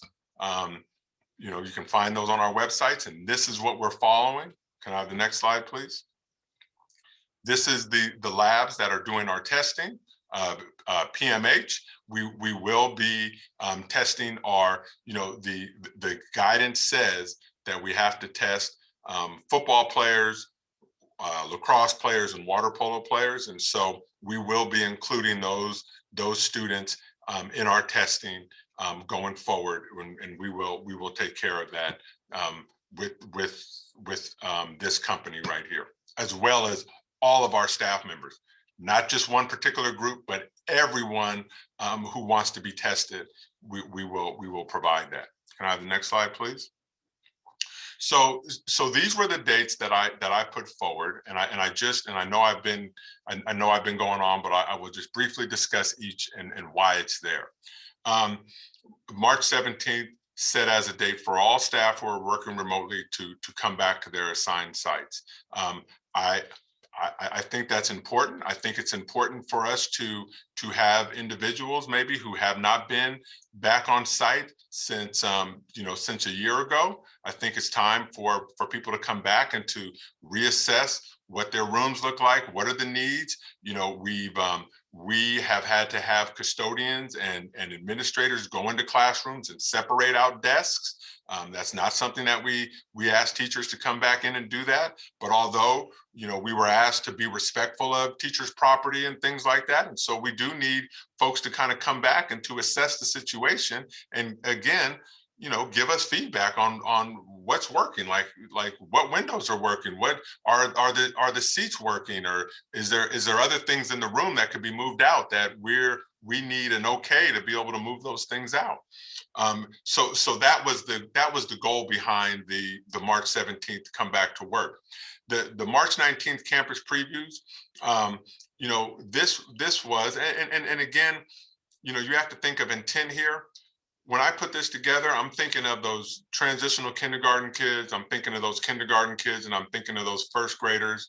I'm thinking of sixth graders. I'm thinking of ninth graders who've never, ever been on their campuses. They've never, ever been there. I'm not asking here for teachers to open up their classrooms and let, multiple families and kids come wandering through their classrooms. That's not what this was intended for. This was intended for a parent who has anxiety to walk with his or her child onto campus and take a look and see, like, this is where I'm going to drop you off. This is where I'm going to pick you up. This is what school looks like, right? There's kids, like, I'm thinking of ninth graders who've never stepped foot on a high school campus. Like, can we show some empathy and like let these kids come on our campus and look around and see what it looks like? That was my intent in sharing this. And then the March 22nd date, it's with the intent that we would be in the red and that we would be able to start the instruction for these students and then gradually start bringing the other folks onto campus. And then we go on spring break, and then we reassess, like here at the district office, at least in cabinet, we don't take spring break. We continue to work. Many of our principals work.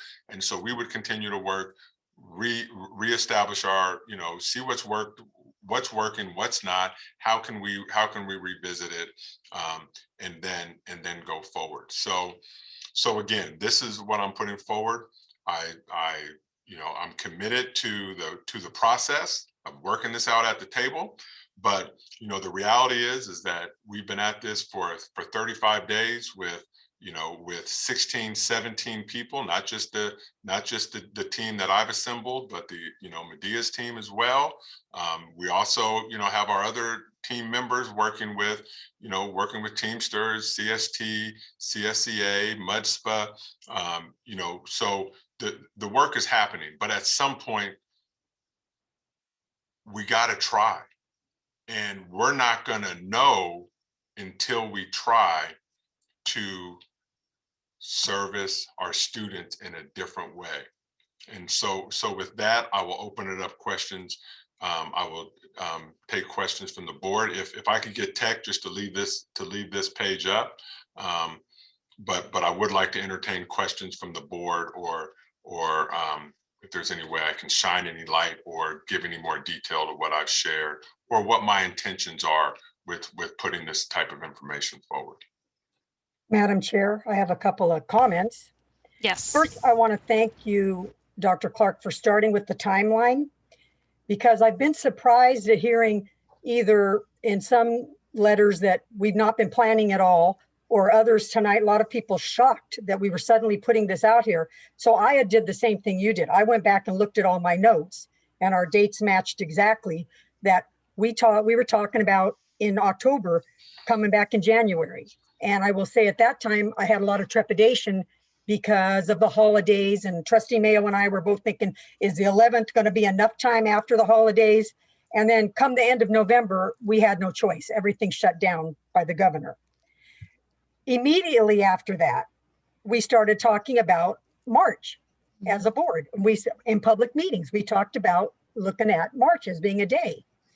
We also started way back in, I think it was, let me look at my notes here.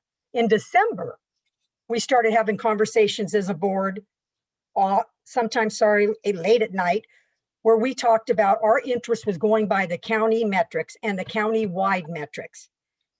That was to hopefully give the negotiators an idea. This is your board. This is where the decision ultimately lies. This is where the board is. We'd like to see us going by the county metrics, not arbitrary metrics.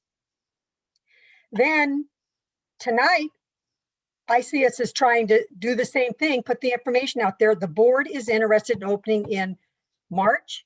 It's time. Our kids are needing it. I don't feel that we will be, I will say, back up a minute and say, I love when people send us emails and tell us about different things, because then I get smarter because I go look things up.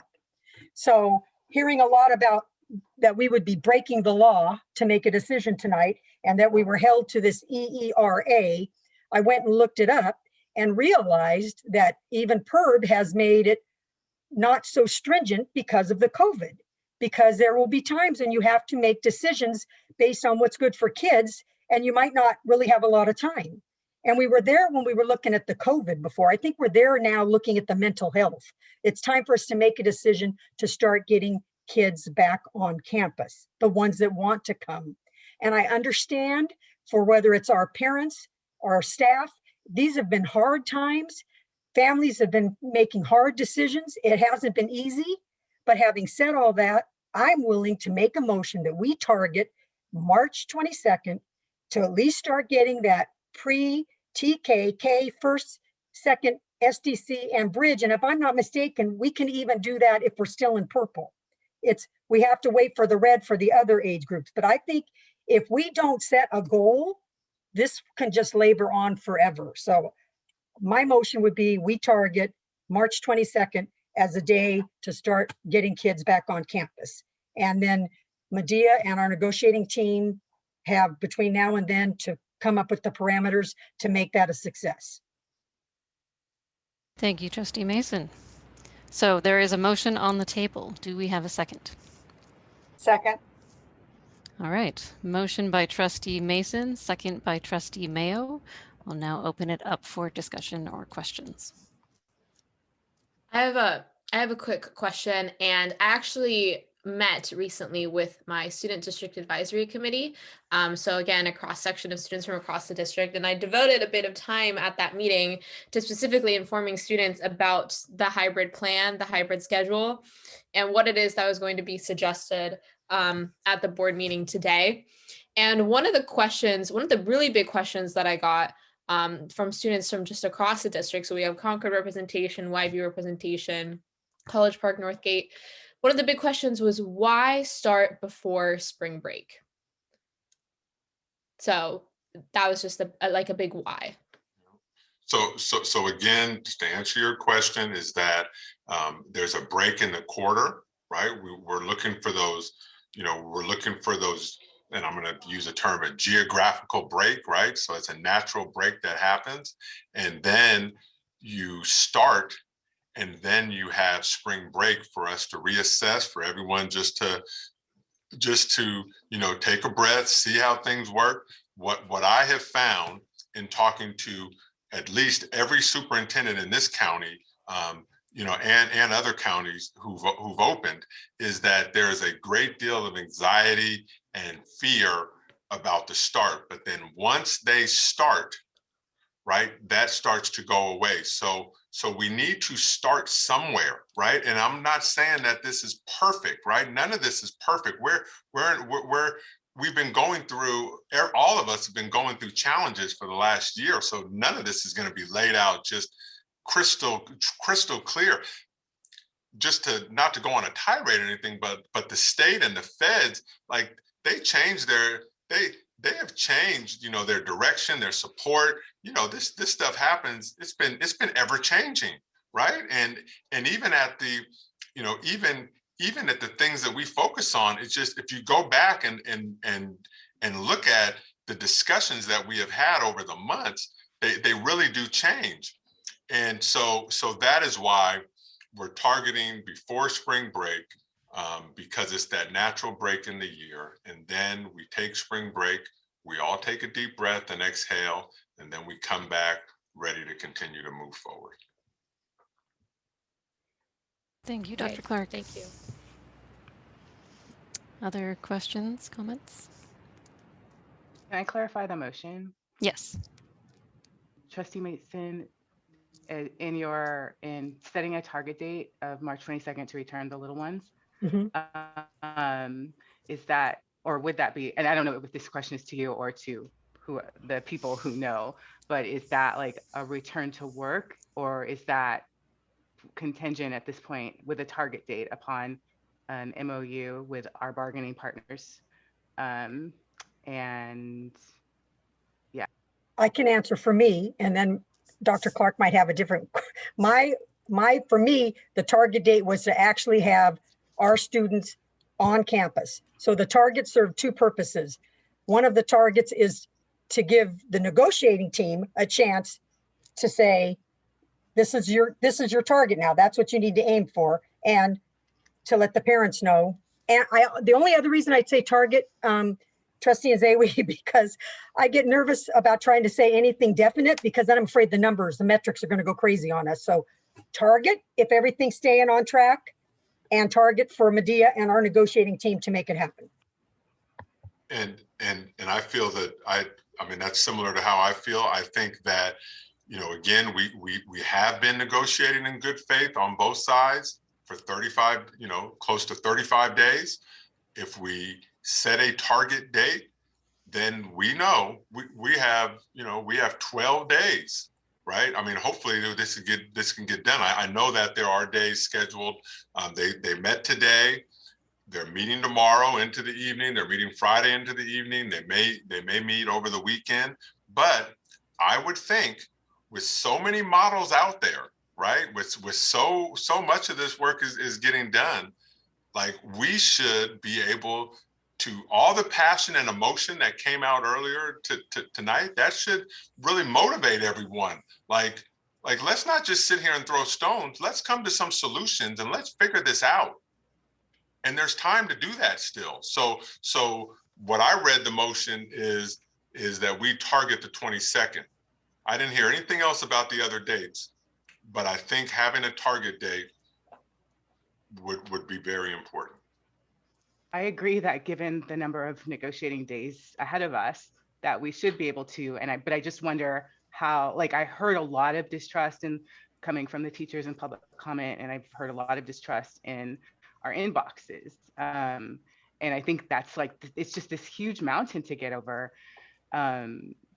that's making it so hard. And I guess I just want to acknowledge that all these districts have opened, but I don't know if all these districts have the same level of concerns from their teachers, and just not trusting that that we would meet the necessary mitigation steps to keep them safe, which keeps the students safe. So I just feel like that's from all that I understand, that's the hurdle we're getting over. There's nothing in anything that anyone has said on either the district's negotiating team or Medea's negotiating team or any of the other bargaining units that makes me think that they don't want to come back. Like, they want to be with their students. I can't imagine being a teacher and not getting to see and touch and smell your students, or the high school, they may not want to smell them. But so I have faith that we will get it through, but I am uncomfortable.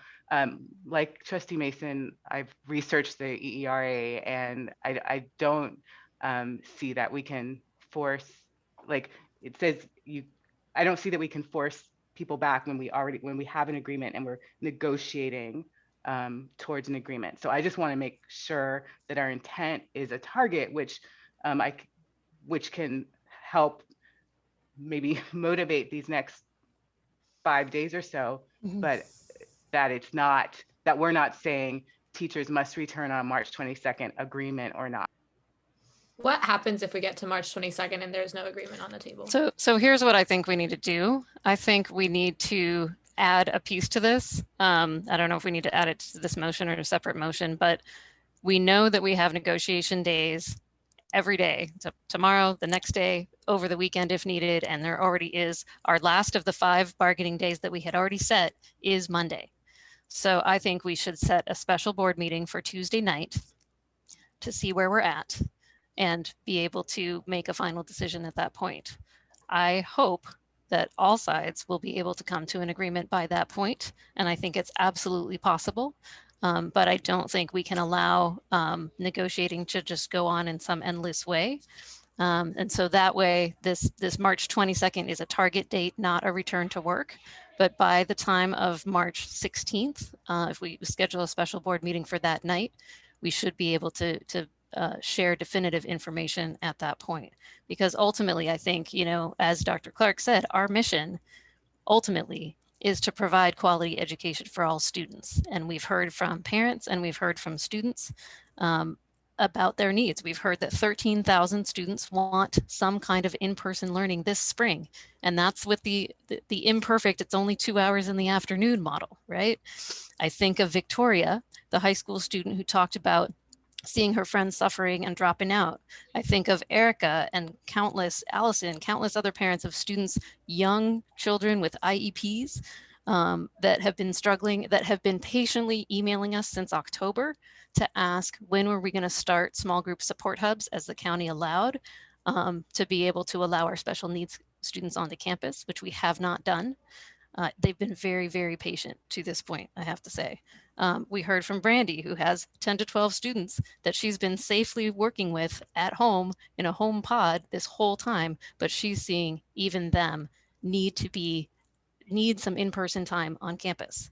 And we have not been able to bring that, to make it happen.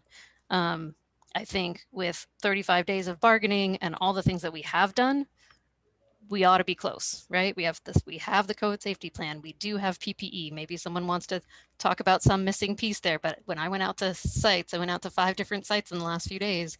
I saw a lot of PPE, okay? We have the testing in place. We have so many vaccinations out there that we couldn't give them away today. We had to fill it with other school districts and we couldn't fill a full 500, right?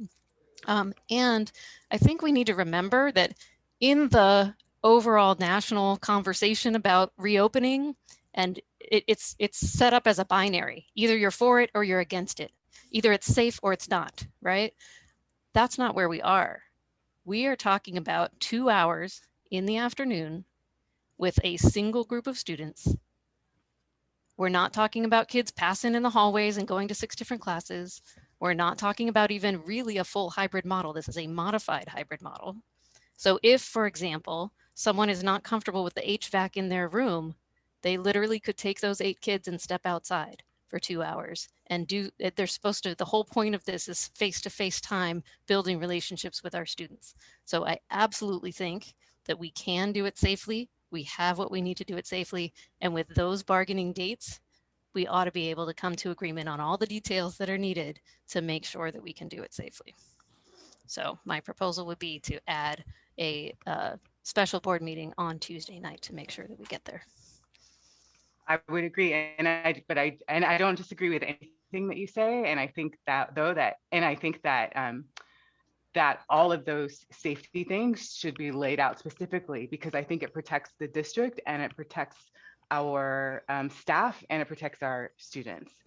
Absolutely. And so some of not it, a lot of being- it has not been laid being out, but any place where the vague. details need to be would happen in those Right. bargaining And days. so that's why I feel strongly that there should be an MOU, because it's not just for the teachers, it's for us too, as the district. And yeah, as I'm learning about the labor processes, it protects all parties. So I'm totally down with what you just said.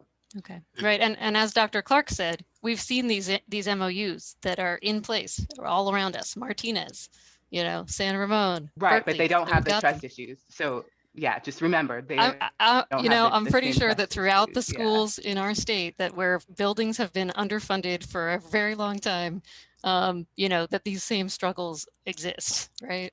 But I do think we can put things into place in our district in particular. I agree with you, Trustee Nzewi. And if I could, I just, I've been talking about COVID for the last year, and one thing that that I learned early on, it's the behaviors of humans. It's your personal responsibility is what is going to get us through this. So wearing a mask, right? Keeping your distance, and then washing your hands, like those have not changed. And again, we are working, in close quarters down here at the district office, and we have some plexiglass up, we have mask signs all throughout the district office, we have 6-foot signs, but that in itself is not enough to keep everyone from contracting or spreading the virus. What keeps people from spreading the virus are those personal choices that we all make and that personal responsibility. And I'm confident that the adults that we have who are caring for our students who will be on a campus are going to follow the protocols that I didn't make up, but that are industry standards throughout California. So wear your mask, keep a distance, right? Go outside. All of those things are all going to help. But I just keep hearing the district this, the district we're going to set up the environment, but then it's going to be everyone's personal responsibility. So if you truly are committed to serving your students and keeping everyone safe, then you have that power in your hand. And I'm talking about everybody. Right. And so again, I don't have a magic wand that I'm going to wave and then all of a sudden every single person is going to be safe. Right. This term of everyone's going to be safe. But we have testing, we have contact tracing, we're providing vaccinations, we are providing PPE, not that people won't necessarily bring their own also, but we're providing the PPE. We have staff that are in place. We have the facilities. Yes, some of them were built in the 40s. I totally get that. Some of them were built in the 80s.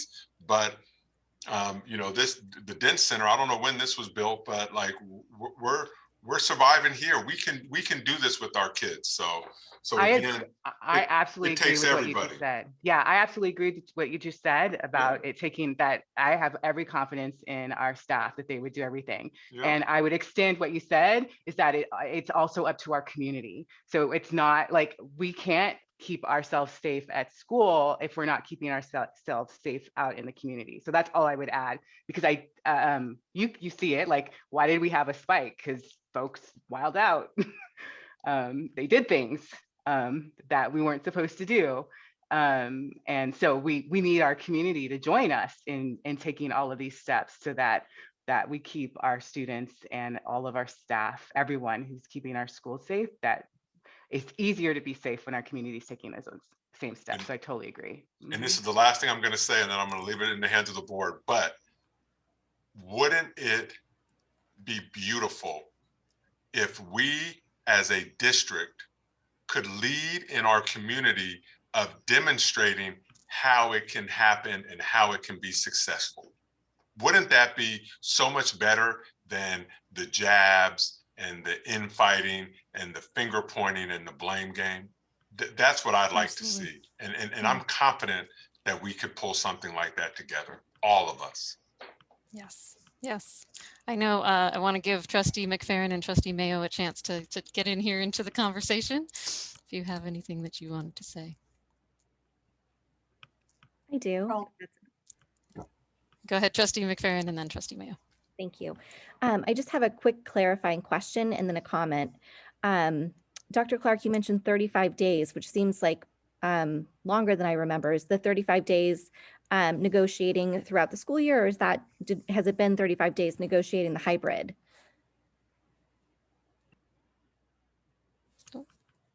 I did find the unmute button. Sorry, you were mute, yeah. So again, not to bore people, but when we first agreed on our MOU in the summer, when we were all working together feverishly to open up schools, we set a date to come back on September 17th to discuss how we would reopen and when we would reopen. So from September 17th, that's what we have been talking about what it would look like when we would welcome students back onto our campus. So it goes all the way back to September. And that's not even counting the entire time of negotiating the distance learning MOU. Right, and we were talking about the schedule back then of what this would look like. That's when we came to, hearing that people wanted to not lose their teacher or their classroom or their school, which is what led to keeping instruction in distance learning, which is not ideal for everyone, I understand, but that's where that came from. Okay, Trustee Mayo. I don't think Ms. McFerrin was finished. Oh, go ahead, Trustee McFerrin. Thank you. I do have a comment as well. Just in keeping with, keeping my promises and what I've said, I'm really committed to a process. I don't feel comfortable setting a date to come back without having an MOU first. I feel incredibly grateful to both of our bargaining teams for setting additional time, sacrificing time with their families. And I have a lot of faith that they'll be able to accomplish hopefully a lot this weekend. So I'm really comfortable with setting a special meeting on Tuesday, but I'm much less comfortable with setting a target date at this point. Okay, thank you. Trustee Mayo. I realize this is a difficult decision for all of us, and we've heard from many segments from all of our community, I think by the volume of email that we've received. And each person has their strong rationale. Sometimes the rationale overlap, and a rationale that's proposed by one side becomes a rationale for the other's viewpoint as well. I believe that it's time for us to move forward and consider this target date. And one of the reasons that I'm supporting this, and maybe it doesn't make any sense to anyone else, but it does to me.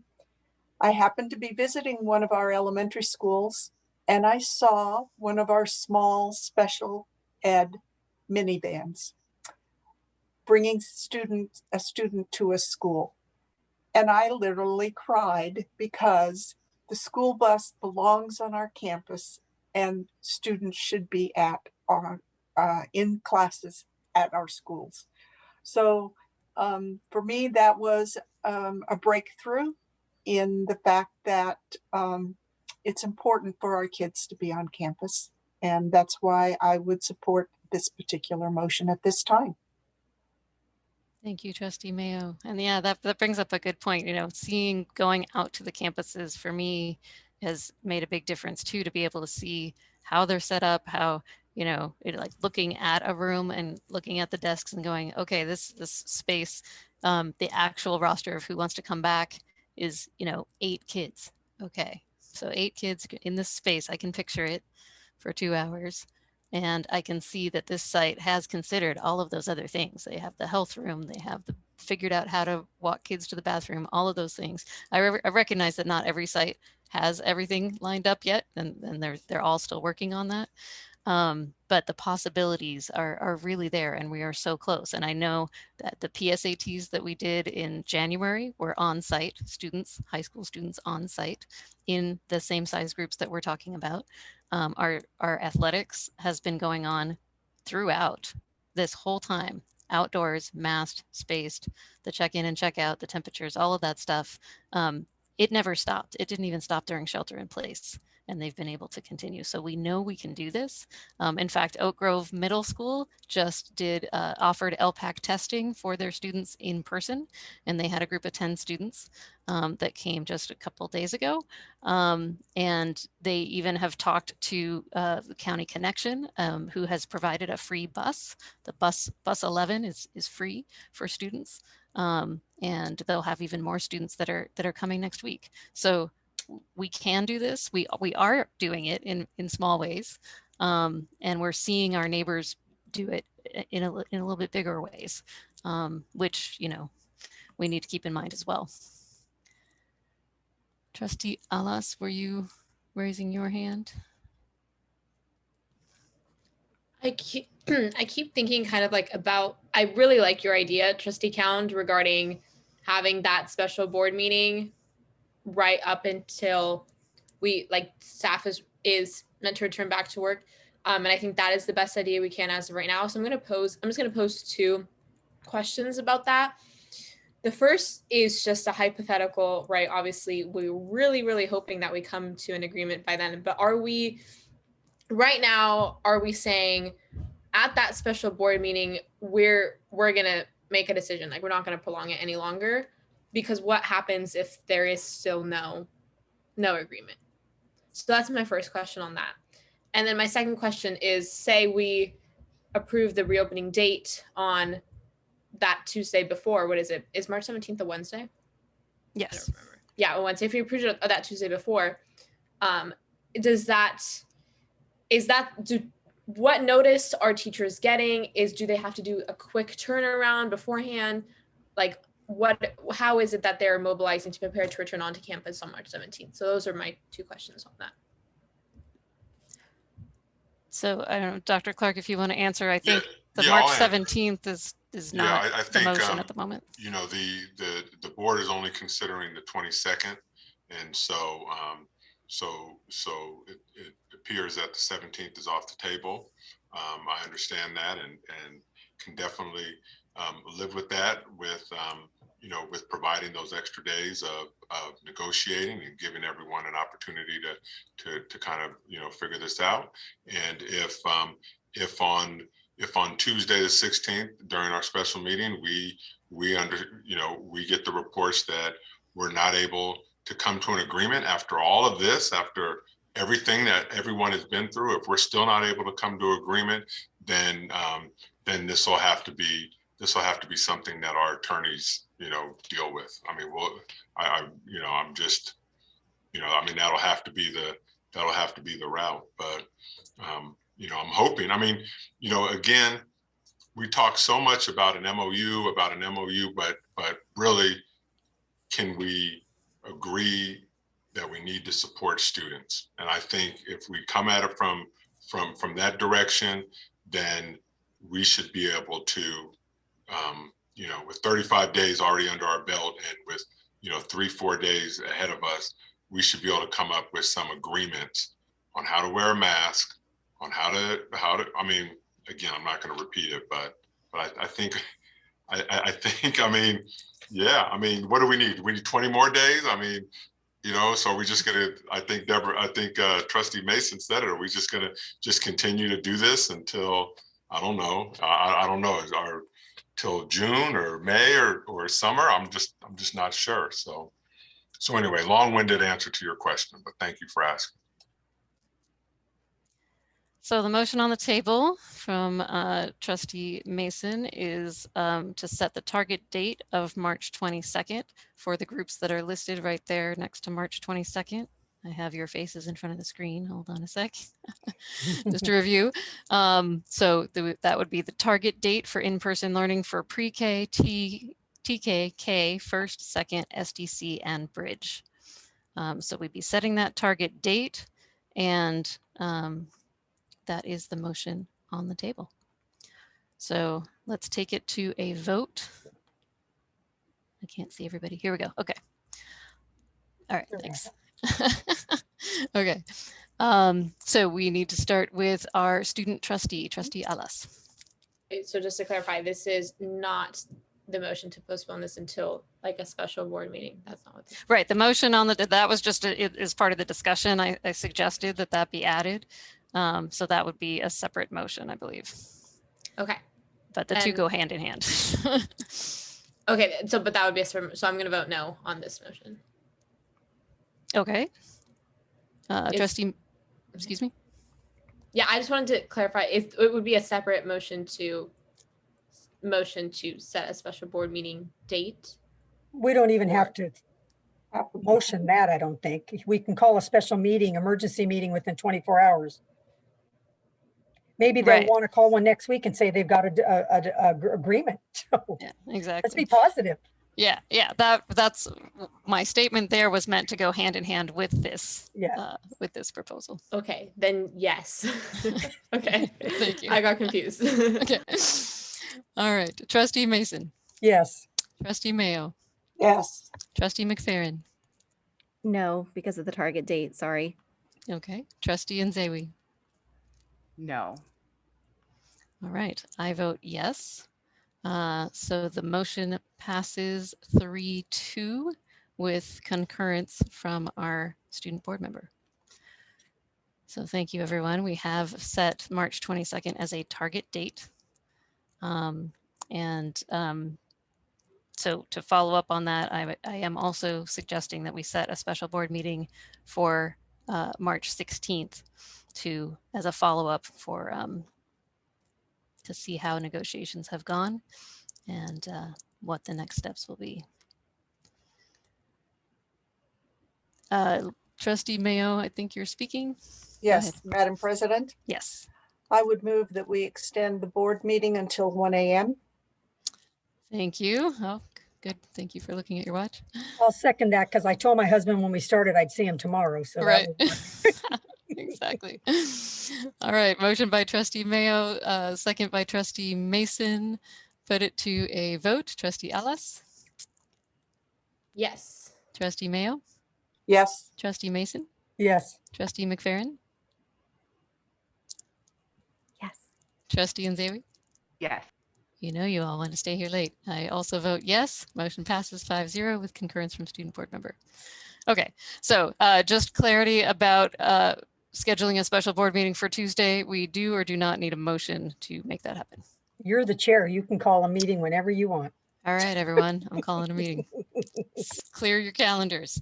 Right, and to clarify to the public as well, part of our commitment is that during this negotiating time that's happening every day between now and then, we as board members are also on call, ready to respond to anything that we might be needed for as well. So, do you have an estimated time in mind for Tuesday night, Dr. Clark? Oh, he's holding up 5. I was saying 5 o'clock. Okay, thought you were raising your hand. 5 p.m. Does that work for everyone? Would we anticipate a closed session prior?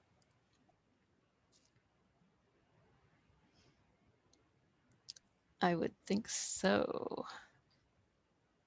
I'm just suggesting that we need to advise the public. Mm-hmm.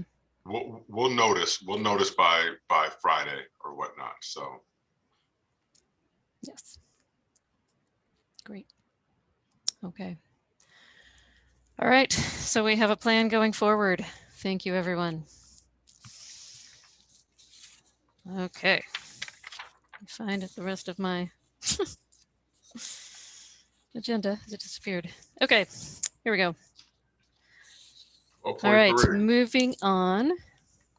Anything else on item 12.2? Okay. 12.3 is the review and potential approval of Mount Diablo Unified School District second interim report 2020-2021. Yep, and Dr. Gonzalez is going to take this item, but we are very excited about the second interim. This is a snapshot in time of where we are financially and also One of the things I like to look at this report is our multi-year projection. So I will, without any further ado, I will turn it over to Dr. Gonzalez. Thank you very much. Thank you, Mario, for getting this queued up and ready to go. I do want to point out that I have both Mika Arbelbide, she is our Director of Fiscal Services, who I know has worked extremely hard on this presentation, as well as the report that goes with it, and Mike Berg, who is our Fiscal Advisor from the Contra Costa County Office of Education. They are both here joining me for this report tonight. And so tonight what we are doing, board members and community, is that we are presenting the second interim budget, which is somewhat more optimistic thanks to the CARES Act funds. We are not proposing the large-scale district-wide layoffs like we did last year, where some of those numbers were into the hundreds of employees. However, we do have a qualified certification this year, which really is a result of the state deferrals of cash and the resulting $41.5 million TRAN, tax revenue anticipatory note, or a loan that we had to get. So again, to reiterate, the CARES Act allowed us to reduce the number of staff reductions that were otherwise projected. However, it doesn't really change the downward trend of the ending fund balance. And so if we could move to the next slide, please, Mario. Thank you. This is just a quick snapshot of what the fiscal year in a budget looks like. We are right here in March, where we're not only taking a look at the second interim, which again, as Dr. Clark said, is a snapshot in time. It is one day where all of the numbers are run, but it is a check-in that takes place, as well as the staffing considerations that were brought up tonight. Because of the qualified certification that's here this evening, we will be required to do a third interim in May, but it's also important that we're going to continue to watch the budget developments and the updates that are coming from the state. Certainly the governors may revise, which is an opportunity for him to do a few revisions on what he presented in January, and then we will move forward to budget adoption in June. Next slide, please, Mario. So real quickly, quick amount of background here. School districts are required to submit to the county office twice a year interim reports. They use SACS codes. Everybody in the state uses the same exact standardized accounting codes. Again, it is a snapshot of the income and the expenses through and on January 31st, 2021. It offers an idea as to what's taking place for the remainder of the school year. It does allow us to show this year and 2 subsequent years. However, when we hit June, we will also be looking at an additional year, because by June, we look forward to additional years. It does also require the board to approve the certification. Next slide, please, Mario. So real quickly, there are 3 options for certifications. There is a positive certification, meaning that we can meet our financial obligations for the current year and 2 subsequent years. Qualified means that we can make our financial obligations for 2 years, but not a 3rd year, whatever year that might be. And then a negative certification means multiple years that we can't meet the reserve that we are required to have. And for our budget, that is 3%. It is 3% if you have 30,000 or fewer students. Mario, next slide. This is a real quick snapshot of something that we use. Like most districts in the state, pretty much all districts in the state that at least we know of, we all use what's called the School Services of California's dartboard. And what this dartboard does is it pulls in all the background data that when we figure out how many students we think are going to be in certain grades and how many of them, and any special programs, everything goes into a calculator, and the calculator includes all of the information that School Services puts out. So the arrow that's there shows you what is expected of the COLA. So you can see the COLA, the cost of living adjustment for this fiscal year was 0%. Next year, the governor is expecting 3.84%. And really what he's saying is that he's going to give us part of what he wanted to give us this year and part of next year. But then what you see in the projections is that that COLA falls off in the following years, which means if it costs us about 4.5% every year with step and column and increases in utilities and insurance, just with keeping the staff that we have, if it's about 4.5%, this shows us that in those future years, we're only getting 1.28% in 22-23, or 1.61% of about 4.5%. So that is what contributes to a structural deficit.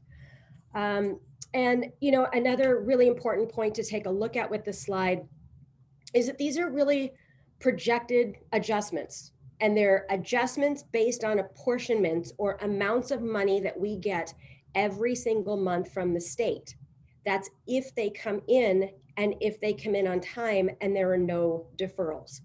We know that that wasn't the case this year. Next slide, please. Some quick changes since the budget adoption, and the budget adoption goes back to last June, and then our revised 45-day adjustment. We received $19.45 million in one-time CARES Act funds. That is out of an approximate $24 million that we were expecting from the state and the federal government. So to reiterate and ask the CBO video that I put out about the CARES Act, what's important with this one is that that money comes in increments. So it's not like a decision is made by the legislature and all of a sudden all the money shows up. You have to apply for it and then you get it in bits and pieces over the course of a year or 2 years.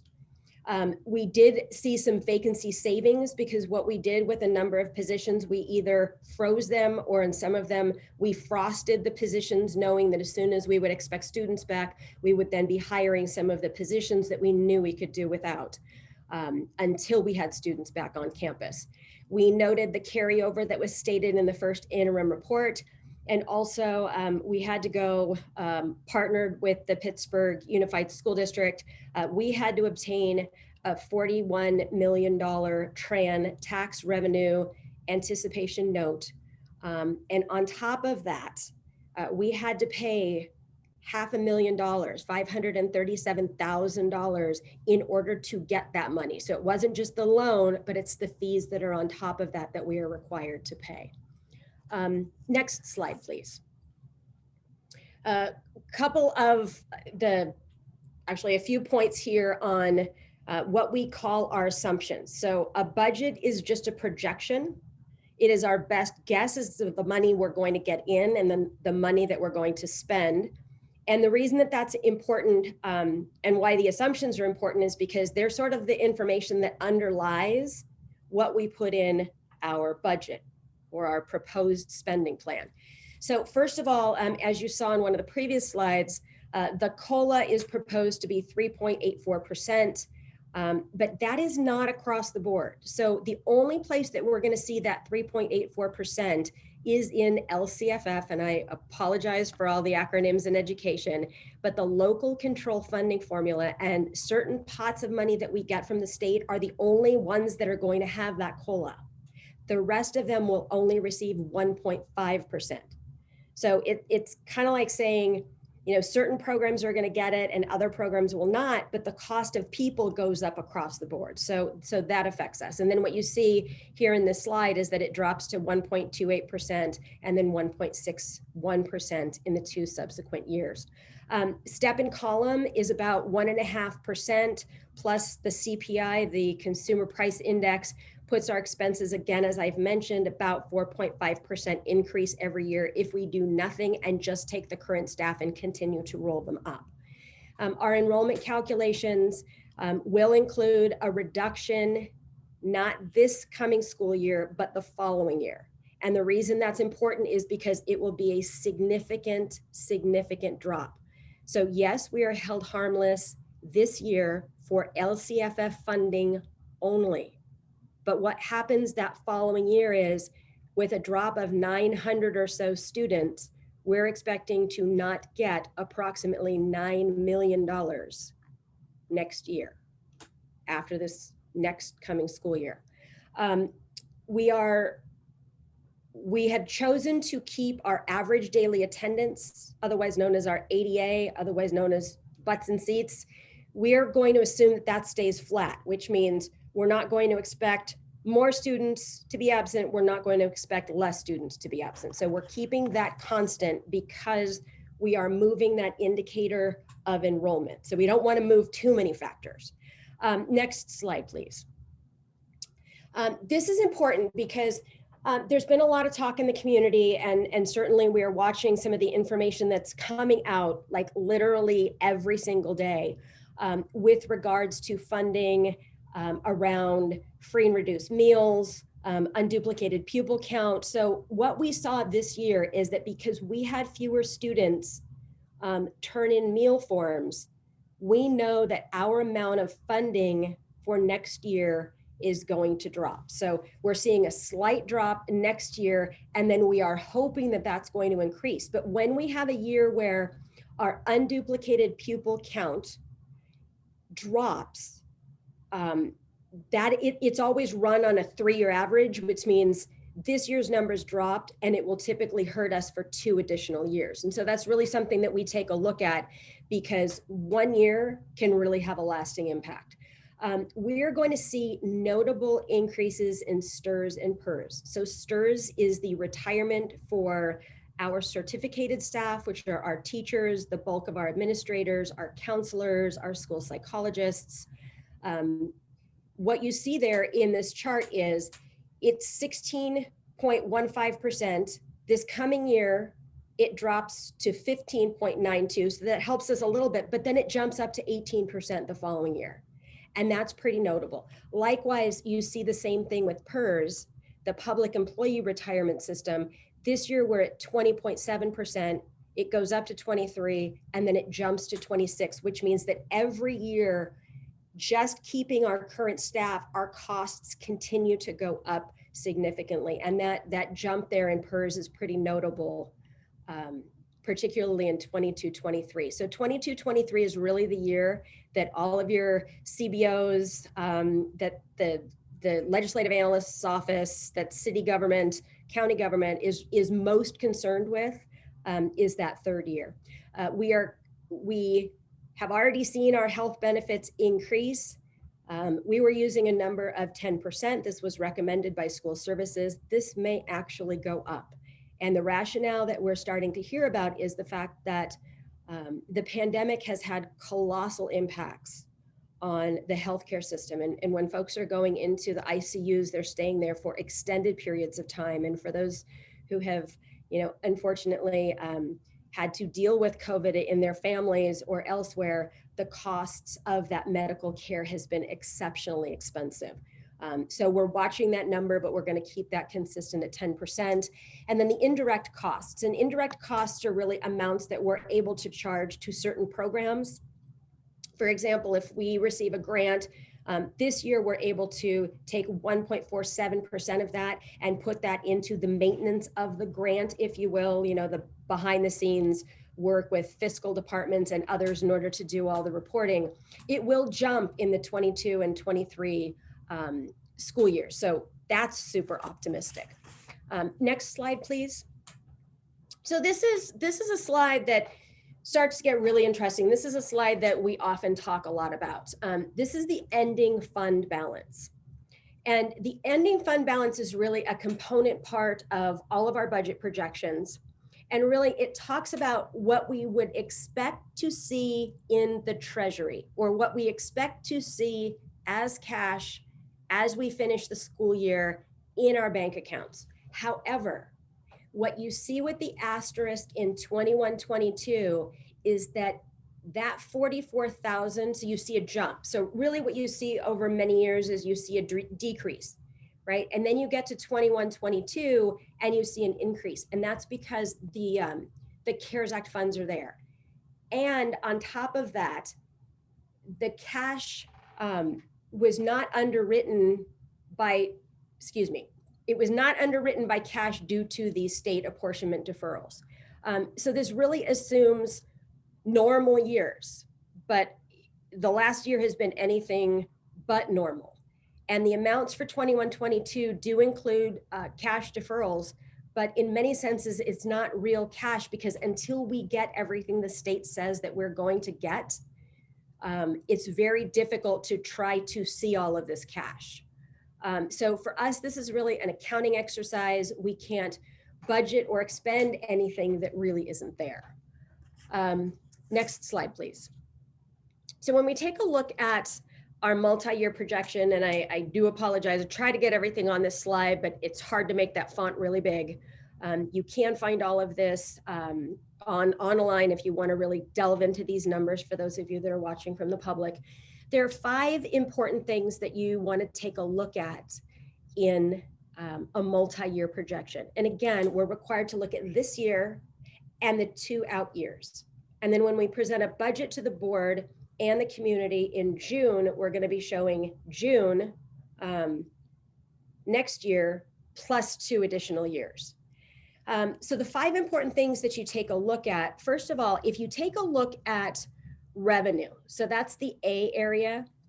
And what we do is we combine both restricted and unrestricted. So unrestricted is money that doesn't have any strings attached, and restricted comes in for specific groups of students, programs, and it has very specific strings. You can do this, but you can't do this. You can do this, but you can't do this. But for the sake of this activity, what we do is we combine the 2. And so the first thing you want to take a look at is section A, and that really has to do with, and I need to put my glasses on for just a second. I'm aging myself. So what you want to take a look at is what we're getting in revenue. So this year, 387 million. In 21-22, 367 million. In 22-23, 362. Excuse me, 367, 362. So what you're seeing is you're seeing revenue that is dropping over time. Likewise, if you take a look at the expenditures in the B area, you see 180 million. The following year, you see 179. The following, excuse me, you see 380, you see 379, and then you see 380. But what you really want to take a look at is you want to take a look at the over under, or what the difference is when you add and subtract between those. And so what you see in this year is that we would expect that our combined revenue minus our expenditures, it looks like we'd have about 7.9 million, but you watch that trend over time. So in the second year out, you see instead of being positive, we are now negative, and it is red, approximately $9.3 million. And the following year after that, it is negative, approximately 17.4. So the next thing you want to take a look at is you really want to take a look at how those numbers come down in section E, and that's really your net increase. You then want to jump down to the ending fund balance. So it's the second part down in F. At the end of this year, we would expect that there would be approximately 56 million, as opposed to 44 million the next year, as opposed to 26 million the next year. And while those may sound like great numbers, what you're seeing with these numbers is 56 to 44 to 26 means that you have a deficit trend that you are seeing. We are required to have what is considered a reserve for economic uncertainties. We're required to have a 3% reserve. So you see that on the very bottom in every single one of the 3 columns. But what you start seeing in that third year is you start seeing some of the red over in the increase decrease, but where it does become very apparent is the following year. And that'll be something that we start taking a look at within the next, couple of months. Next slide, please, Mario. So here are some things that we're at least considering, some risks that we see in the forefront and some positives as well. We don't know what's going to happen with the 22-23 school year, but again, this is where the LAO, the Legislative Analyst's Office, is really concerned about downward trends for school districts across the state of California. Cities are talking about this, counties are talking about this, school districts are talking about it. You'll continue to hear people say it's the year that we fall off the ledge, but that's really what it feels like. Cash deferrals. This year worked really well for the state of California. It worked well because they were able to give us IOUs and we had to borrow money in order to pay our bills. And for us, that cost us $537,000. So imagine the people that could be paid for by that $537,000. Those cash deferrals may very well happen again in the future. I'm going to let Mike Berg jump in a couple of minutes because he can talk about what happened the last times the state did this. Works really well for them, doesn't work so great for school districts, but they did this for a number of years ongoing. We still have a structural deficit. A structural deficit means we spend more than we bring in, and that is a concern. We are expecting another round of restricted ESSER dollars. These again will be one-time pandemic mitigation. They don't address the structural deficit because while we could plug some of them in one year, it means the following year you don't have those funds. We still have declining enrollment. We are still continuing to watch our average daily attendance or our ADA. We have no one-time funding that's coming in right now that we know of. We know that we've got increasing costs with our pensions, with our retirement plans, and that's part of what we shared, what I shared in the slide in regards to STRS and PERS. Next slide, please. So what we're doing at this point in time is we are bringing forward to the board a qualified certification. And again, we would have been positive had the state not deferred our cash apportionments, but because we had to borrow $41 million in order to be solvent this year and to pay bills, it makes it impossible for us to bring forward a positive certification. And you know what you're doing with this second interim is really you are approving a window in time.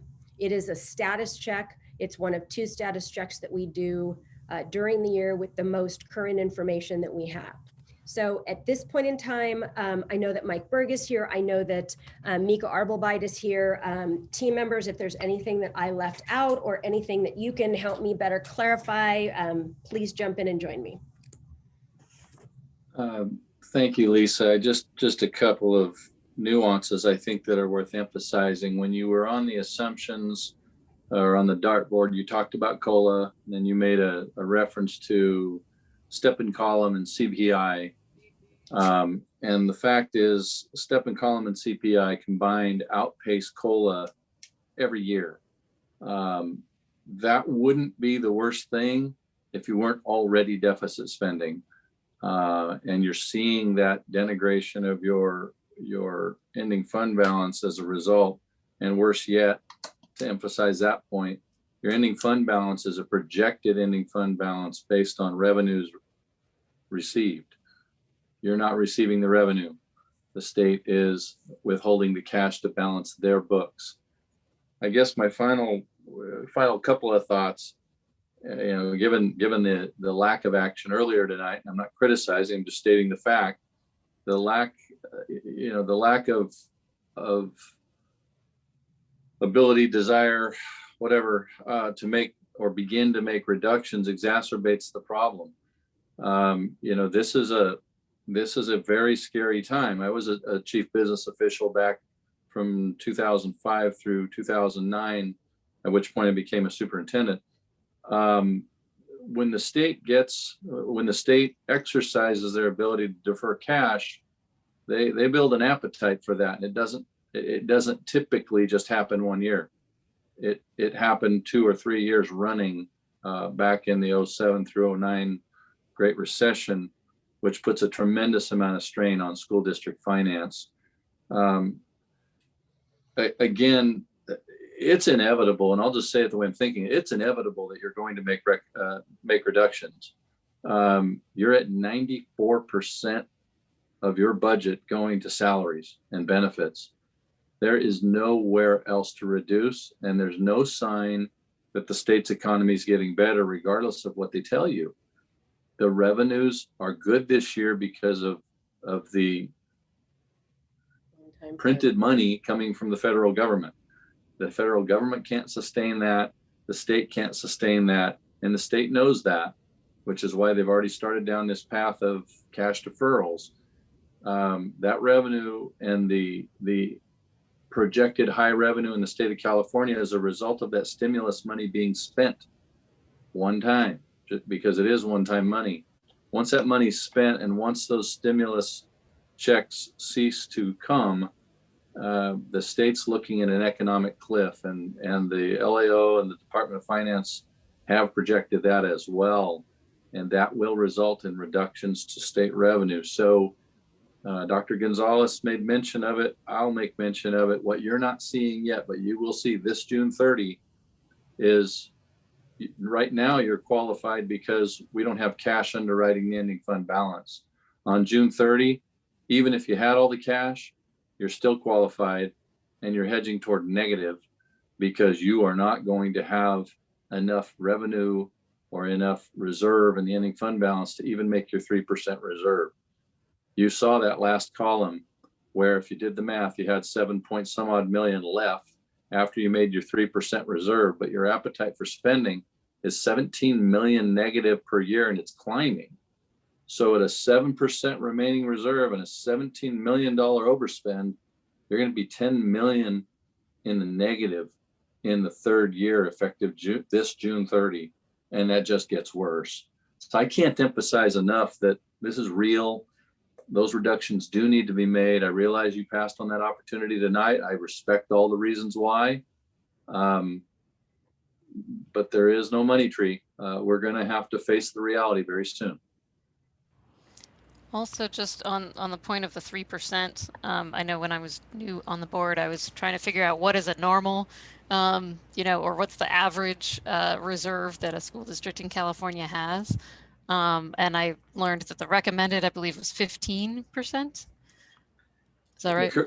Correct, 10 to 15. And the reason for that, if you do the math, and I don't know your exact payroll, but on scale, I know your payroll relative to the payroll I had in my last permanent district.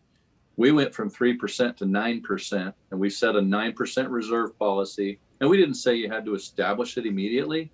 That takes time and work to get there, years, not just months. But the point of that was 9% came relatively close to having enough money set aside to make 1 month's payroll. Your payroll is about 9% of your budget per month. And if you don't have that kind of reserve sitting there, in the event that the state does something silly sounding like withhold your apportionments, which is exactly what they're doing this spring, you need to make sure you have enough money to at least make payroll. The worst thing can happen is for the checks not to come and your staff to walk away. Yeah, and I understand there's also the point that people make that, we should be spending this year's money on this year's kids, and we should not be holding on to, reserves for the future because, we get the money every year from the state. But we do have neighboring districts that I know have reserves of 13%. So it's not unheard of. And the fact that our reserve is all the way down to the edge of what's required of 3% is that in itself is concerning, let alone now looking at we may not even be able to meet that. And that's what leads us to a qualified budget. Other questions, comments, trustees? I have a couple questions. Yes, Trustee Mason. What do we know about the stimulus package? And I know that's not long-term. I understand it's short-term, but just like we saw this year, we didn't come out as low as we thought because of the stimulus money. We can make cuts every year, but maybe not as drastic, although I'm willing to make drastic cuts. But I also know there was a piece in there that was supposed to help with pension plans that were on shaky ground. Will that include PERS and STRS? They sure seem to be on shaky grounds. And then as far as, could you use stimulus money to help pay down those deferrals, because the deferrals was a result of the pandemic, and that money's supposed to be coming to help us with the pandemic. So bottom line, do we have a clue how much we're getting? Does it go to the state and then the state doles it out? Or what do you know about that? There is the potential that you will get additional stimulus money. Hard to say what, because that's literally being negotiated in the final stages at the congressional level today. It does appear something will be passed within the next week or so. The difficulty, and it's what I emphasize to Dr. Gonzalez frequently, is you can't recognize it in the budget until you can recognize it in your hand. And while they're saying you're getting more money, and I am frequently critical of Sacramento, they say you're getting more money than ever. You are, but your expenses are higher than ever also. And so you're losing ground. Member Mason, I think your point is good. I think there will be some additional money. I think it will temper the amount of reductions you need to make, but not reverse them, not by any stretch of the imagination. I did not expect it would take them away. It just might, like I said, temper is a good word. We can make maybe, 2 million, probably more than that, a year rather than 20 million all in one year. And I guess the only other thing I'd say is, I get really nervous about believing anything since the state was for 54 billion off what they predicted this year. So it's like, yeah, and the scary part, again, more advice, sage advice I'd like to think that I provide to Dr. Gonzalez and other CBOs I work with is you're a catcher's mitt. You catch whatever comes your way and you deal with it. You don't get to tell them what you need. That's not how it works. On scale, just so you have a sense of where you are, in that third year, you looked at that, it's line E on that multi-year projection you had in your packet. Even in this current third year, your deficit spending to the tune of $17 million. If you do the math on that, and I'm going to round up to about 20 million just for simple math, but if you do the math on that, based on the average salaries in your district, that's 200 certificated positions or 400 classified positions on average, or some combination therein. And so tonight, when we were just talking about 30, I think that was already significantly tempering the ultimate goal. And I hate to be the one that always says, well, it has to be about people. You only have 6% left of your budget to do everything else. Most districts have 16% of their budget to do everything else. So it is going to come out of people. And you're looking at 200 to 400 positions to reduce in the very near future. So I would just continue to encourage you to do more as quickly as possible, because as stated earlier, there's an exponential effect to doing nothing, detrimental effect to doing nothing. Other trustee questions, comments?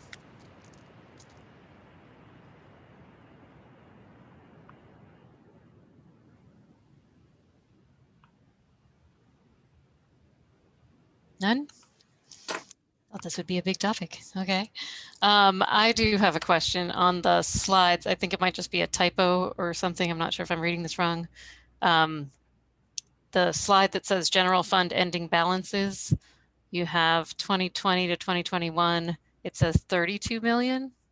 But on the slide right after that, the multi-year projections, the 2020 to 2021 ending fund balance is 56 million. I'm guessing that's just a typo on the slide, that the multi-year projection slide is the correct one? Yes, it was a typo. Multi-year projection, the 56 million is the correct number. Okay. That's my bad. Thank you, thank you. Okay. No, that's good. We were hoping for the bigger number. Yeah, exactly. Good. Just wanted to clarify.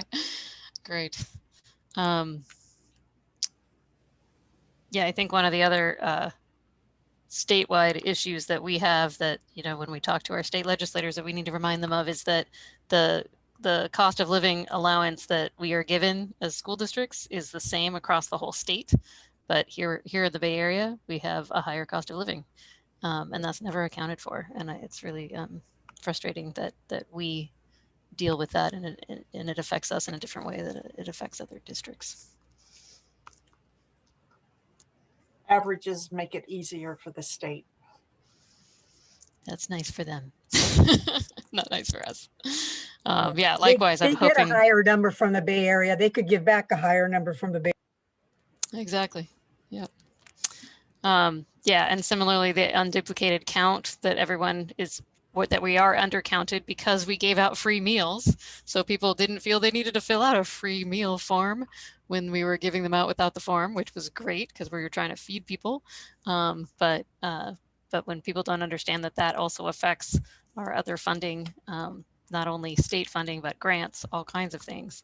I hope that there's going to be some sort of adjustment there for what happened during COVID, but not seeing it yet. All right, so we need a motion to approve the second interim report. Do we have a motion? I will make a motion that we approve the second interim report. Thank you, Trustee Mason. Do we have a second? I'll second that motion. All right, motion by Trustee Mason, second by Trustee Alas. Any other questions, discussions? All right, we'll put it to a vote. Trustee Alas. Yes. Trustee Mason. Yes. Trustee Nzewi. I saw the yes. Trustee McFerrin. Yes. All right, and who did I miss? Trustee Mayo. Yes. All right, I also vote yes. Motion passes 5-0 with concurrence from our student board member. All right, thank you. Moving on to the consent agenda, item 13.0. Items listed under 13.1 under consent agenda are considered routine and will be approved or adopted by a single motion. There will be no separate discussion of these items. However, any item may be removed from the consent agenda upon the request of any member of the board and acted upon separately. Do we have any items to remove or do we have a motion?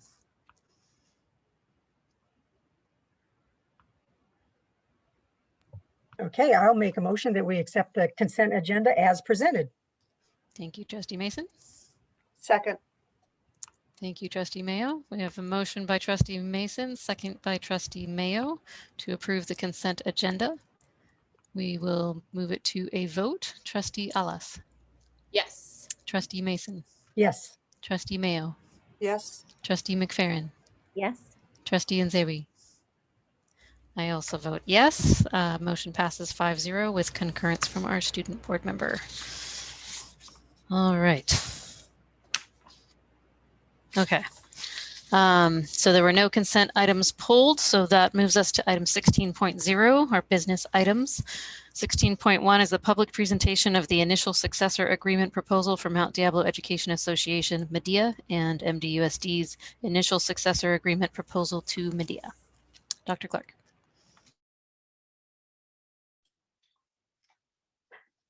Dr. Rubio is going to be presenting this item.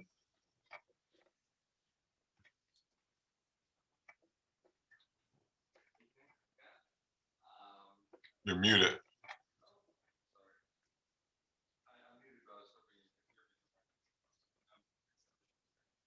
Sorry, I was trying to get you through my phone. Can you hear me now? Yeah, but Yeah. you got to speak up just The a little volume bit. is low. Sorry. I lost you through my phone. I was trying to get through my phone. Sorry. Just maybe speak closer to it. Thanks. Okay.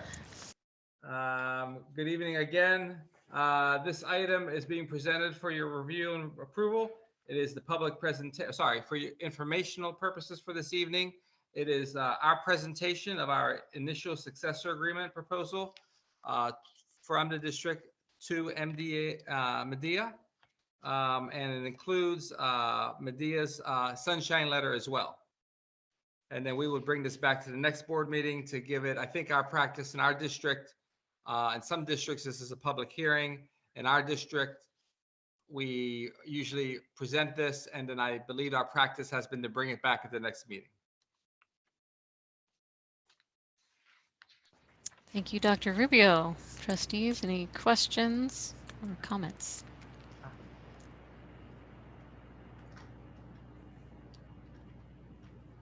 All right, seeing none, this is an informational item only at this point. So we'll look forward to seeing it for action next at a future meeting. Okay, item 16.2, review and potential approval of revision of job description, public information and community relations officer. Dr. Clark. gotta find my mouse here. So yeah, so this is, just see which one we're looking at. This is, and unfortunately, this is Austin's position.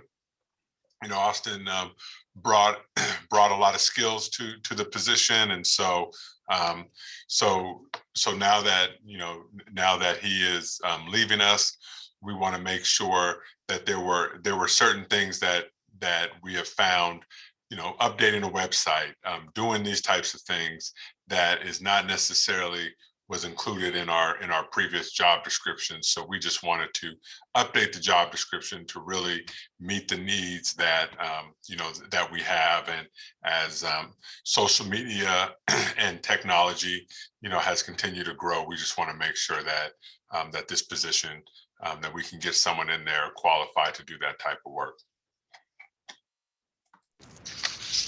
Wonderful, thank you. Let's see, this is on for action. Is there a motion?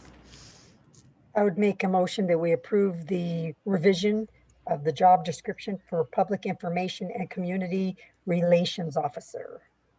Second. Oh, okay. That was a second, Trustee Mayo.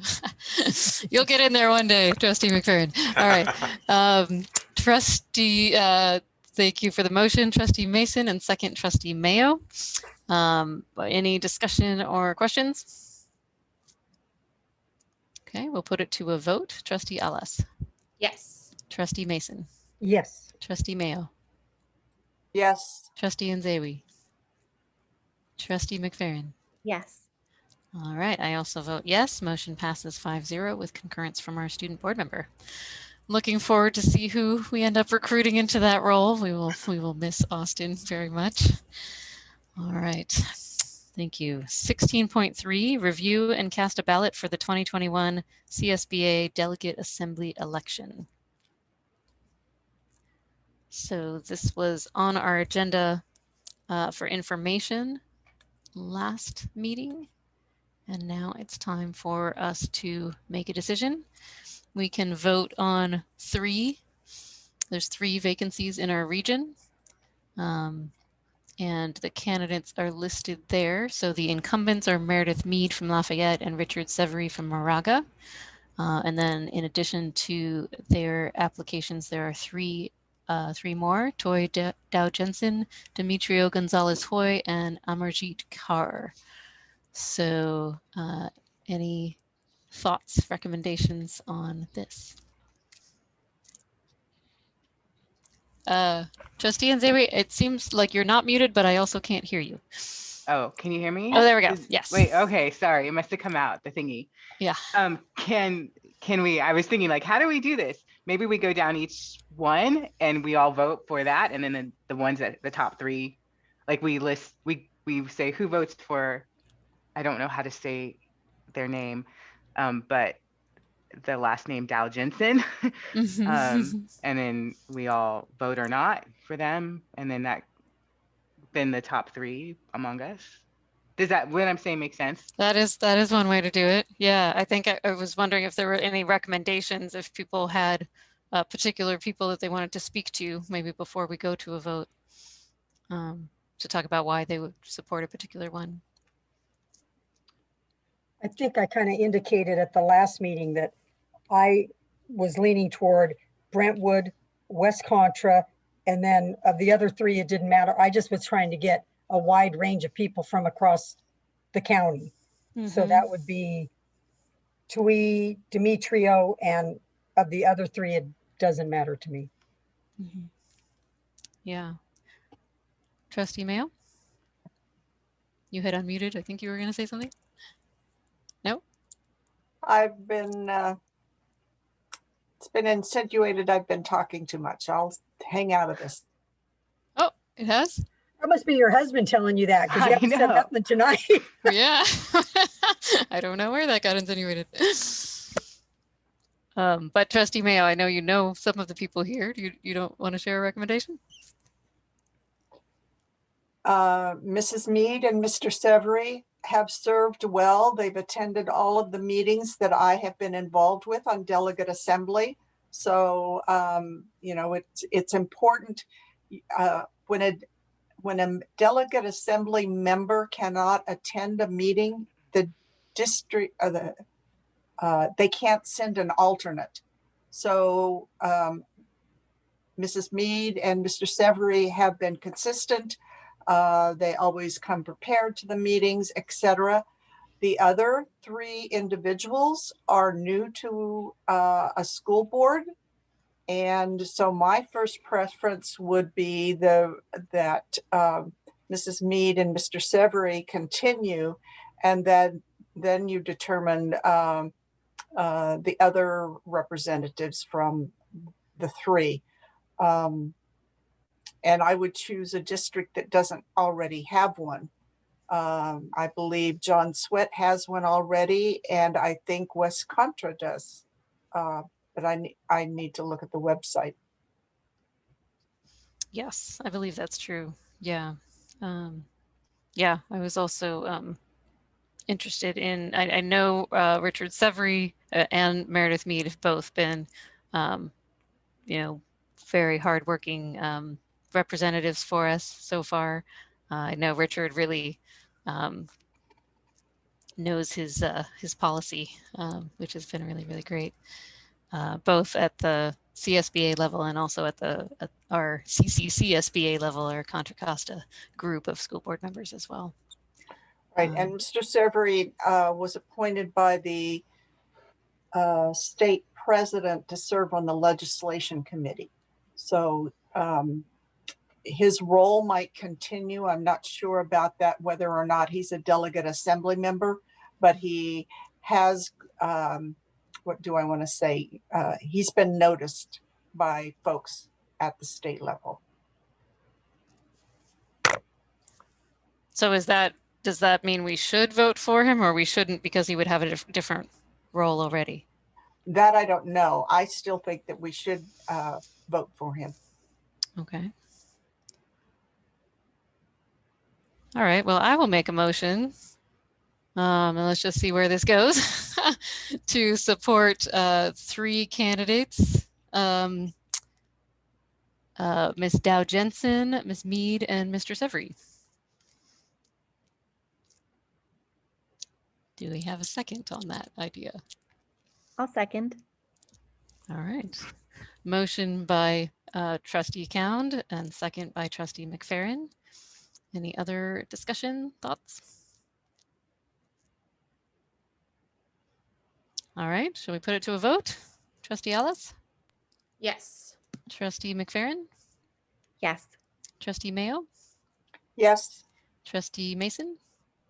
I'm a no, because Lafayette and Oh, Montpelier, they sorry, both you had the geographic. very similar in, what am I trying to say? The money in the community. They're the same place. Yeah, Yeah, One's up the hill, and down the hill. I like the fact that all the other people seemed more ethnic. Okay, Trustee Nzewi? I feel like I don't like one of my choices is on the list, so I don't want to be greedy. So like I appreciate that. So, but I actually appreciated it was Trustee Mason last time who mentioned the geographic That's a good point. diversity to consider, which I actually don't know where John Sweat is, but among them, I know where the other places are, but I don't know where that is. Yeah, I think Trustee Mayo had said that there is a John Sweat and West Contra rep on as already, but John Sweat is Crockett area. Oh, okay. Okay. I can accept this slate. Yes.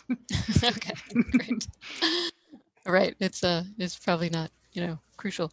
Okay, well then I also will vote yes. So motion passes 4-1 with concurrence from did I have our student board member vote? Trustee Ellis? Yeah, I voted yes. Okay, thank you. Yeah. It's getting late. All right, with concurrence from our student board member. All right, so we've got the 3. All right. And next should be board member reports. And then we do need to bring back in our item 11.4 that we moved to the end of the meeting.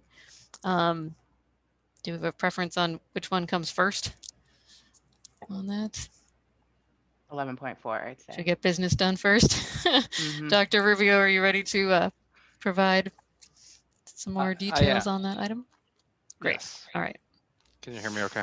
11.4. Yes. Great. I forgot to put on my headset last time. I did go back and look. I was able to connect with one of the staff members in fiscal. As I looked at the site-funded positions, it's very, very minor. It wouldn't even, I mean, really, quite honestly, looking at it, the reductions were almost entirely in the general fund that we were looking at. So there really isn't anything there. Some of the sites overall, you know, some are deleting, some are adding overall because some sites are able to add next year. There isn't, if we're only talking about site funded budgets, I wouldn't have anything to request from the board. I think I was corrected though. They said it is almost $3 million, 2.9 and change, not 2.7. So sorry about that. You know, it's just really a matter of the general fund, I think, is the issue. So I don't know if the board would entertain a different number. You know, I know I did slip in a remark that, you know, staff would hope minimally, you know, we could do 20 of the multiple subject. It's just, or, you know, I don't know, or 15. I don't know if the board's willing to do, but I'm concerned with what this may. Anyway, I expressed my thoughts earlier. Just for clarity, Dr. Rubio, unless I misunderstood, because now you're talking about saving 2.9 million. Correct. Isn't the thought process that if enough people leave or retire, then we're not laying these people off? Well, we've accounted for everyone now. Well, we've accounted for everyone that we know of so far, right? So if the board, let's say the board says, okay, we don't want to go past 20 for the multiple subject, for example. If five people indicate that and we will ask teachers again, but if 5 people from between now and June say, well, I'm finally going to tell you that I am officially retiring, here's my paperwork, or here's my signature, then that allows us to very, you know, as quickly as we know, we can change gears and let up to 5 people in that example know, hey, we still need you, we'd like to have you. We don't anticipate what was described, I think, by in the conversation happening, where, you know, we'll be calling everyone back. We may have lost them to other districts. Right now, you know, I think the teachers across the board were very authentic as far as we could tell from their responses. Hey, I'm coming back. I'm definitely coming back. They had different ways they could respond. They even told us to what extent, if they were thinking about it, they even gave us a number from 0 to 100 and how likely they were leaving or not leaving. So we've got a lot of good data to go on. So, you know, to answer your question, almost 3 million is only realized if everybody else comes back right now and we keep these, then we're 3 million in the hole, so to speak. That's for this year. That's I'm sorry, for next year. So going to next year, that's correct. Right. Okay. If I may just step in for a second, one of the assumptions that we have had in our budget every year that we continue to have in our budget is an attrition of 7.5 teachers. So we've already factored in 7.5. So hypothetically speaking, if you were to lay off, let's say 30, you're already assuming that 7.5 separate of the 30 are not going to be replaced. Just by the 240 or so students that we were seeing every year in declining enrollment in the first place. So I just want to make sure that that is known. Okay. Wait. So are you saying that if we were to do 7.5 on here, then we would be lining up with what's already been assumed in the budget? Whereas if we did 0, then we would need to adjust the budget accordingly, that we would need to find that money? And Mika's here also. So Mika, do you want to go ahead and explain how we've done this every year? Because we did factor in 7.5 positions not being replaced every year. Correct. Due to attrition. Correct. So multi-year projection already included 7.5 FTE. So were we counting that in the retirements or that side, or do we need to notice 7.5 FTE in order to meet that budget goal? It's my presumption that if we don't do anything and we have an additional 30 FTE we don't need next year, which would be, I think, the potential results, right? If there's no other changes, that at least if I'm understanding you, that would mean that there's a potential budget impact of 37.5 FTE, because we wouldn't have done anything, and there's 7.5 more we're expecting in terms of less enrollment next year. Okay, so 7.5 FTE. So the practice that we have is that we've always assumed every year 7.5 teachers would not be replaced because of retirements. And we have that factored into the budget. So if we're assuming approximately $90,000 per teacher, our budget already assumes 7.5 positions will not be replaced. Were you right last year? Yes. Yes. And Mika was here. Were you right the year before, Mika? Yeah, year before, 18, 19? Whatever the year before last year was, yeah. Okay, that far back, I need to look it up. Okay, don't go to the trouble to look it up. It sounds like we generally make it, so it's nothing that we need to spend a lot of time worrying about. The Right, and 7.5. this year we have the information early, so we are almost, I believe we're at 6 retirements so far. Oh, So okay. I don't know if their numbers hold true. You know, the district, I don't know if we've been asking this early every year. So we if their numbers hold true, we are almost accounting for those now, I believe. Okay. I just wanted to be clear that if I don't see, and I know you did your best job, but just things being what they are, I don't see that many people having to be laid off, just from my whatever 40 years history with the school district.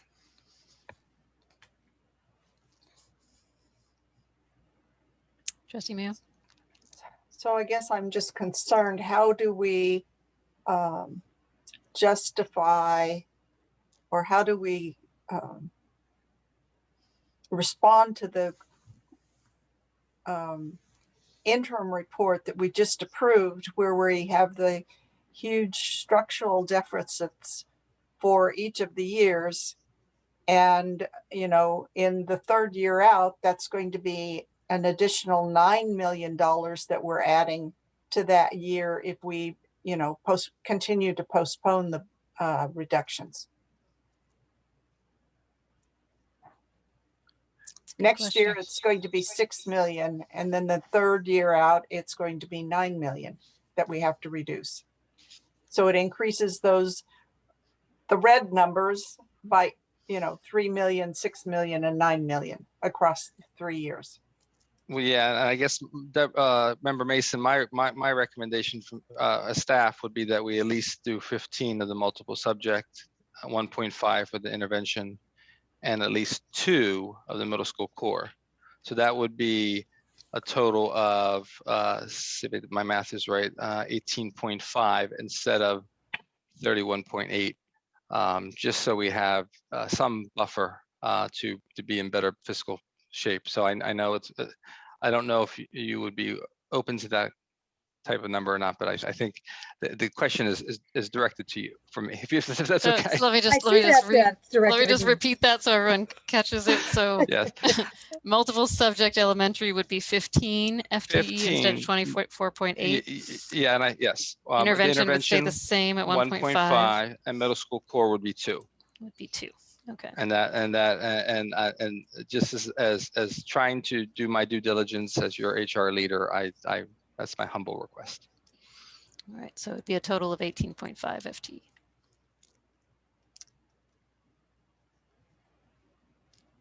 Do we have a motion?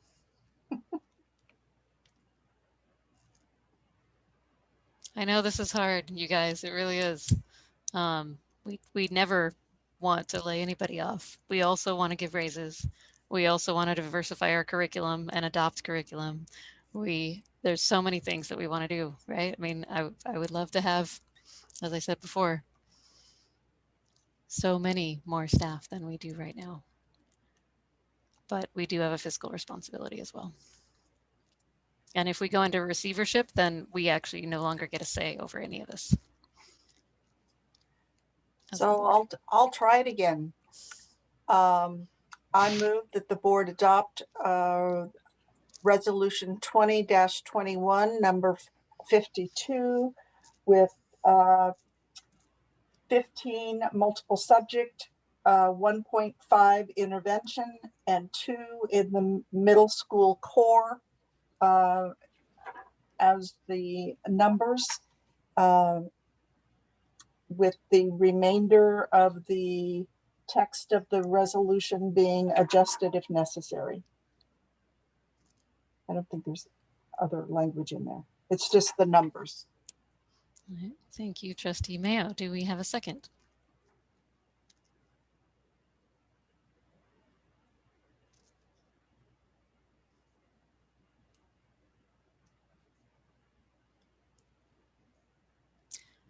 Well, if we don't have a second, then I think we don't have a vote.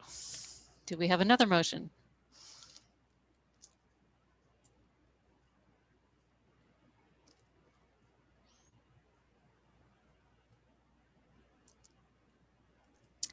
Is the motion 0 layoffs? Is that what you're all saying right now?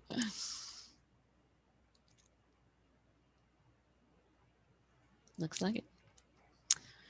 Okay, well, it looks like there's not going to be any action to be able to be made here tonight. You know, as we were talking with our bargaining members about other pricey items, let's remember that we decided to make this investment here, and that will mean less money for other things. I know it's only $3 million, but these are all the decisions we'll see that we how make. it plays out next year, maybe. Okay. All Okay, right. thank you.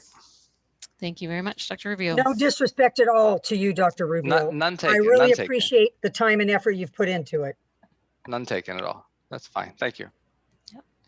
The good news was that it was, at least the proposal was a lot less than the 20 million of last March, which was very, very painful. Okay, so board member reports 17.1. Who would like to start? Trustee McFerrin, would you like to go first? Sure. All right. Good evening, everyone. Tonight, I'd like to share about the meetings that I've attended and the school site visits that I've done in the last couple of weeks.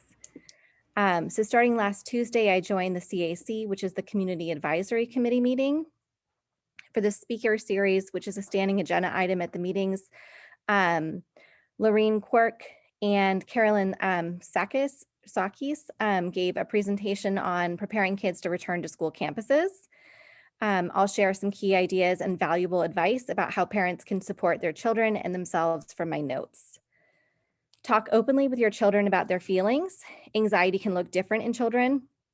They might feel it through physical symptoms such as a stomach ache. It's important to keep an eye out for signs of stress or anxiety, which can also show up in behavior. And in fact, behavior is a form of communication. The pandemic will affect us all for a while as we work towards some normalcy. So please keep in mind that these experiences will impact academic functioning and learning and focusing, organizing thoughts, processing information, controlling impulses, and so on. And last, and probably most importantly, your child is still developing and is resilient. They will gain back social relationships, will make academic gains, and they are supported and cared for. Everyone is excited and anxious to get back to normalcy too. Also, Dr. Aguili shared some information about the extended school year for special education, which will be June 7th through July 2nd, in person and online pending negotiations. She also provided some information about the return to live instruction, including updates from Governor Newsom and the ongoing negotiations.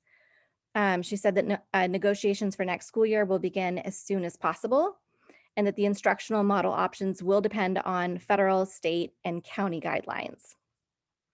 This was Ms. Hillary Shen's last meeting as the parent liaison. She's served the CAC for 12 years, I think was the number, and she's leaving to spend more time with her children. Several members of the team spoke warmly of Hillary, some got even choked up. And I want to personally thank Hillary again for her dedication to MDUSD and to CAC. Last Thursday, I went to the first ABAR, Anti-Bias, Anti-Racist Advisory Committee meeting. Felicia Stuckey-Smith, who was the principal at Sun Terrace starting in 2001, so she's been with us a long time. And then she became the Director of Student Services in 2010, led the meeting. She provided an overview of events and actions that preceded the development of the ABAR Advisory Committee, such as the Equity Advisory Team being established in 2011. The discussion then shifted toward how policy becomes action. So in breakout room groups, we each shared a racial inequity that we would like to change in MDUSD, and then we shared with the whole group. So I heard people share about various topics, including hate speech, racist mascots, staff understanding their own biases and knowing what anti-racism is, inclusive curriculum, creating norms for anti-racism on campus that are not opt-in, opt-out, and recruiting staff that reflect the student population. The next meeting will be on March 25th. And then over the last 2 weeks, I went on 6 of my 7 planned site visits. I visited 3 elementary schools, 2 middle schools, and 1 high school. I'd really like to thank Ms. Klinkner, Mr. Clausen, Ms. Graybill, Mr. Barbosa, Mr. Little, and Mr. Wood for the wonderful tours of your schools. I observed the work that's been done by our maintenance and operations department, like paint to support physical distancing and signage with reminders about best practices for health and safety. I used QR codes to complete health screenings at each school site. I saw desks spaced apart and stacks of colorful materials waiting for our students to pick them up. I was so glad to see that many of our campuses have many walkways and areas that will allow for plenty of distance. The principals with whom I spoke glowingly about the members of their teams. Custodians and office staff have been working diligently to prepare campuses to welcome students back. Office staff have made hundreds of calls, making sure that every family has responded to the recent survey about distance learning and hybrid. All of the principals who welcomed me to their campuses are very excited to see students return to their schools. I saw one principal's face light up as she showed Trustee Nzewi and me the kindergarten rooms and spoke about the magical experience of parents bringing their children for the first day of school. And we spoke at length about how exciting it will be to welcome students back on campus when we're able to do so. I also recently visited with 3 sophomore classes at Mount Diablo High School. So I want to thank Ms. Kelty for inviting me to speak with your kids. Because of Mount's Academy model, I knew nearly every student that I saw because they were in my freshman English class last year. And so like they always do, the students asked them great questions. They wanted to know about the role of the school board, about the layoffs and why they disproportionately impact their school. They asked about buses, which makes a lot of sense because somewhere between 60 and 70% of the school relies on school buses to get to and from school. And they also asked about when in-person learning would resume. So I want to thank the students at Mount and all of our other schools for their remarkable efforts and their sacrifices this school year. I've been thinking about them all the time, and they're always in my thoughts. And last, I want to sincerely thank our bargaining teams. I know that the district's team and Medea's teams are both working so hard. I've served a variety of teacher leadership roles in my career, but I've never served in a bargaining team. And I imagine that it's mentally, physically, and spiritually exhausting. And I know that the teachers that serve on Medea's bargaining team are sacrificing precious time with their students. I'm sure that preparing sub-plans for the days that you're negotiating is an extra challenge during distance learning. And so again, thank you so much for both bargaining teams for your ongoing efforts, the extra hours that you recently scheduled, and for your student-focused advocacy. And that's all I have to share this evening. Thank you. Thank you, Trustee McFerrin. Trustee Nzewi. I went on the visits with Erin and I had one other, so I won't repeat that. So ditto to what she said around that. I would just add, I went to Oak Grove on top of, and I didn't go to one other. I too attended the initial meeting of the Anti-Bias, Anti-Racism Committee. It's very exciting to get that off the ground. It was very exciting to see the huge interest in it, that people came. And I remember as Dr. Clark was proposing this and getting it off the ground, he made it very clear this is not the Equity Committee, which is about our school campuses. This is a place where parents, community members, and all the school community, so teachers, staff, everybody, and everybody was represented. That's what was really cool. There was all sorts of people there, can come and really tackle the issues of racism and bias, and come with solutions together. And so in thinking about that, what was exciting about having so much of our community is our hope that it's community driven. We have a great model in the CAC of being parent led and community driven. And so I hope that as we continue meeting and creating a framework, that we move towards that direction. Teachers became prioritized for vaccines several weeks ago. And I remember seeing the first teacher that I know say, "Oh my gosh, I got an appointment." And it was like winning the Hunger Games or the lottery, depending on your viewpoint. And it's been, until I'd say this weekend, it's probably been very hard for people to find appointments. But they have, and I wanted to thank Trustee McFerrin for volunteering for teachers, because you literally have to just sit and refresh. There could be nothing 1 minute and suddenly there's 10 appointments available. And so in my own effort, it's not mine, my husband has found over the last 2 weeks, I don't know how many teachers' appointments, because he stays up late overnight and finds them. So it's truly been a team effort of people sharing clues of where to get them. And so now it's really great that this week with Johnson & Johnson, that seemed to open everything up. So it's magnificent that we had an event here in our district today. So that I'd say within a month, our teachers and staff should be fully vaccinated, that 2 weeks beyond their last shot. So that's very exciting. So thank you, Dr. Clark, for bringing in the Walgreens and testing all in 1 week. That's really good work. And then I had a really good day last week. I started it really early, reading to a class at Bancroft Elementary on Read Across America Day. But the best thing that happened that day was I woke up and had an email that it's pajama day. And I was reading to them at 9. So I got to just roll out of bed in my pajamas and join the group of mostly third graders. There was a combo class, and read to them Rebel Girls. And what was exciting is that they all have that book. So I guess my daughter's cool, or was cool, and learn from them what they want to be when they grow up. So that was just fun.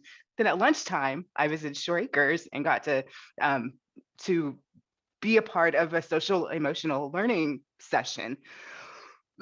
And those kids were excited, and they asked me to talk about my college. Go Bears, you all know that. But anyway, it was also College Club Day. And so while they were excited about me, they were really excited for 3 o'clock to come because they could go to College Club. And that was fun to see, because they're these little kids who are so excited about going to college. And I don't know if they already have their loyalties, but they're excited about their future.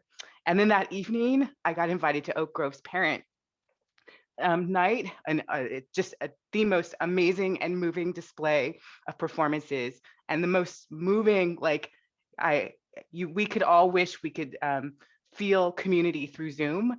I think that's really hard to do, but they achieve that so well, with all the parents and all the students and all the teachers, and everyone performed. It was amazing. And so that made for a really good day.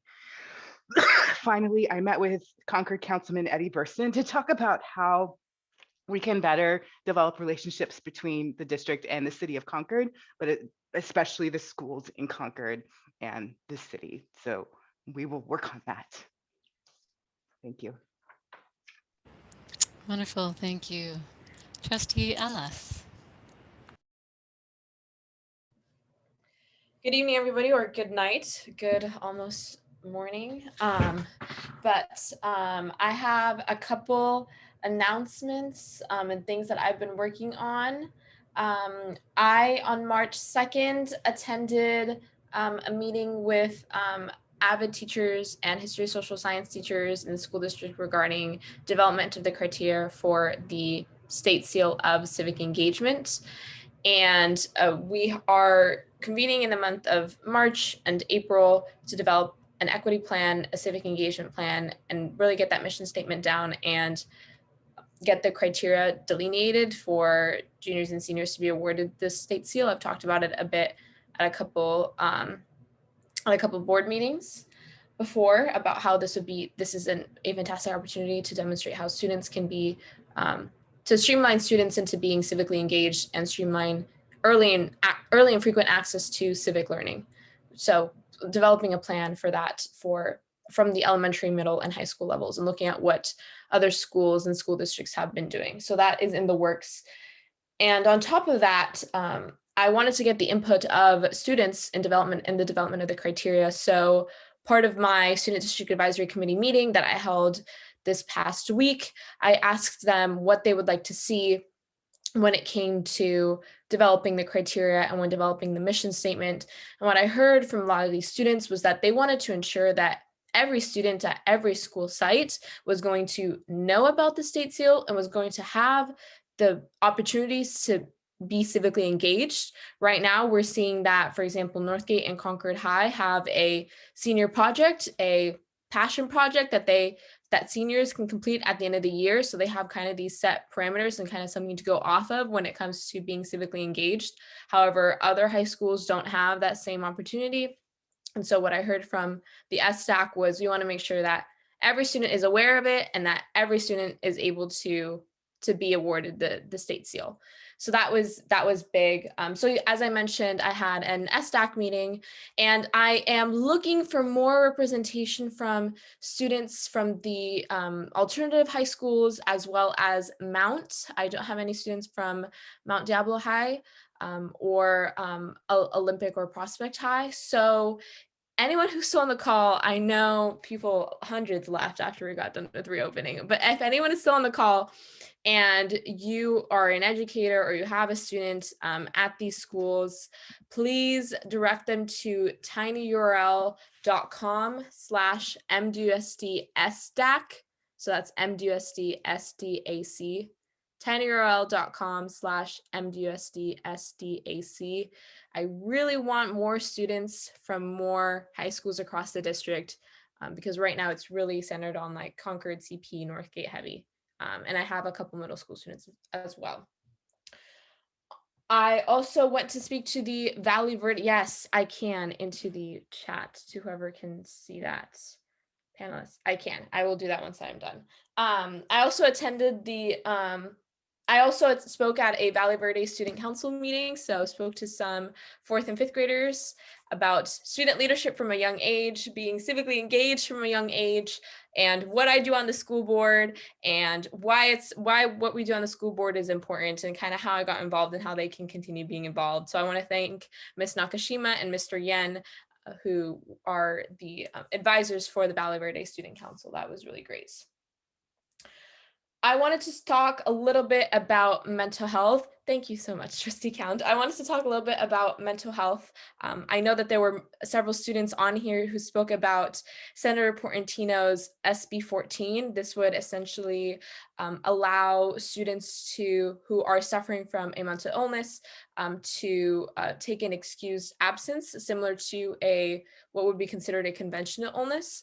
I mentioned a couple weeks ago at a couple board meetings ago how I was hoping to pass a resolution where we would recognize how a mental illness, how the inability to get out of bed, the inability to find the motivation to do work, and the inability to complete simple tasks is as detrimental to the functioning of a student as a cold or as the flu or as what would be considered an orthodox illness.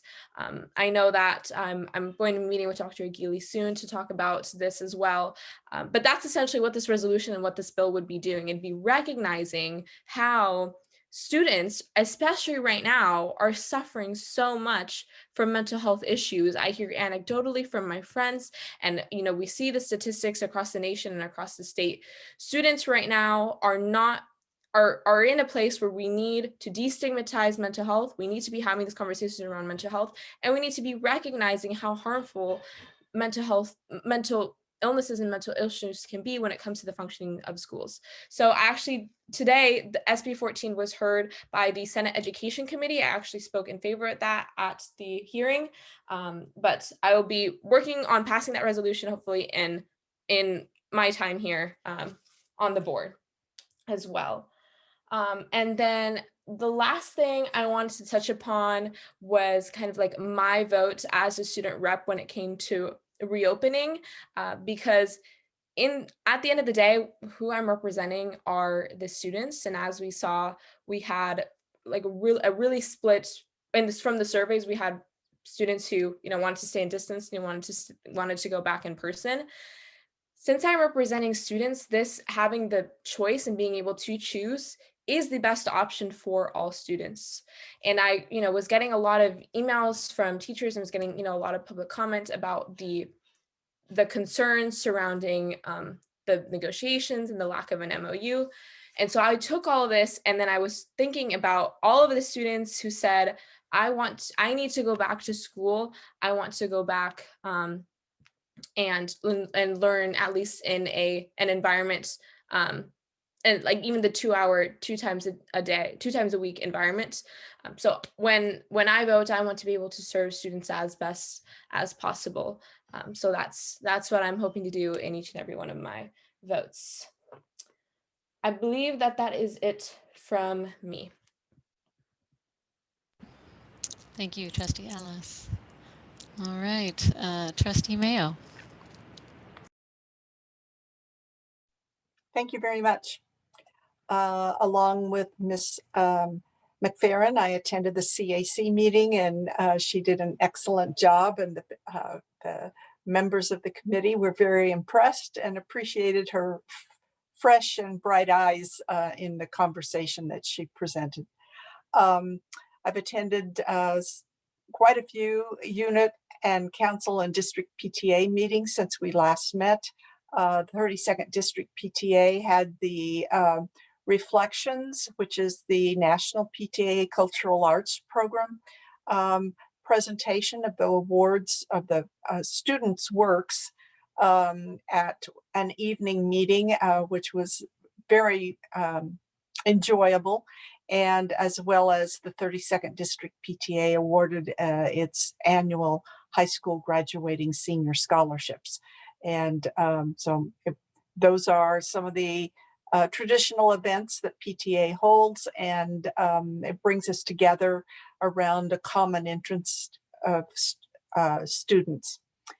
Right now, I am busy with something that's a little bit outside of the district. I'm volunteering for the 2021 Contra Costa Science and Engineering Fair, which normally is held at Las Medanas College, but this year it's virtual, and we've got a great team that's pulled together a lot of the work that I was responsible for on paper. It's all being done virtually. There are over 105 projects, grades 7 through 12, which will be judged virtually by more than 83 judges. And I'm very excited, thanks to the Mount Diablo Education Foundation Student Advisory Group, that we have some entries from Mount Diablo School District, middle school and high school. So it's you know, I've done this work for 10 years, and there's only been 2 entries from Mount Diablo. So this is really exciting. It's bringing it home to Mount Diablo.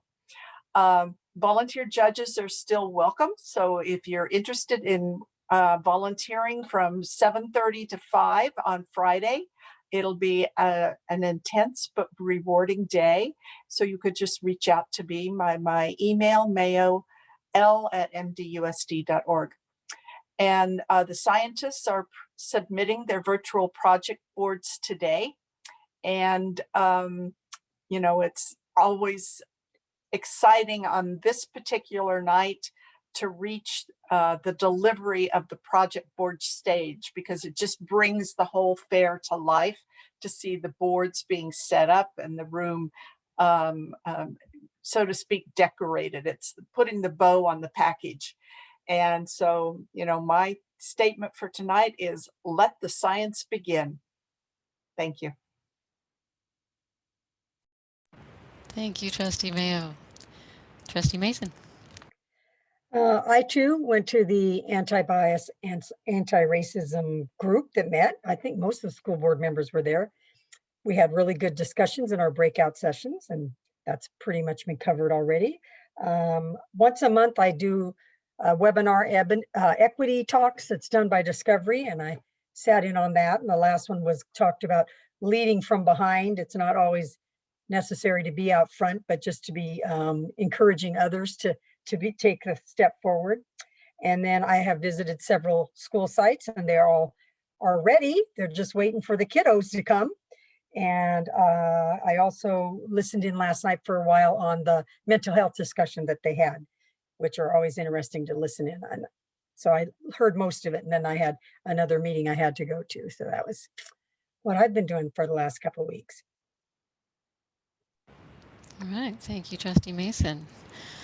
Let's see. So I've been to many of the things you guys were all talking about there, so I'll just focus on a few others. The Equity Advisory Meeting on February 25th had a really great presentation by El Monte, sharing their story and their journey over the last couple years in particular, in really diving deep to make sure that that they are a site that is full of respect and inclusion, and diversity, and equity in all the different facets of that. So I hope that that's a presentation that that others can see as well. I feel like it's something that we should be featuring much more widely than a small meeting like that.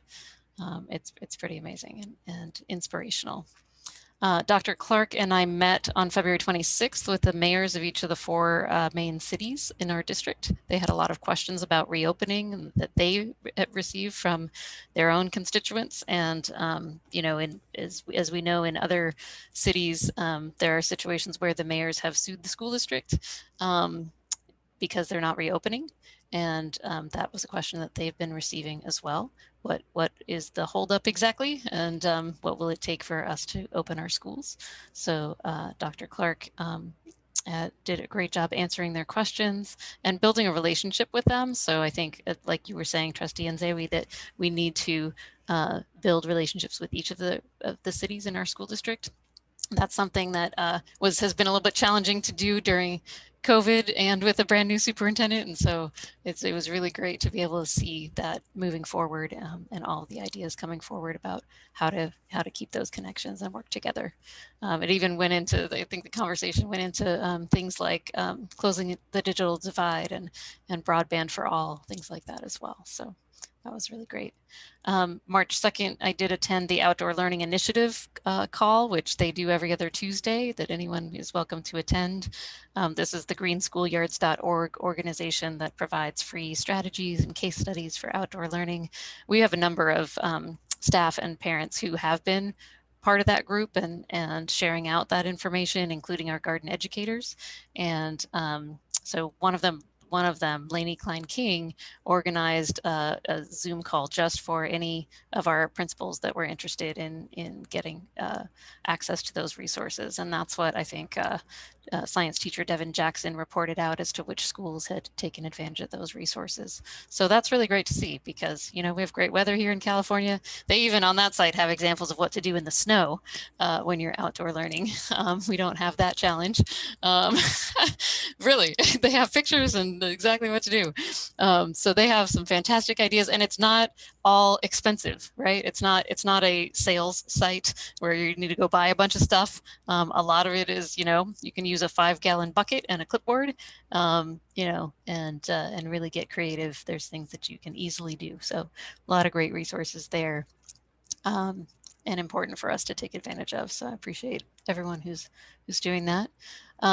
Also spoke at a number of different the PTA, PFC groups that have questions about reopening, just trying to, you know, make sure that people have the facts about where exactly we are on all of this, and then how parents can help. And what's been really heartwarming is seeing parents really reaching out, parents helping parents, trying to figure out what they can do for families in crisis, whether they're at their own school or at a sister school or somewhere in the community. There are a lot of efforts out there. Parents want to know what they can do to help. And so that's been really heartwarming to see it in action.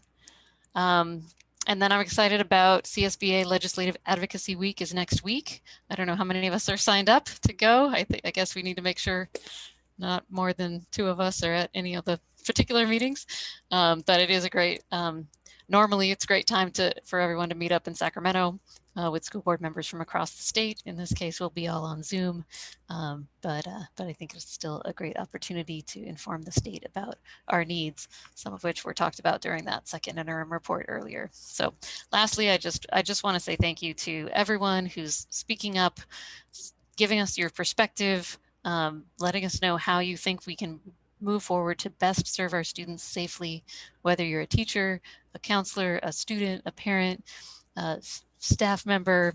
You know, that is how we come together and make the best decisions that we can.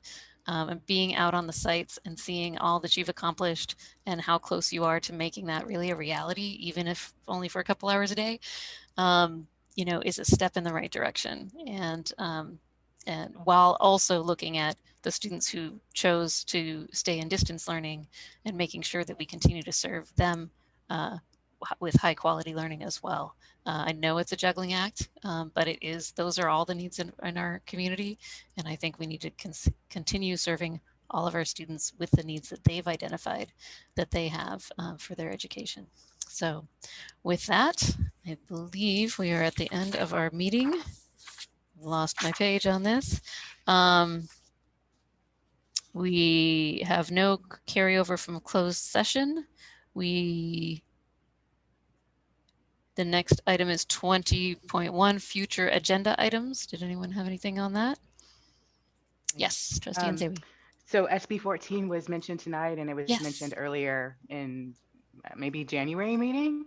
And it did pass 7-0 today out of Senate Education Committee.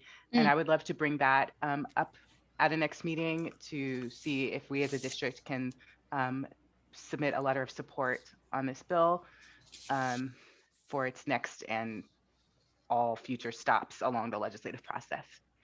Great, fantastic, good idea.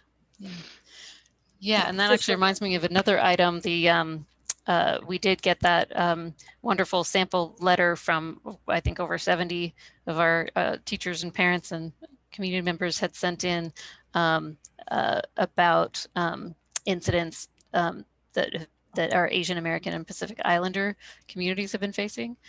So we have a draft of a letter. I think it would be really great if we can come to a draft that all of us could sign together, or it could be sent out by the superintendent.